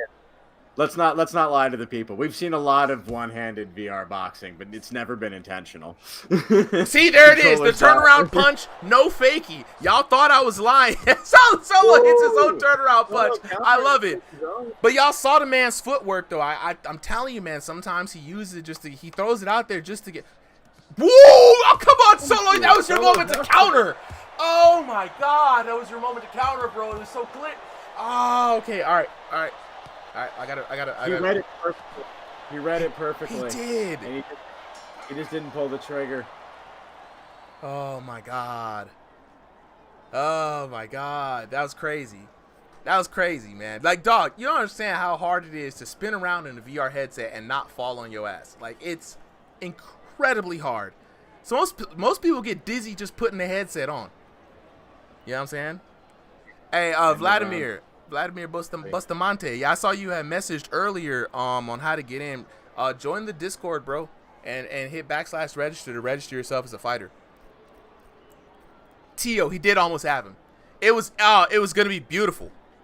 It was gonna be beautiful. Yeah, no problem, bro. I saw you message earlier. I was hoping that I could catch you. He did almost have him, bro. Snoop says, this like a server where certain people can join or anyone can join, bro. I don't even understand the point of gatekeeping. Like, this is one big VR boxing community, right? People be here. Some people live in Ringside VR, and this is the server that they you know, this is where they stay. And some people travel to other servers and get into some other rings. Let's see what we got going on here. Looks like Solo's knees are broken. Yeah, he's taking a knee. Tio's there, main event. Exhibitions? No main event for exhibitions. Everybody's equal in exhibitions. The main events will happen when we start the league up. Short King says, is the game free? The game is $19.99 on the Quest store. Hey, can we restart the one round because I'm stuck like that? Yeah, we can restart this round. It's all good, bro. Wait, wait. Can you guys screenshot where the round is at currently? Oh, dang. Solo left. Well, let's see if we can get the scorecard so we can know. Yeah, this round will be a wash, but we'll get the first round, I think. I think we should get like detail. Yeah, 10-9, 10-9 for Random Wolf. Taking a look at the damage. 1257 to 948, 1444 to 811. So we're gonna restart this next round just so because Solo was stuck. So we're gonna do one more round, right? And we will note that Random Wolf was up those first two rounds. I mean, honestly, if it's not a TKO on this one yeah, you need a knockdown at least to balance out. Because there's no knockdowns, I think, on Solo's side. Yeah. No one's got a knockdown yet. So he needs at least a knockdown right now to put himself. Yeah. Let's go. Now let's restart the clock here.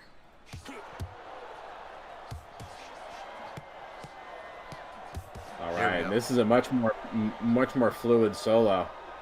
Yeah, see that's usually what happens with a Solo liability fight. Is that third round is where he conserves a lot of the gas for, right? So it is kind of like a battle cruiser strategy where he's going to rely on energy conservation and observation to try to get to his opponent. But we've seen Random Wolf fight full gas tank for 3 even more rounds. So for him, this is just another day at the office, and right now we're back to business as usual as the gloves start flying.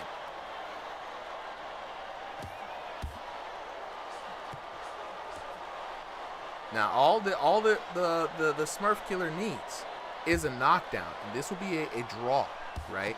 So this really what he has to work on. But then again, remember, we started over a new fight with new punishment. So you really have to go for broke. This is the match. You're going to have to give it all the gusto, because if it's anything short of a knockdown, that's it. You know what I'm saying? You lost the fight. That's it, son. Right. There'll be another day. That's it. Like, don't leave it up to the Bitcoin judges. Show the audience that you can do it, right? Like, hit that charged spirit ball punch you've been saving all around, right? The Master Roshi, store it up, 20 years Kamehameha. This is the time to let it out. Yeah. And the chat's saying that Smurf really got to start throwing at the shit. He got a chance if he just starts throwing, you know what I mean? And that's really where we're at. We've got to start seeing some damage, but we're not seeing it. Looking at that short-term and that long-term punishment, 1 minute and 23 seconds left on the clock, it's just not there. It's Solo Liability, the one that's taking a lot of the damage here and in danger of potentially going down if any of these boxers are going to do it. Big duck there by the big man. I'm telling you what, Solo got them. Oh, God, it was that turnaround and the uppercut. It's crazy. But I'm saying Solo got them good knees, man. He got the collagen in his joints, man. Because this man's out here squatting. He's doing a good job, but Landon wants the highlight reel, saying stand and fight. And if you want to turn around punch. He doesn't even need it. He's just going for the clean orthodox box. And there it is. Ooh, you love to see it, man. And again, it's so, yeah, he's saying stand on business, man. 10 toes on the middle of this ring. We got 30 seconds left. 30 seconds of playtime. You got to throw hands. And this is a Random Wolf's favorite way to fight, man. Straight balls to the wall, straight heart, right? Because he's a heart boxer, right? He just throws hands, and he lets his fist do the talking. Last 10 seconds. No reason to hold anything back at this point, guys. Lay it all out there. Loki Jiu-Jitsu says the Smurf is the one killing the Smurf killer. No, not the Gargamel Uno reverse. No. Actually, what he meant by Smurf killers is the other way around. These Smurfs are deadly. And there we have it. A great conclusion to this fight, guys. I know that Random Wolf definitely got that one, but it's gonna be 9-10 for the last round officially. I think that one's going to Random, right? Yep, that one's going to Random. Looking at the damage there, a good, it's competitive damage between both of them, 1981 to 1227, so both above 1K. So it was a good fight between both of them, but it's going to be your winner, Random Wolf. Oh wait, I didn't say that right. Your winner, Random. Oh, Wolf. Yeah, I cannot wait till I get to just sit down with everybody and figure out how we're going to call them into the ring. You know what I'm saying? This is what I like to do, chat. You know what I'm saying? I like to host and entertain and put on a good time. You know what I'm saying? If you got the hands, bro, you think you got the hands, you got the hands, please join the Ringside VR Discord server. You know what I'm saying? Part of the reason why we do this stream is not only to showcase and have a cool third spot hangout place for the folks in the Discord, something that we do together, but it's also to attract people like you who be like, oh, I didn't even know people was doing this right here. Let me throw down. I can do this. So definitely looking for anybody who's got hands to come up in here, show what they can do, man. We welcome all challengers. There's no gatekeeping, no restrictions. Just be a cool individual. Don't be a jerk. You stay around here. That's really what it is. You know what I'm saying? Do we get the money though? Where's the cash, my guy? Stop yapping. Where's the cash? Now I feel you. So exhibitions, King of the Ring, those are free to enter, no money payout. But how you get some money though, we will be announcing that here this Thursday. We got a league coming up. The league is gonna have many prizes, from digital prizes to some cash prizes. And every once in a while we do throw a tournament specifically off the back of people we want to invite from King of the Ring.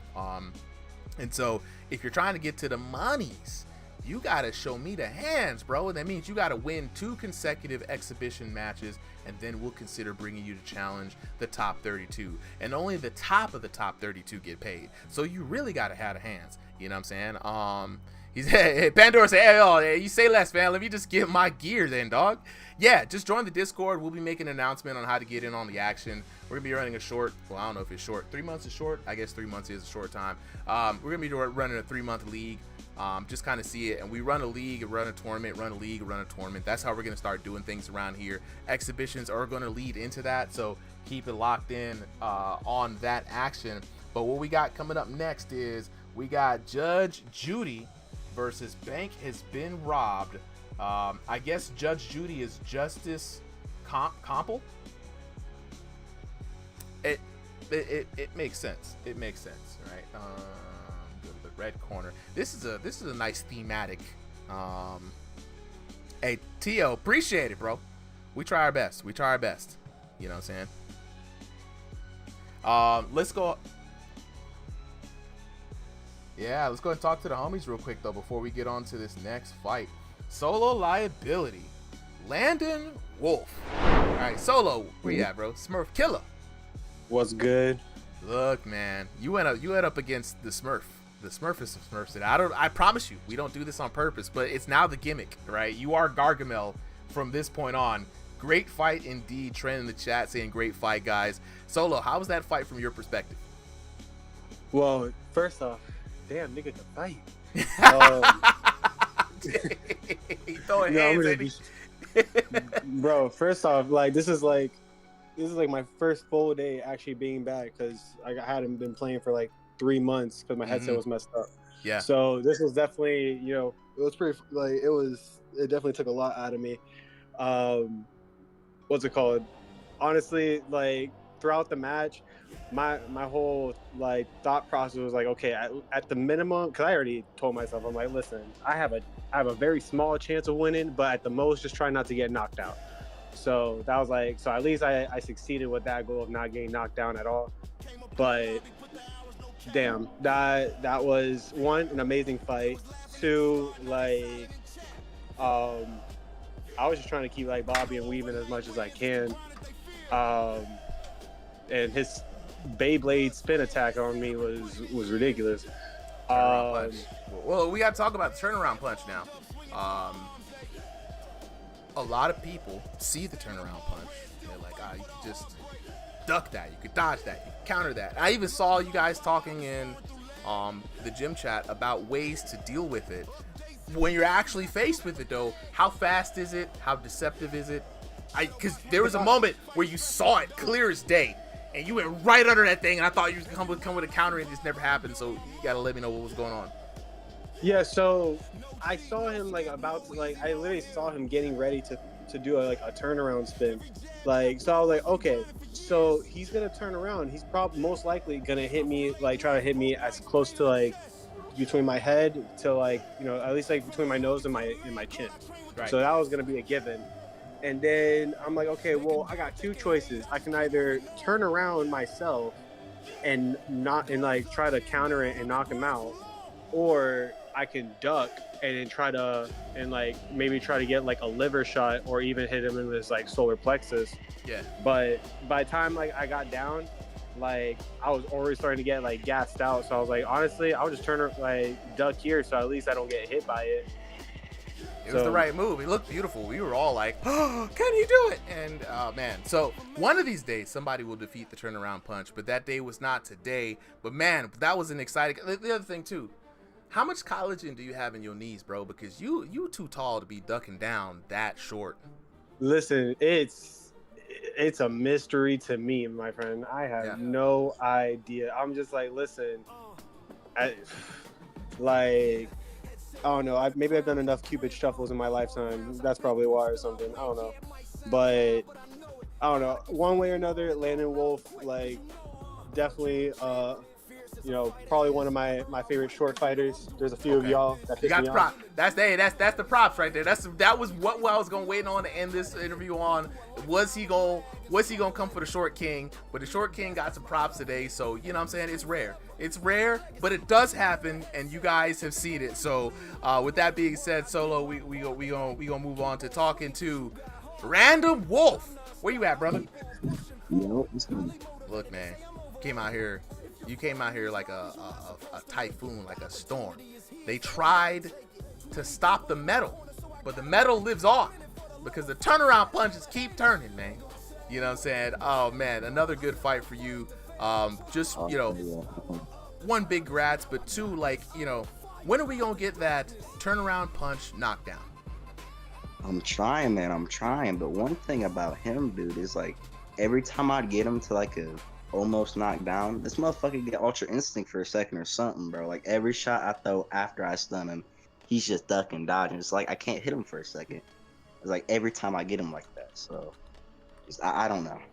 Look, it was tough. It was tough.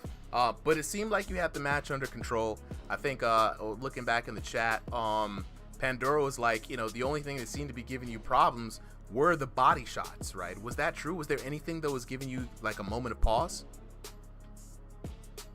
I mean, not the body shots so much, mainly the big headshots I was trying to avoid. Because I know with him, we fought before. I know he can knock me down in one punch.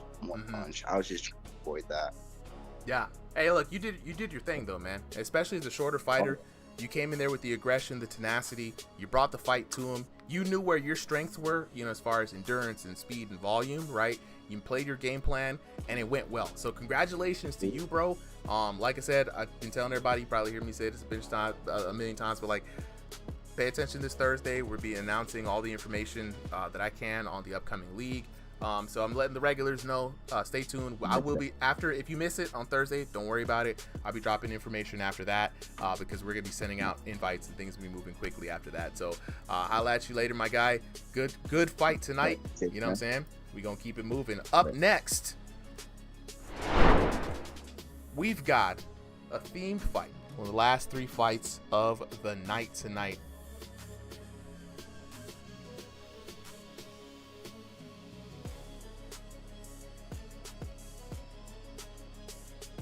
YouTube.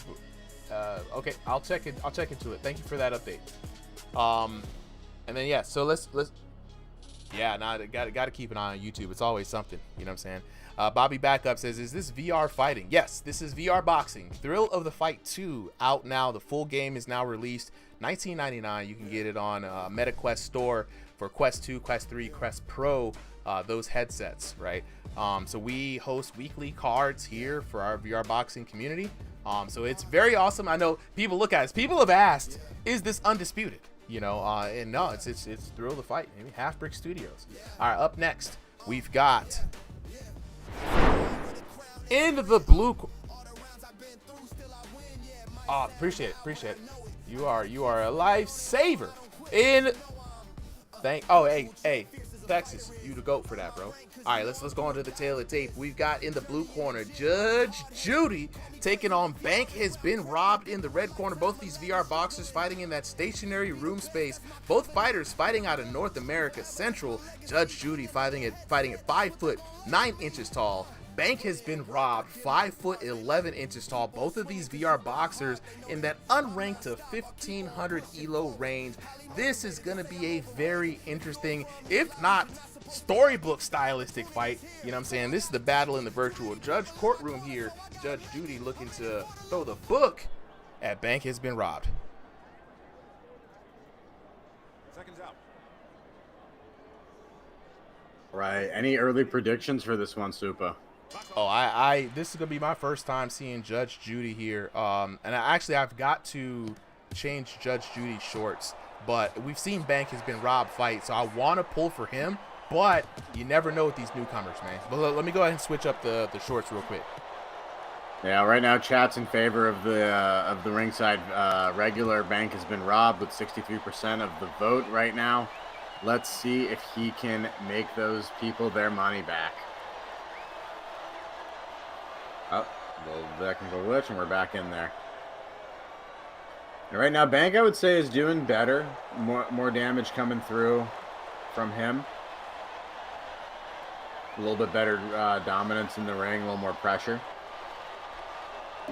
But Judge Judy at the same time is giving him, something to be afraid of, right? Like, those are honest blocks, those are honest setbacks. And there we go. Every now and then he hits him with like a 40-50 shot that, makes Bank Has Been Robbed have to readjust his thinking a little bit. All right, I'm back into the action, man. And what did I come back to, man? So much damage has happened since the last time I looked like as on this match. This Judge Judy out here taking a fresh left on the chin and another one. Leaning a lot into those shots on the red line. This could be it for Judge Judy if he takes too much more damage. Yeah, and this is like the difference between styles, right? Like Judge Judy showed that he has that like 40-50 damage punch power. You put 5 of those together, that's a knockdown almost at any point, right? But, Bank Has Been Robbed has been showing that like if you keep that bleed going, right, you don't need to hit power punches. You can find another path to that knockdown, and it's a good way to just deal damage. Yeah, and conserve energy at the same time, right? Like, Bank has been robbed, has been having Judge Judy on life support in his corner for a long time, and if we've seen this be any indication, it's some steady, constant pressure, right? Much easier to throw these shots, harder to react because you don't know where he's going to be firing from. And right now, Judge Judy has just been sent reeling, holding on for dear life as Bank has been robbed, going to take some money at the cookie jar. He might have it here. He's close. He's cooking. He did not get him in the corner, though. Good escape. Nice That jab does not there. mean he's out of the woods now. And I think that's something I've noticed, right? Is that, like, before people would chase people down into the corner, and if they got out, they'd be like, all right, it's time to reset entirely. But now they're like, no, I see that you're still damaged. I just need to stick on you for, like, 3 or 4 more punches, and you're down. 100%. And look there. I mean, he did a good job. He was in a dangerous spot there. Racked up a lot of damage, right? But he didn't get knocked down. He has 4 seconds left. If he just keeps defensively responsible, he can make it through the rest of this match without a surprise knockdown. And there it is, the end of round number 1. Bank has been robbed, coming out on top for that for sure. But Judge Judy making sure that the damage was at least stopped. It's probably a 10-9 in Bank has been robbed's favor, right? Judge Judy has a moment to rethink, reassess, and regroup, Solly. If you're Judge Judy, right, what do you do against a counterpuncher such as Bank has been robbed? You got to come at him very, very intentionally, right? You can't just go in there hoping that you're going to find something because he's already has something set up, right? The main adjustment here is you know that you survived, right? Like, so you can avoid the knockdown, but if you have to go a lot more aggressive, right, like you're putting yourself in danger. Plus, you're already starting with, you know, your damage meter going to be like a lot higher. He basically took an entire bar's worth of damage and then, you know, had it into the extra one. So this is going to be a dangerous, you know, undertaking. But the way you do it is, you know, you start gradual, right? Work the jab, work these short combos, and go in and out, and just be very aware of where you are in the ring. Yeah, 100%. I mean, as we head into round number 2 here, if your Bank has been robbed, you're already starting off on the back foot here, mounting up a lot of long-term punishment. You want to, you know, your opponent that in Bank has been robbed is going to come in here. If you're Judge Judy, you know Bank has been robbed is going to come out with the aggression, right? I don't know if you have it in you to be a powder puncher or if you're just going to be a slugger the whole time, but you don't want to go blow for blow with this guy because he's got your timing.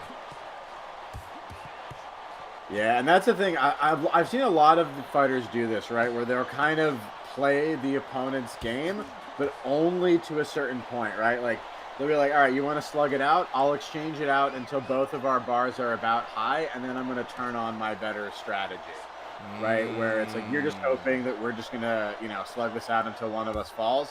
I'm just waiting until we're in the danger zone, and then I'm going to use it, and then I'm going to switch strategies on. Yeah. Okay. And now the strategy switch is something that I never thought of because I'm usually so locked into that one mode, right? Sometimes people don't have a secondary game. My game is to throw hands, and that's what I believe in. So I'm just gonna throw hands. If you're playing a layered game like that, I'm in trouble, right? Ooh, nice shot. Big clash coming in from both these boxers. And again, it is Bank has been robbed, just slightly faster on the draw, right? Getting there directly, landing those counter shot damage. That's really putting Judge Judy in a world of problems here. And then also, like you said, switching it up, Solly. Bank has been robbed, can take a step back and use that length that he has in those arms and play from the mid-range, sticking out those jabs, really making sure that that punishment never goes back down. Yeah. And this we usually do 3-minute fights. Like, we don't always see it as much, but the best fighters, you can kind of see it start to happen, right? They not only do they read their opponents, but they train their opponents, right? They get them to expect certain things, and then they switch it up on them, and that's where you see those moments where it feels like, oh man, he just got caught slipping, or like, you know, he slipped his guard for a little bit. But what it actually was you were expecting one thing and you got the other, and that other was a fist. Yeah, I mean, shout outs to Adonis Banks. I mean, one of the first VR boxers to really say that on the mic. He's like, yeah, sometimes I throw just stuff out to see how you're going to react, and then when I see that you've reacted that way and I got your number, boom, I'm coming with a big capitalization. And honestly, that's the spirit of the discovery, adaptation, and finish round mentality, right? You really should be taking round 1 to find those weaknesses, set up those traps, give them that false information while collecting your own information. But man, round number 2 though, in the books, and what a good round it has been. And yet again, a tough, this one honestly I thought Judge Judy did a lot better in this round than the first round. Much better, much more even, but I think he was just starting from a rougher place to begin with, and so, you know, his damage racked up a little bit more easily. But considering he was starting from behind, I would say that he, you know, the fact that he almost drew that round was basically a win. Yeah. Right? Now, it's not necessarily going to reflect on the scorecard. I think Bank Has Been Robbed might have done more damage again there, but it gives him some things to be hopeful for round 3, right? And both fighters might be looking for that knockdown, and it could deliver the win to either one of them. Yeah, look, the game is not over, right? Bank Has Been Robbed is definitely at a severe advantage here. I have him I have him up 2 rounds in my personal scorecard here, but that's not to say that Judge Judy hasn't been collecting data this entire time. Like, you never really know what's up the sleeve of a boxer for sure, right? Mm-hmm. Yeah. Oh, Right yo, Daniel with the boxing gloves. What's good, my guy? How do you join? Definitely. The best way to join is going to be join RingsideVR Discord. I'm going to drop some details after this fight and specifically how to get involved in all the events. Round number 3, though, underway. And here we go. We're starting to see a little bit of some fatigue setting in here towards the end. But, you know, what we're seeing consistently, his Bank Has Been Robbed is still up to his old tricks. Just barely just getting in there just faster than Judge Judy. They're both low, bro. Oh, you're right. You're right. Hold up. Anything could happen at this point. Judge Judy going completely for broke, saying, look, if I'm going to go down, you're going to go down. The jab at the end. Style. Judge lost focus for a quick second. He almost had it, too. That's the thing, right? Bank did exactly what I was saying, right? He brawled him out until they were both high, and then he switched. His opponent was expecting him to rush in again for another clash, and he's like, dude, you're right at the end of being knocked out. I just need a little jab. And that's all it took. Look, the fat lady hasn't sung yet, though. We got 1 minute and 33 seconds left, right? After that bit of an exchange, can Bank Has Been Robbed maintain this lead, or is Judge Judy going to pull out the win? Does he believe in himself? Can he lock in? Only time will tell. About a minute left in this match, and back at it again. This time swinging with every ounce of heart that he has left. Judge Judy giving it his all here on this virtual match. Still trying to pump himself up. You can still see the fight is still in his eyes. But no, it is Bank Has Been Robbed locking in with that tried and true jab that has taken him all the way to this point. Judge Judy on the red line. 53 seconds left. Could we see another knockdown for Bank Has Been Robbed? We might, but you can see too, right? He's using that bleed as defense, right? Because his opponent is so close to getting knocked down, he can't just recklessly rush in. It's just going to cost him too much, right? And so as long as he keeps putting another punch, he knows he's got another 3 seconds before any meaningful onslaught comes. He's holding on, though. Hands are down. You don't like to see it. Bank Has Been Robbed, just looking for that one punch. He's fishing. And you can see the fatigue setting in. Judge Judy looking up to the gods, saying, bless me. But we're here in the ring right now, and down goes Judy. Bank Has Been Robbed, giving him the rest that he was so desperately looking for. Oh, he was asking for the sweet, sweet release. The sweet release rest. My goodness. That's crazy. Man, hey, we're look. I got a lot of matches to pick from. Judge Judy versus Bank. Surprise banger. I love it. 10-9. 10-9, 10-7 for Bank has been robbed. The 2 knockdowns at the end, icing on the cake. Looking at the damage, 1876 to 1089, 1754 to 1175, 1859 to 1227 for a grand total of 5,489 to 3,491 for your winner out of the red corner. Bank has been robbed.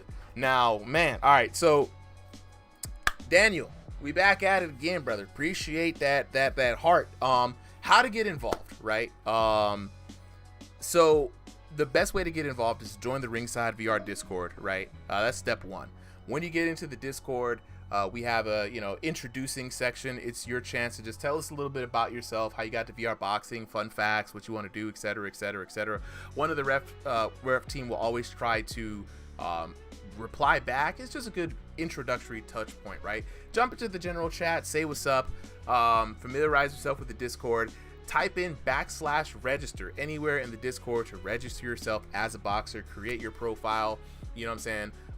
That is how you're going to be able to get in on any of the events here. Every Sunday, 3 p.m. Eastern Standard Time, we have signups for this event here, which is the exhibition. You saw all the boxers who have signed up today at 3 p.m. Eastern Standard Time. They are above me right up in here.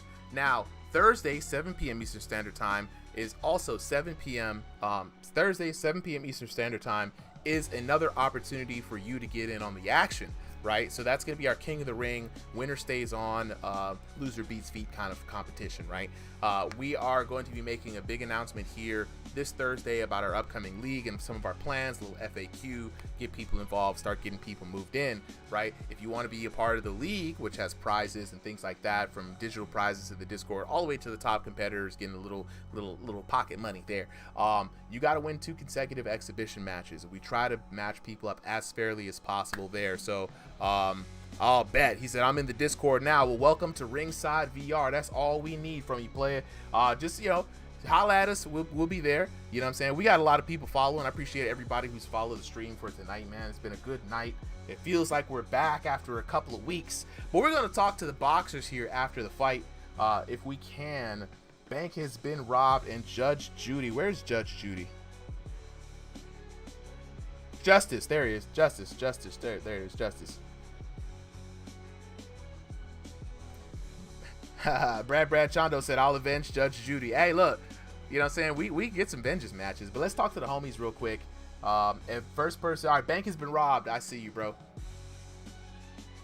Look, man, look, this was a good fight.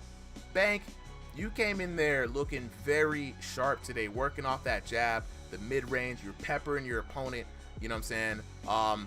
This fight definitely went your way, but bro, how was it from your perspective? Tell me what was going on behind the headset.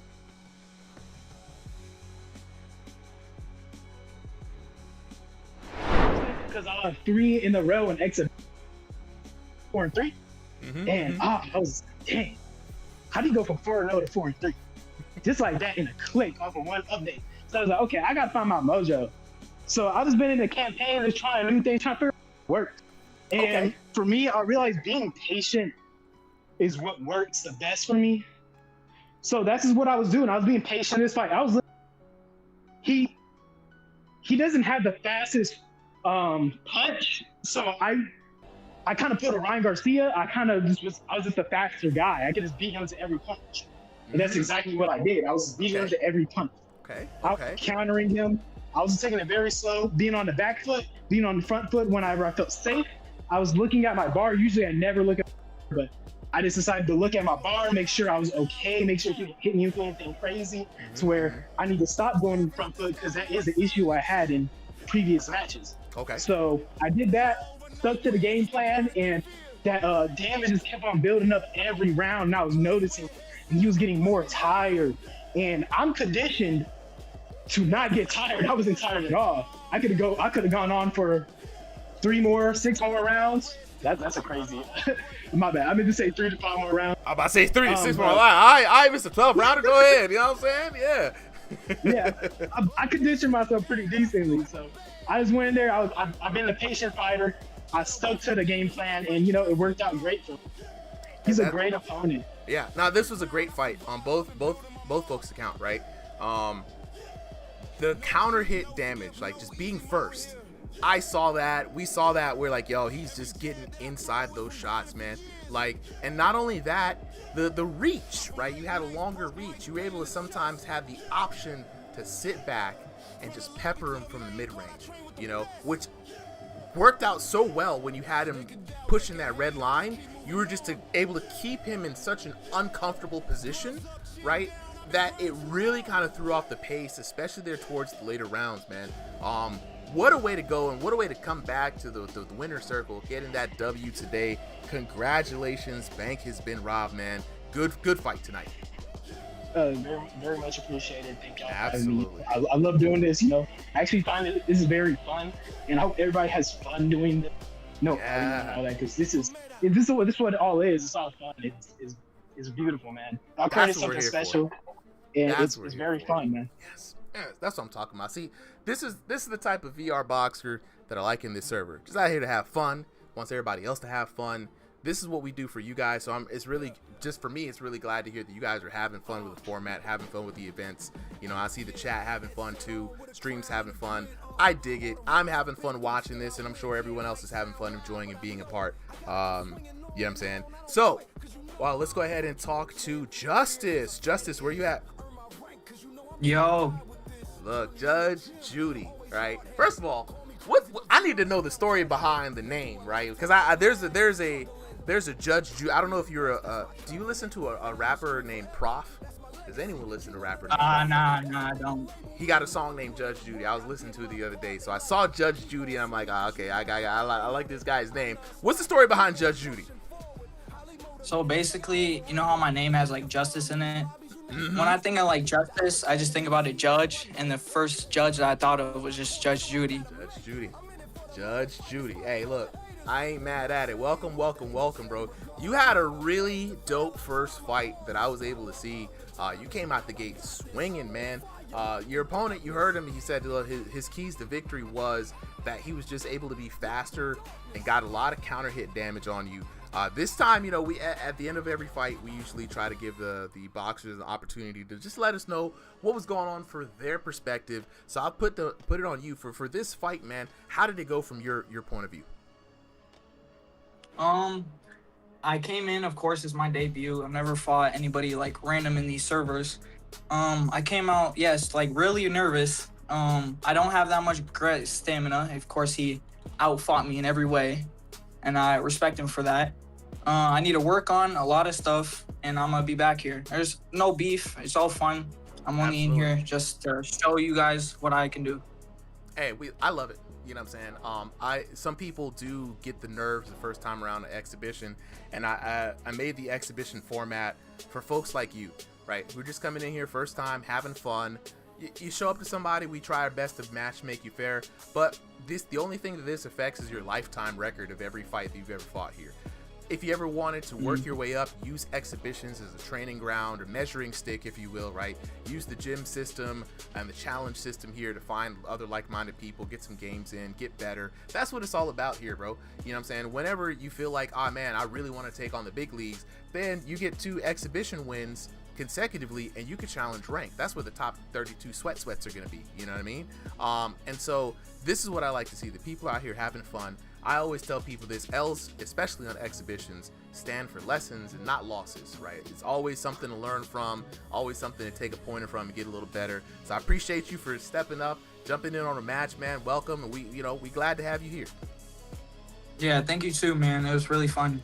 Absolutely, thank you. It's a question for Justice. How was this his first time here? Basically, it's real easy. Sometimes, this is just a public server, right?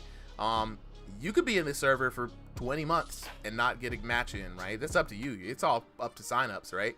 So, if you're trying to get in, it's very simple. All you gotta do is join the RingsideVR Discord, type in /register to register yourself as a boxer, get yourself a profile.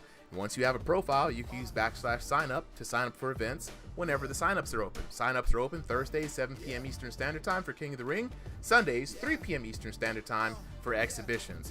There are no signups going to be for the league. That is invite only. If you're in the league, you have a match coming up. If not, hey, it is what it is, right? JT says, why don't you guys do boxing underdogs? Very good question. There's one simple reason. Because the technology does not exist. Thrill the Fight 2 team was really, really, really innovative in order to let us get an observer mode that allows us to run this stream. Boxing Underdog has a recorded mode where you can kind of go back and watch a recorded fight, but you can't do that live. Now, Boxing Underdog will be doing an observer mode and a new beta coming up soon, guys. As soon as we get our hands on it and it feels really good, we're going to be asking people if they want to do Boxing Underdog specific cards. If we have enough people, then we'll do a card for it, and if not, we'll just probably keep it as a private server thing. But yeah, now the Boxing Underdog team's really awesome. They've been really good to us. Shout out to Weddish. Fun fact, Weddish was the guy who helped this server get its first 500 or so folks in the early days. So big love to the team. And you know, we just like all VR games in general, right? We do VR martial arts games on the weekend. So if you're into Dragon Fist, that's a passion project of mine. Shout out to the Dragon Fist team. Do Thrill the Fight. You know, the channel started with Creed and Era of Combat, moved into a little virtual fight championship, and now most of the people are here for Thrill the Fight. So that's a little bit of backstory about us. All right, up next though, let's go ahead and get to this next fight. You know, it's been a long time since we've been here past 10 o'clock, guys. So we in the late night hours now. We got Blazing Ben taking on Sheepish Wig. Now, Sheepish and Blazing Ben, these are the type of folks that I'm talking about. This is Sheepish Wig's very first debut fight here. I think this is the first time that Sheepish has been in the Discord, to be honest, right? And same thing with Blazing Ben, I believe, right? This is absolutely. It's been a minute since we've had one of these, right? 2 debuts. Yeah. Absolutely never seen on Ringside. I've never seen these 2 fighters fight. So Jude, the command was I'll type it in here so you can see it in the chat, Jude. It's / register. And how the / commands work, as soon as you press / in the Discord and type in, you'll start seeing buttons pop up. So as soon as you type in /R, you'll see / register pop up. Same thing with profile, / roster, / signups, / fight card, you know what I mean? This / profile when we get that part to work, etc., etc. So this is gonna allow you to always be locked in. I'm gonna probably have to do a cheat sheet today or later on this week. A lot of information graphics had to be put out because we've got a lot of really cool technology that power the Discord that allow for you guys to have a clean experience all the way through and through. But up next, we're gonna head to the tail of the tape. We got the next fight. Blazing Ben in the blue corner taking on Sheepish Wig in the red corner. Both of these VR boxers is fighting under that stationary room space. Blazing Ben fighting by way of North America East. Sheepish Wig by North America West. Blazing Ben 6 foot tall. We got another tall guy. Sheepish Wig 5'9" tall. Both of these VR boxers brand spanking new in that unranked to 1500 elo range. This is going to be one of those rare debut fights, and I'm here for it, Solly. You know, I'm always down to see what new VR boxers are jumping into the ring, jumping into the Discord for the first time, and it's just fun to see, bro. How do you feel about these new guys? I'm excited. I mean, I don't have that much to go off of, right, besides the colors that they're wearing. So I'm gonna go with Sheepish in the white or in the red? Sheepish is in the red. Blazing Ben is in the white. Hopefully I got that right. Let me see. All right, we'll find out by the end of it, and we'll pay for Trend's fancy DLC to fix the names. But yep. I'm going. I think Sheepish, even though he so far has the first hits taken. And I've got some secret info on this match that I'm not allowed to say until after the match is done. But yeah, this is going to be a very interesting debut fight. I will say that. We've got some, it's going to be some interesting. There's some skin in the game for some folks here. Yeah, but right now, Ben is the entirety of the action right now. Fully one-sided fight. I don't even think Ben has been touched yet. I don't even know if Sheepish is throwing a punch. Sheepish taking his time. Getting in there, fighting under the guard. It might be that the one thing that's very interesting is that first round nerves, right? I think You know, if it's your first time fighting on a server, first time fighting in this situation, the nerves are going to get to you a little bit and slow you down. But, man, Blazing Ben not being affected by these nerves at all, bro. No, cool as a cucumber. Calm entirely. Now, right, full control of this match. And there it is. First shot finally landing through. And that is first meaningful damage that has been put out onto Ben. Blazing Ben, though, lightning fast jab there when he gets nice and settled in. He's got some quick hands. Those hands are going to be a problem for Sheepish Wig right now. I think everything is going to be a problem right now. The movement is there. It's fast. The hands are fast. He's twitchy. He's accurate. Able to fire at will. And right now, Sheepish on the red line. And this static defense is not going to be what to cut it. Swing and a miss. And down goes Sheepish. And that is, listen, these fighters are both coming in here as unranked, but there is a big skill gap here so far. I want to see if Sheepish, closes it now with a little bit more action. But right now, this match is totally getting out of control for him. Big Ben, Blazing Ben all the way here. Hey, might as well call him Big Ben. It's about that time, you know what I'm saying? He is the bigger fighter. And honestly, Ben now super comfy. He now has a full 360-degree hold on this match. He's fighting with no fear. This is a man that literally is just like, I have no reason to even keep my guards up. And this time around, a little bit of a taunt. He knows he's got his opponent down, and the cockiness is setting in for Blazing Ben. He's, again, there's no reason not to. It's a little bit early, but he feels pretty comfortable here. Yeah. Yeah, I mean, like... Again, no reason not to. Up in knockdown, up in damage, up in activity in terms of, like, punch count. Really, like, there's... the only stat I think right now that is being won over by Sheepish's side is just, punches blocked, right? I mean, if we can even say that, because, I mean, he hasn't thrown any punches back to be blocked, so by default, he's blocked more. I think with this second round, the big thing you want to do if you're Sheepish right now, you got to fight past the nerves. This is where you just let the hands free. It's a debut match. It doesn't cost anything. There's no big things on stake. At this point, you just got to have fun. If you go down early, it is what it is. There will be nobody here to laugh at you. You know what I mean?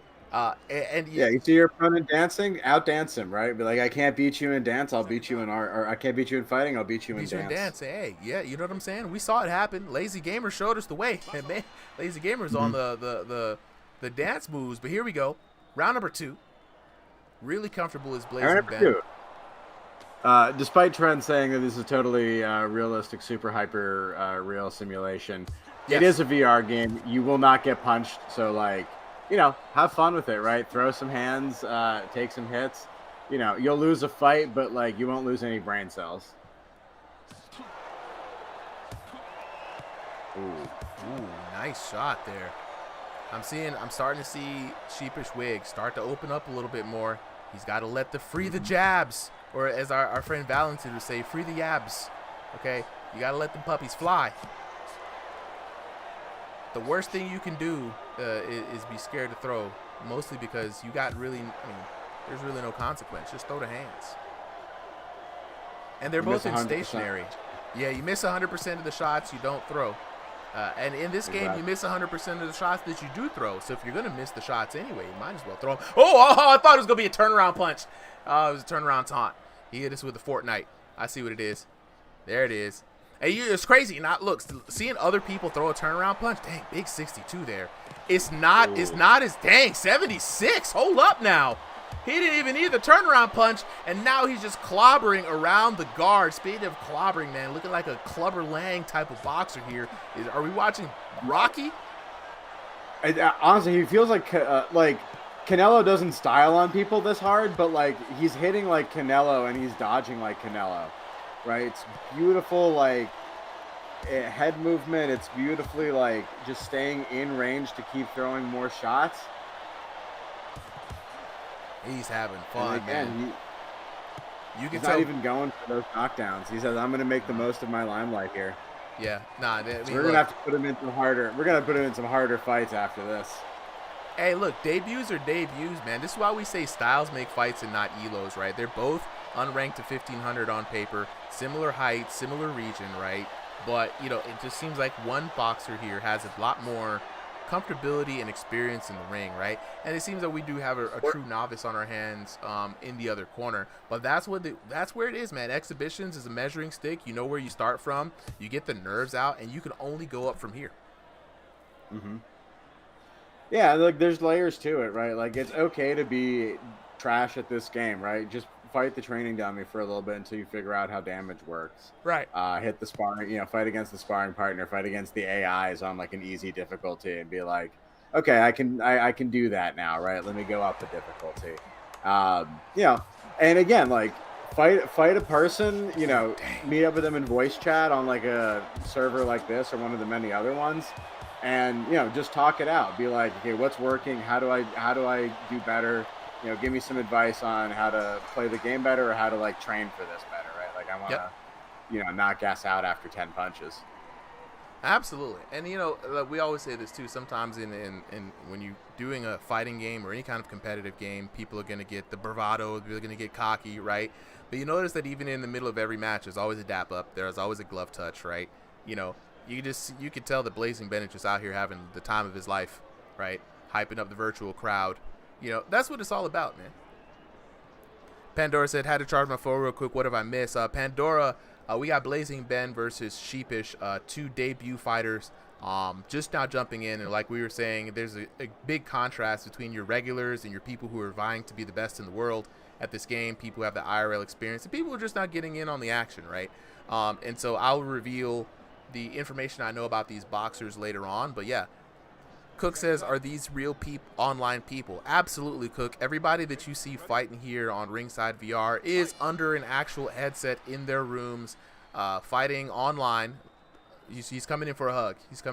There it is. Yeah, all love. Hey, that's how you can tell they're real people, Cook. You know what I'm saying? There's real emotions, real people, real hands. The only thing is the fake lands that we throw the real hands in. You know what I'm saying? That's all we say is throwing fake hands in virtual lands. That's what it is out here. Honestly, it's funny, right? Like the fighting is looks pretty real, but like the hug is the best way to tell that it's a human, right? The robots can't love, but it's just like emotion that like no one programmed in, and everyone at every different height still manages to find a way to do it, right? Like even though the collision isn't necessarily there to protect it. Yeah. Oh, but look, hey, third round, we're coming alive. Our boy Sheepish finally starting to put some red line damage out on the floor. So yeah, there is room for improvement. We got to get Sheepish to hang out with Landon Wolf. He needs some of that. He needs some of that dog in him right now, just to even if you're not like always getting the perfect shots, just to like go out there and try stuff, right? Like learn at that activity. Yeah, now we gonna get Sheepish right. Now, it may not be the best name, but I was thinking of starting either like an old man gym or chumps gym for just the people who are definitely not good at this game, right? And then you know what I mean, like I like what Dragon Fist did, where they had like the kind of like beginners gym. We need that here. Yeah.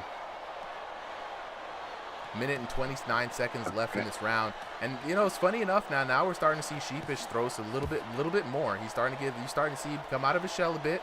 You know what I'm saying? Blazing Ben's trying to help him out. He's like, look, get on the logo. Let's just finish it out here, guy. And again, like the shots that he has landed aren't terrible, right? Like 27, it's not super high, but it's not terrible. Like for a jab, like that's perfect. Like that's what I'm hitting basically when I throw. Yeah.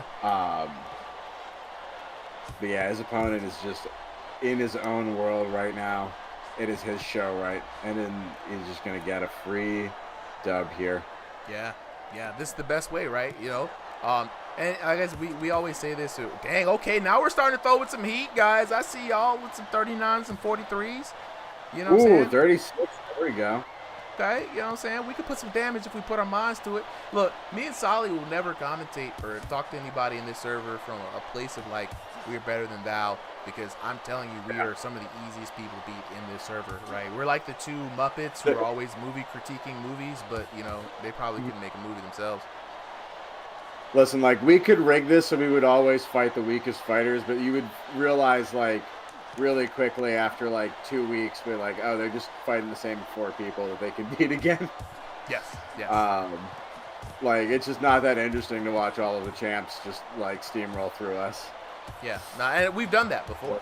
Ooh, here we're coming down to the end of the match, and there it is. We finally got Sheepish to throw some punches out there, and there it is. It's gonna be an easy dub there for Blazing Ben. Class act, you know what I'm saying? I bet once we talk to him after this, he was having the time of his life, bro. I promise you.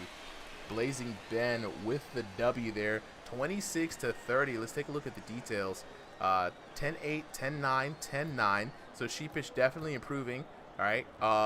Looking at the damage, 1912 to 438, 1733 to 523, 1953 to 934. You know, a good 5,598. Good Lord. 5,598 to 1895 on that one. Good God Almighty. That's a big spread of damage right there. I ain't gonna hold you.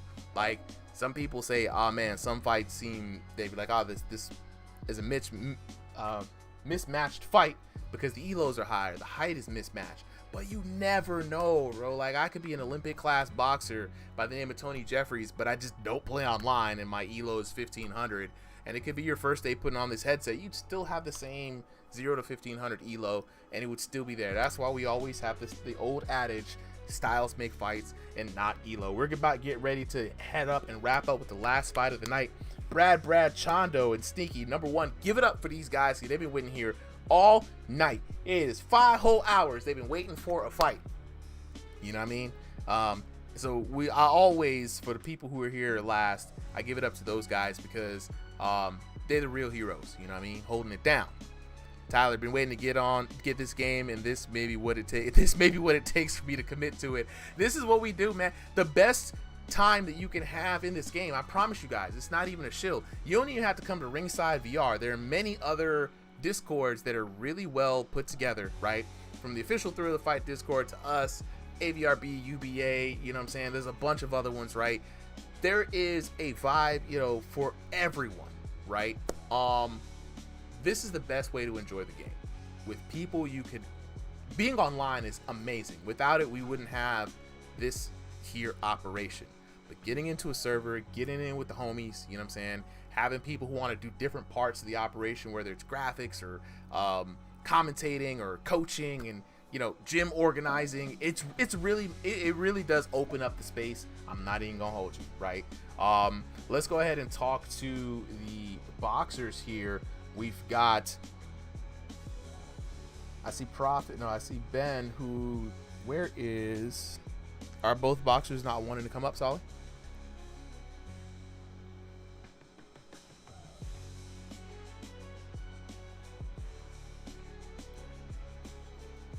Okay, Ben, and that's Sheepish. Okay, so, all right, well, Sheepish, want to encourage you, my friend, to stick with it, right? This is the last fight. Yep.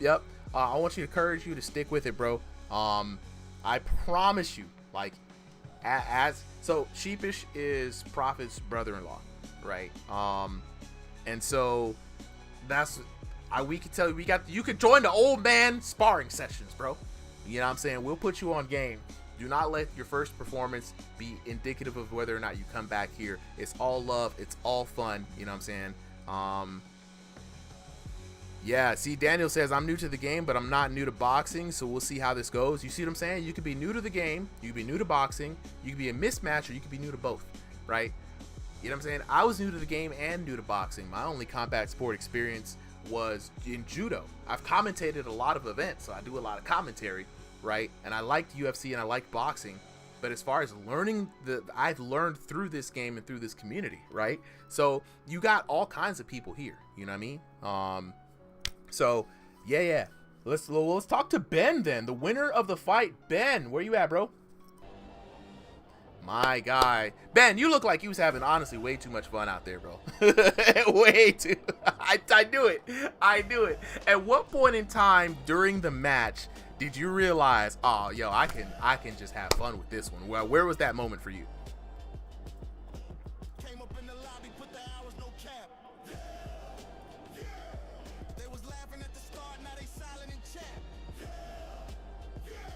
Yeah, it seemed like it, man. Well, look, welcome to Ringside VR. What a hell of a debut match for you to have. And so we're talking about experiences here, man. Do you have any IRL boxing experience or a lot of experience with the game, or are you new to one or both?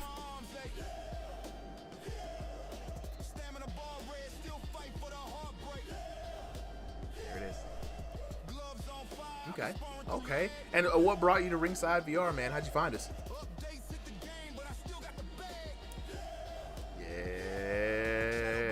Yeah, well, welcome. Look, you got your first win on exhibitions, man. We're in the preseasons right now. This Thursday, we're going to be announcing how our upcoming league starts. So if there's a great time to join the server, it is now. You were right there. We already have everyone.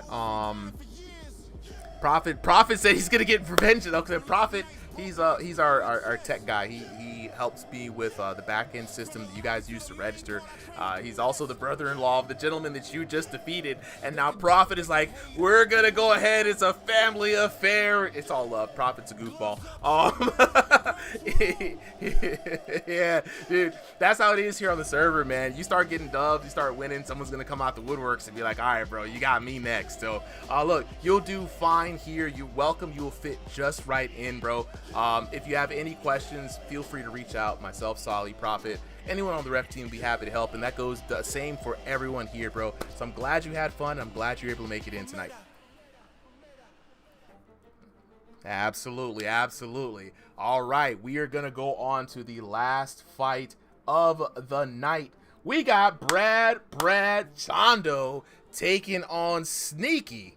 Hey, it's a fun name to say, bro. Like, a lot of these names are fun to say. I can't wait till we start calling them officially. You know what I mean? Bobby Backup says, yo, how do I join? I got you, Bobby, before we start. First things first, very easy. Join the Ringside VR Discord. I just dropped the link there in the chat. Once you join, just type in /register. Button's going to pop up over the text box. Click that registration button. It'll take you through a web page. Sign up, register for your profile. That is going to enable you to sign up for all of our events coming up. So on Thursdays, it's going to be your next time to jump in on a card, 7 p.m. Eastern Standard Time. We're doing King of the Ring, followed by Sunday, which is going to be our exhibition card, right? So /sign up, 7 p.m. Eastern Standard Time on Thursday, and /sign up again for 3 p.m. Eastern Standard Time on Sunday. Pay attention to the announcements channel, guys. We drop announcements on whatever day is an event day. It shows you what time to sign up, where to go, etc., and you can always ask a ref. But with that being said, let's go on ahead to the next and final fight for the night. In the blue corner, we got Brad Chondo taking on Sneaky in the red corner. Both of these VR boxers are fighting in that stationary room space. Brad Chondo and Sneaky both fighting out of the North American East region. Brad Chondo coming in at 5'6" tall. Sneaky 5'3" tall. Both of these VR boxers in that unranked to 1500 elo. Another good fight. Brad Chondo got something to fight for, looking for some vengeance here. Solly, let's see how this last fight of the night will unfold. Well, chat thinks 80% in favor of Sneaky. Let's see if they are right, or if Brad Chondo is going to have an interesting debut. Interesting. We already saw a pretty interesting one earlier, so let's see which of the previous two fighters' debuts he tries to mimic. And already more punches thrown. I'm just kidding. That was a great. That was honestly a great. I love seeing like new fighters come in here, and so anytime someone comes in at any level, we might make some jokes here and there, but like honestly, we thrive on the fact that like you can come in here with like a 3000 elo, and you can come in here being like, I just bought the game today. Absolutely. I'm updating Sneaky shorts here. He looked like he had the green shorts, rocking that brown tonight. That's crazy. I remember when we had the PKO, we didn't have brown trunks, and Pooper was sad. And now we have brown trunks, and there's no PKO. So it is what it is. We are back at it, I think, now. There we go. Got it updated. Sneaky in the brown trunks. Brad Chondo here in the black trunks. Brad Chondo, very interesting stance. People have this kind of like, people have colloquially just named it the Philly shell in the game, right? Even though it's hard to actually use the Philly shell, right? very interesting how he has his hands away from his body, right? It's going to be able to allow Sneaky to get in some sneaky shots in there. Not as protective as it may seem at first, right? I think right now, looking at it, man, pretty much you might as well just have your hands down. But if you can keep it agile and move it, then it becomes very effective. And I've seen you use that to an extent there, Solid. Yeah. I'm going to call it the Camden shell, right? Because it's close to Philly, but it's not quite. Type shit. Yes. But so far, we're seeing it being used very effectively. This is a very even fight, but so far, does look like the damage is going in favor of who is that? Not Brad Chando, right? Sneaky. That's Sneaky in the Sneaky. brown trunks. Yeah, Sneaky is able to.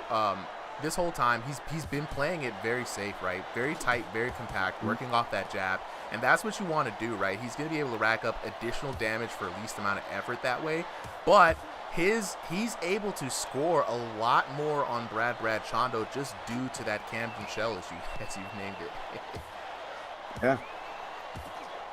It's working. Again, he's hitting with big power. I saw some shots go as high as 60, but on average, he's hitting in that 30 to 40 range, which is right where you want to be. Brad Chando, though, finally landing a good jab there. 56 damage coming across. Very nice. Daniel Gallus. And it shows you. Yeah, what did you say there, Sal?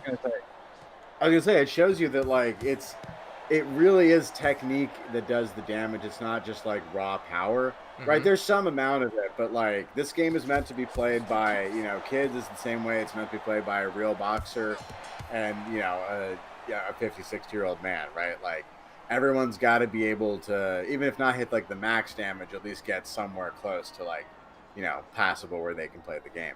100%. I mean, speaking of playing the game, Daniel Gallus says, funny thing is I did buy the game just today, and already after a few fights, I can't stop playing it. It's a very addictive game, man, and it's so addictive. You'll lose so much weight just having fun. He said, bro, I'm 37 years old, and I'm doing work. Hey, Daniel's another unk like the rest of us, bro. Hey, welcome to the club, bro. Welcome to the club.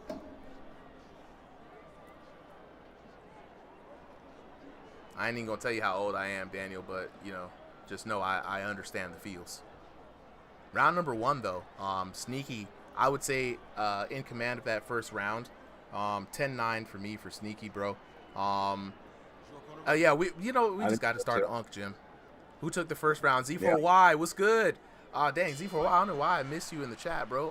Z4Y, I would say that Sneaky took that first round in the brown trunks, just by a hair. But that doesn't mean that he's in control of this fight right now. I think right now Brad Chando has a really good chance with some adjustments to go ahead and take this command, because he does hit for damage, Solly. But so if you're Brad Chando, man, what's your strategy for adjustments here from what you've seen from what Sneaky has had to offer? So Sneaky is being very patient, right? Like you said, he's hiding behind that guard. He's popping out just at the right times, quick, snappy, and then right back into a responsible defensive position, right? So there's not a lot of openings. First issue I see for Brad Chando, no body shots, right? Everything is hunting at the head. And again, sometimes he hits and lands for like a good 30, 40 damage, but he's throwing like 6 shots to do it. 4 of them get blocked, one or 2 of them miss, 1 lands, and he eats like, 3 shots in exchange. Whereas, again, that body is an open target, and again, especially for slippery fighters like Sneaky here. And Brad Chando hit himself at the bad side of that red bar. Yeah, look, Sneaky confident. He's like, bro, come on, come at me. And it was crazy to watch that taunt work, where you're the one on the red line, but you're being told, come on in. You know what I mean? What do you do at that point, right? It's intimidating. And again, like in theory, you should be like, fine, I'll recover and like come back fresh. But it's like it definitely takes a moral wound, right? Like we haven't said it in a while because we focus on all the new mechanics, but emotional damage is real as it ever was in any video game, VR or otherwise.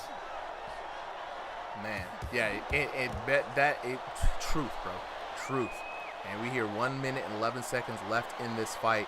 Brad Chando putting up a good fight, but Sneaky now going from first round control to now mid-round control here. He's looking really good. But Brad Chando, man, he's got some power behind those shots, man. I'm seeing that big 62 hook followed by another 44. He's there. He has the ability, but it's just like you said, Solly. If he could just go for the body a little bit, you know what I'm saying? He's quick. Try to get some of those shots in other places and just make Sneaky think a bit more. He could definitely turn this around. He's got the potential to do it for sure, but right now he's in a disadvantaged position. And, you know, the first step of digging yourself out of or getting yourself out of a hole, right, is stop digging down. Yeah. Right, you gotta stop the bleeding. Whatever mistakes you're making, patch them up. It doesn't got to be perfectly right, but enough that you've got at least something to follow up with. There it is. He smells blood and he says, "I'm going for it." Yo, lore moment here. The pooper in the chat saying Sneaky is my best disciple. I was wondering where the brown truck is. The PKO gym still a fake pooper? Is PKO still alive? Is it like Cobra Kai? It says it is. It's a server now. Yo, let's go. Big poop. You know what I'm saying? Hey, that's growth right there. That's dubs. They finally got your brown shorts in there, pooper. Mm-hmm. It's just for you.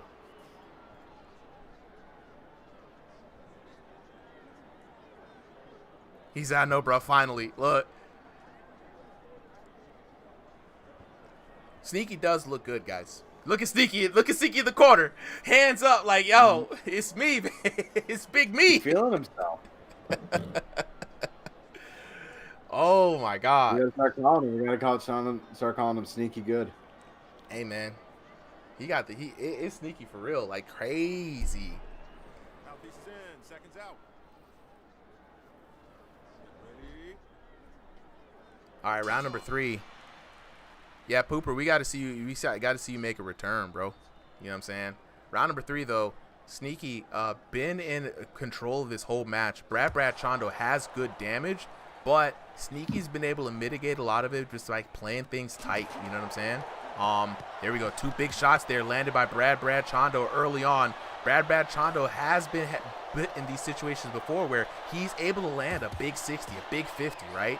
And you can see the red line, he's starting to build up there for Sneaky, but at the same time, the damage just isn't the level of consistent that is necessary to keep Sneaky hurt. And this is why the jab is so essential. And again, Brad Chando is not doing it, right? He's going for big power shots. And sometimes he lands 1 or 2, right? And he gets Sneaky into that dangerous red zone where it's like, okay, 1 or 2 more will knock you down. But because he's got no jab, no short intermediate shot that's more reliable, he doesn't have any good reliable way to put the bleed on, right? Only 1 out of every 5 of your shots is going to land. Then there's a good chance that you'll pass like 4 or 5 seconds, and that red bar is going to go all the way back down. Yeah, it's very tricky, man, and just, you know, I know we always say this, but like keeping the red line up is not as easy as we say it is. It's just smart to go for. Right. If you can do it, great. It only leads to benefits. But if you can't do it, don't sacrifice the winning strategy over it. 100%. Brad Chando in a big world of hurt, but he has been doing a lot more. He's been doing a lot more damage overall, I think, in this round, or a lot more work. I think he's just finally setting into his groove, whipping out that jab there. And honestly, man, Brad Chando working off the jab a bit more to set up these big shots, not a bad idea because he's able to land. And that jab would have probably been the key to keeping that damage on Sneaky. And there it is. We're getting towards the end of this round, and it is dominatingly in Sneaky's favor. Brad Chando, though, again, like, still throwing the fight, still looking for things, still using the... And again, this is a point where you know you're going to lose the rest of this round on damage, most likely. As long as you don't get knocked down, right? Use it to discover some things, right? Don't reveal your secrets, but see how they see how they react to something. See if you can start spotting a pattern. Right, because like that round is lost. As long as you're able to learn from your mistakes, you'll be okay later. Oh yeah. Just a note for everybody. I see it in the chat, wondering if they can go back and watch their fight. The VOD will exist always on Twitch and on YouTube. The VOD is always there. Every VOD is there. Every once in a while, we'll pull out a key fight, but we will not be resuming content for a little bit of while on those individual videos until the league starts up. But I do keep the VODs up for everybody. And there we go.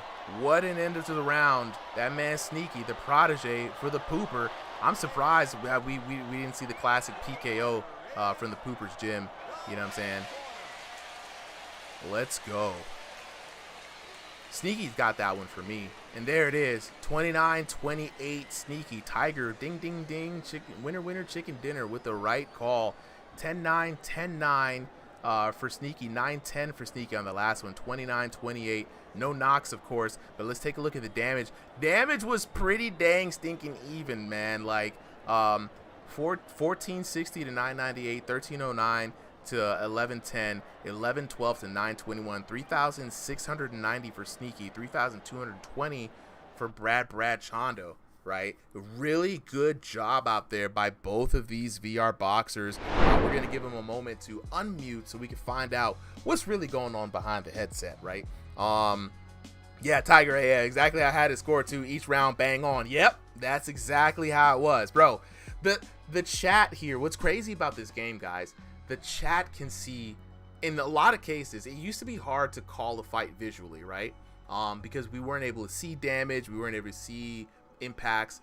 Over the months, the buffs, the changes, the damage system, it's been really good, right? So I think that the fact that the chat can look and call the fight as well is a really good kudos to the developers. For everybody who's out here right now who's like, yo, how can I get put on?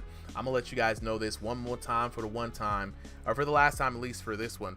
The first thing you got to do, join the RingsideVR Discord. I just dropped the link in the chat. When you join the Discord, you go in there, type in /register. That's gonna allow you to register yourself as a fighter with RingsideVR.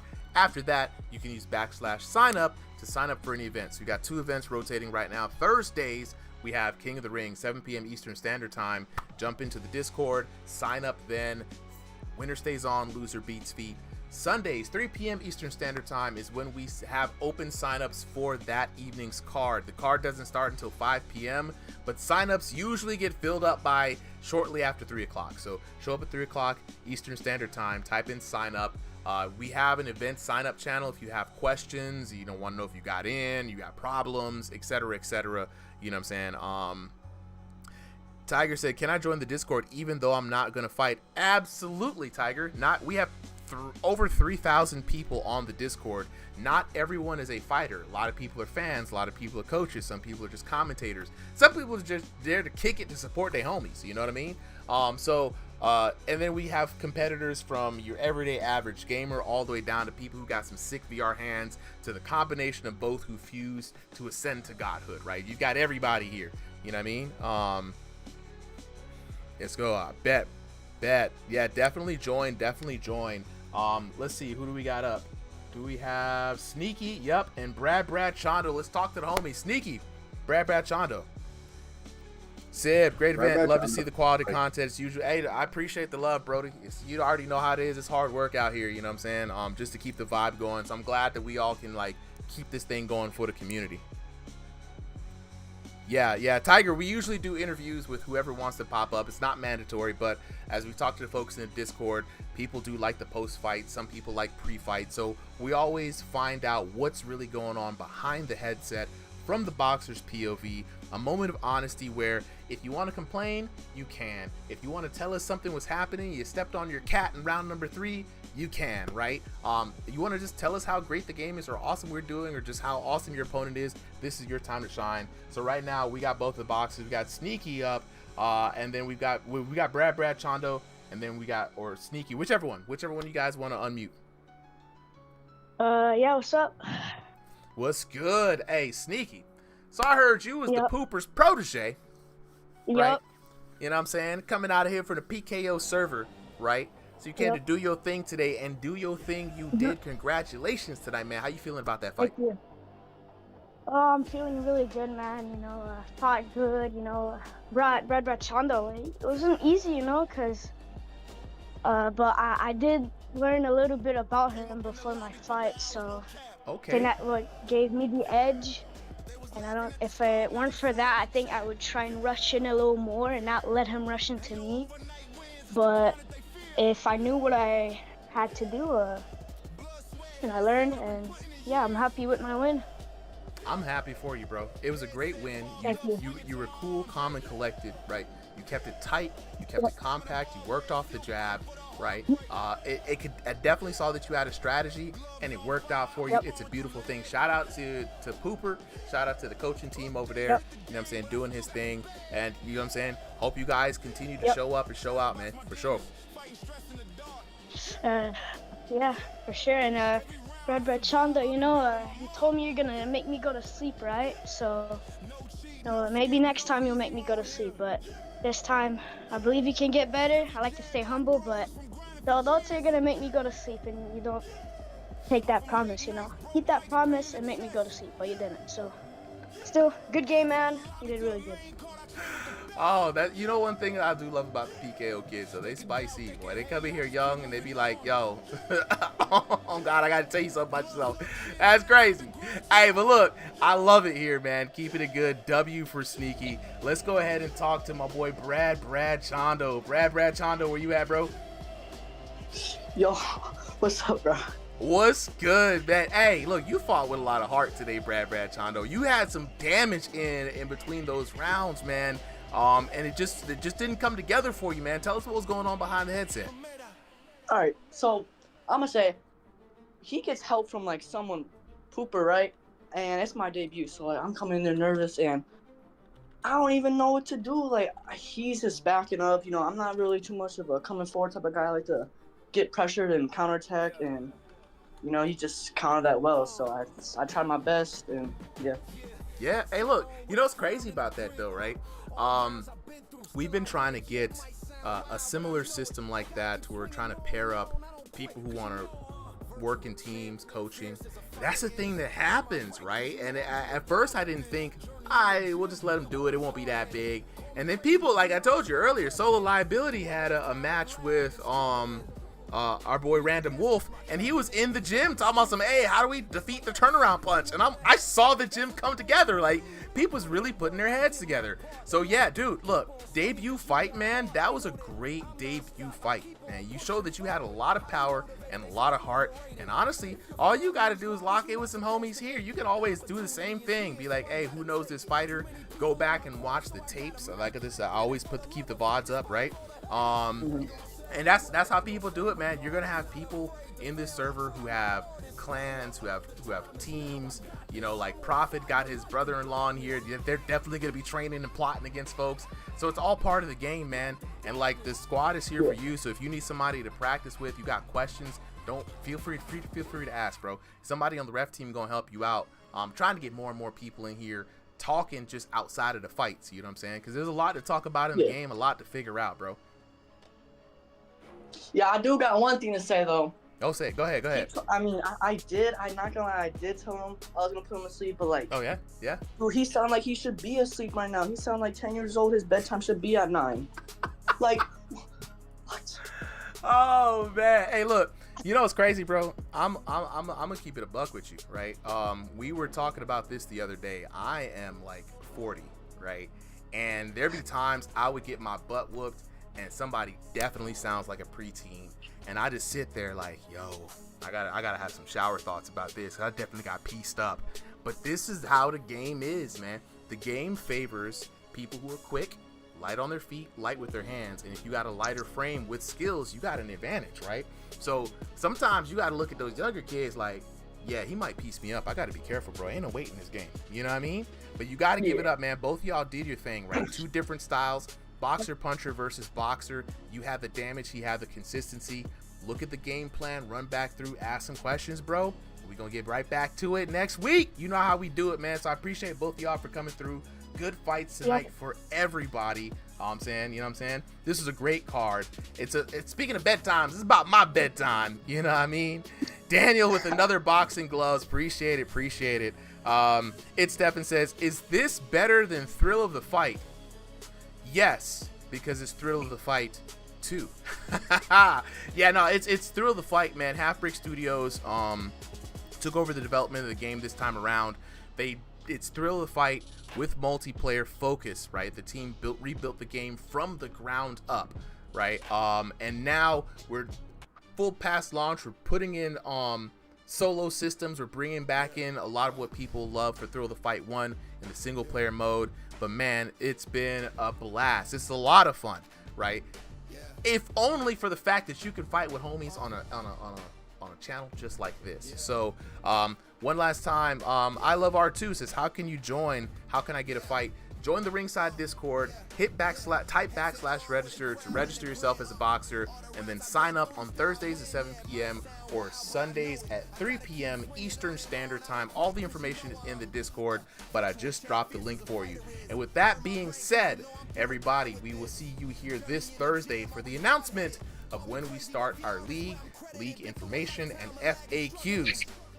You all have a wonderful night and a wonderful week. This is your boy Super M signing off. Big shout outs to all the boxers, the squad, everybody here who came out here. Prophet, Solly, Solo Liability, you know what I'm saying? Tornado, everybody who showed up and showed out. Trend in the chat, all of y'all homies for sticking through. This has been another great night. I'm gonna holla at y'all later. Peace.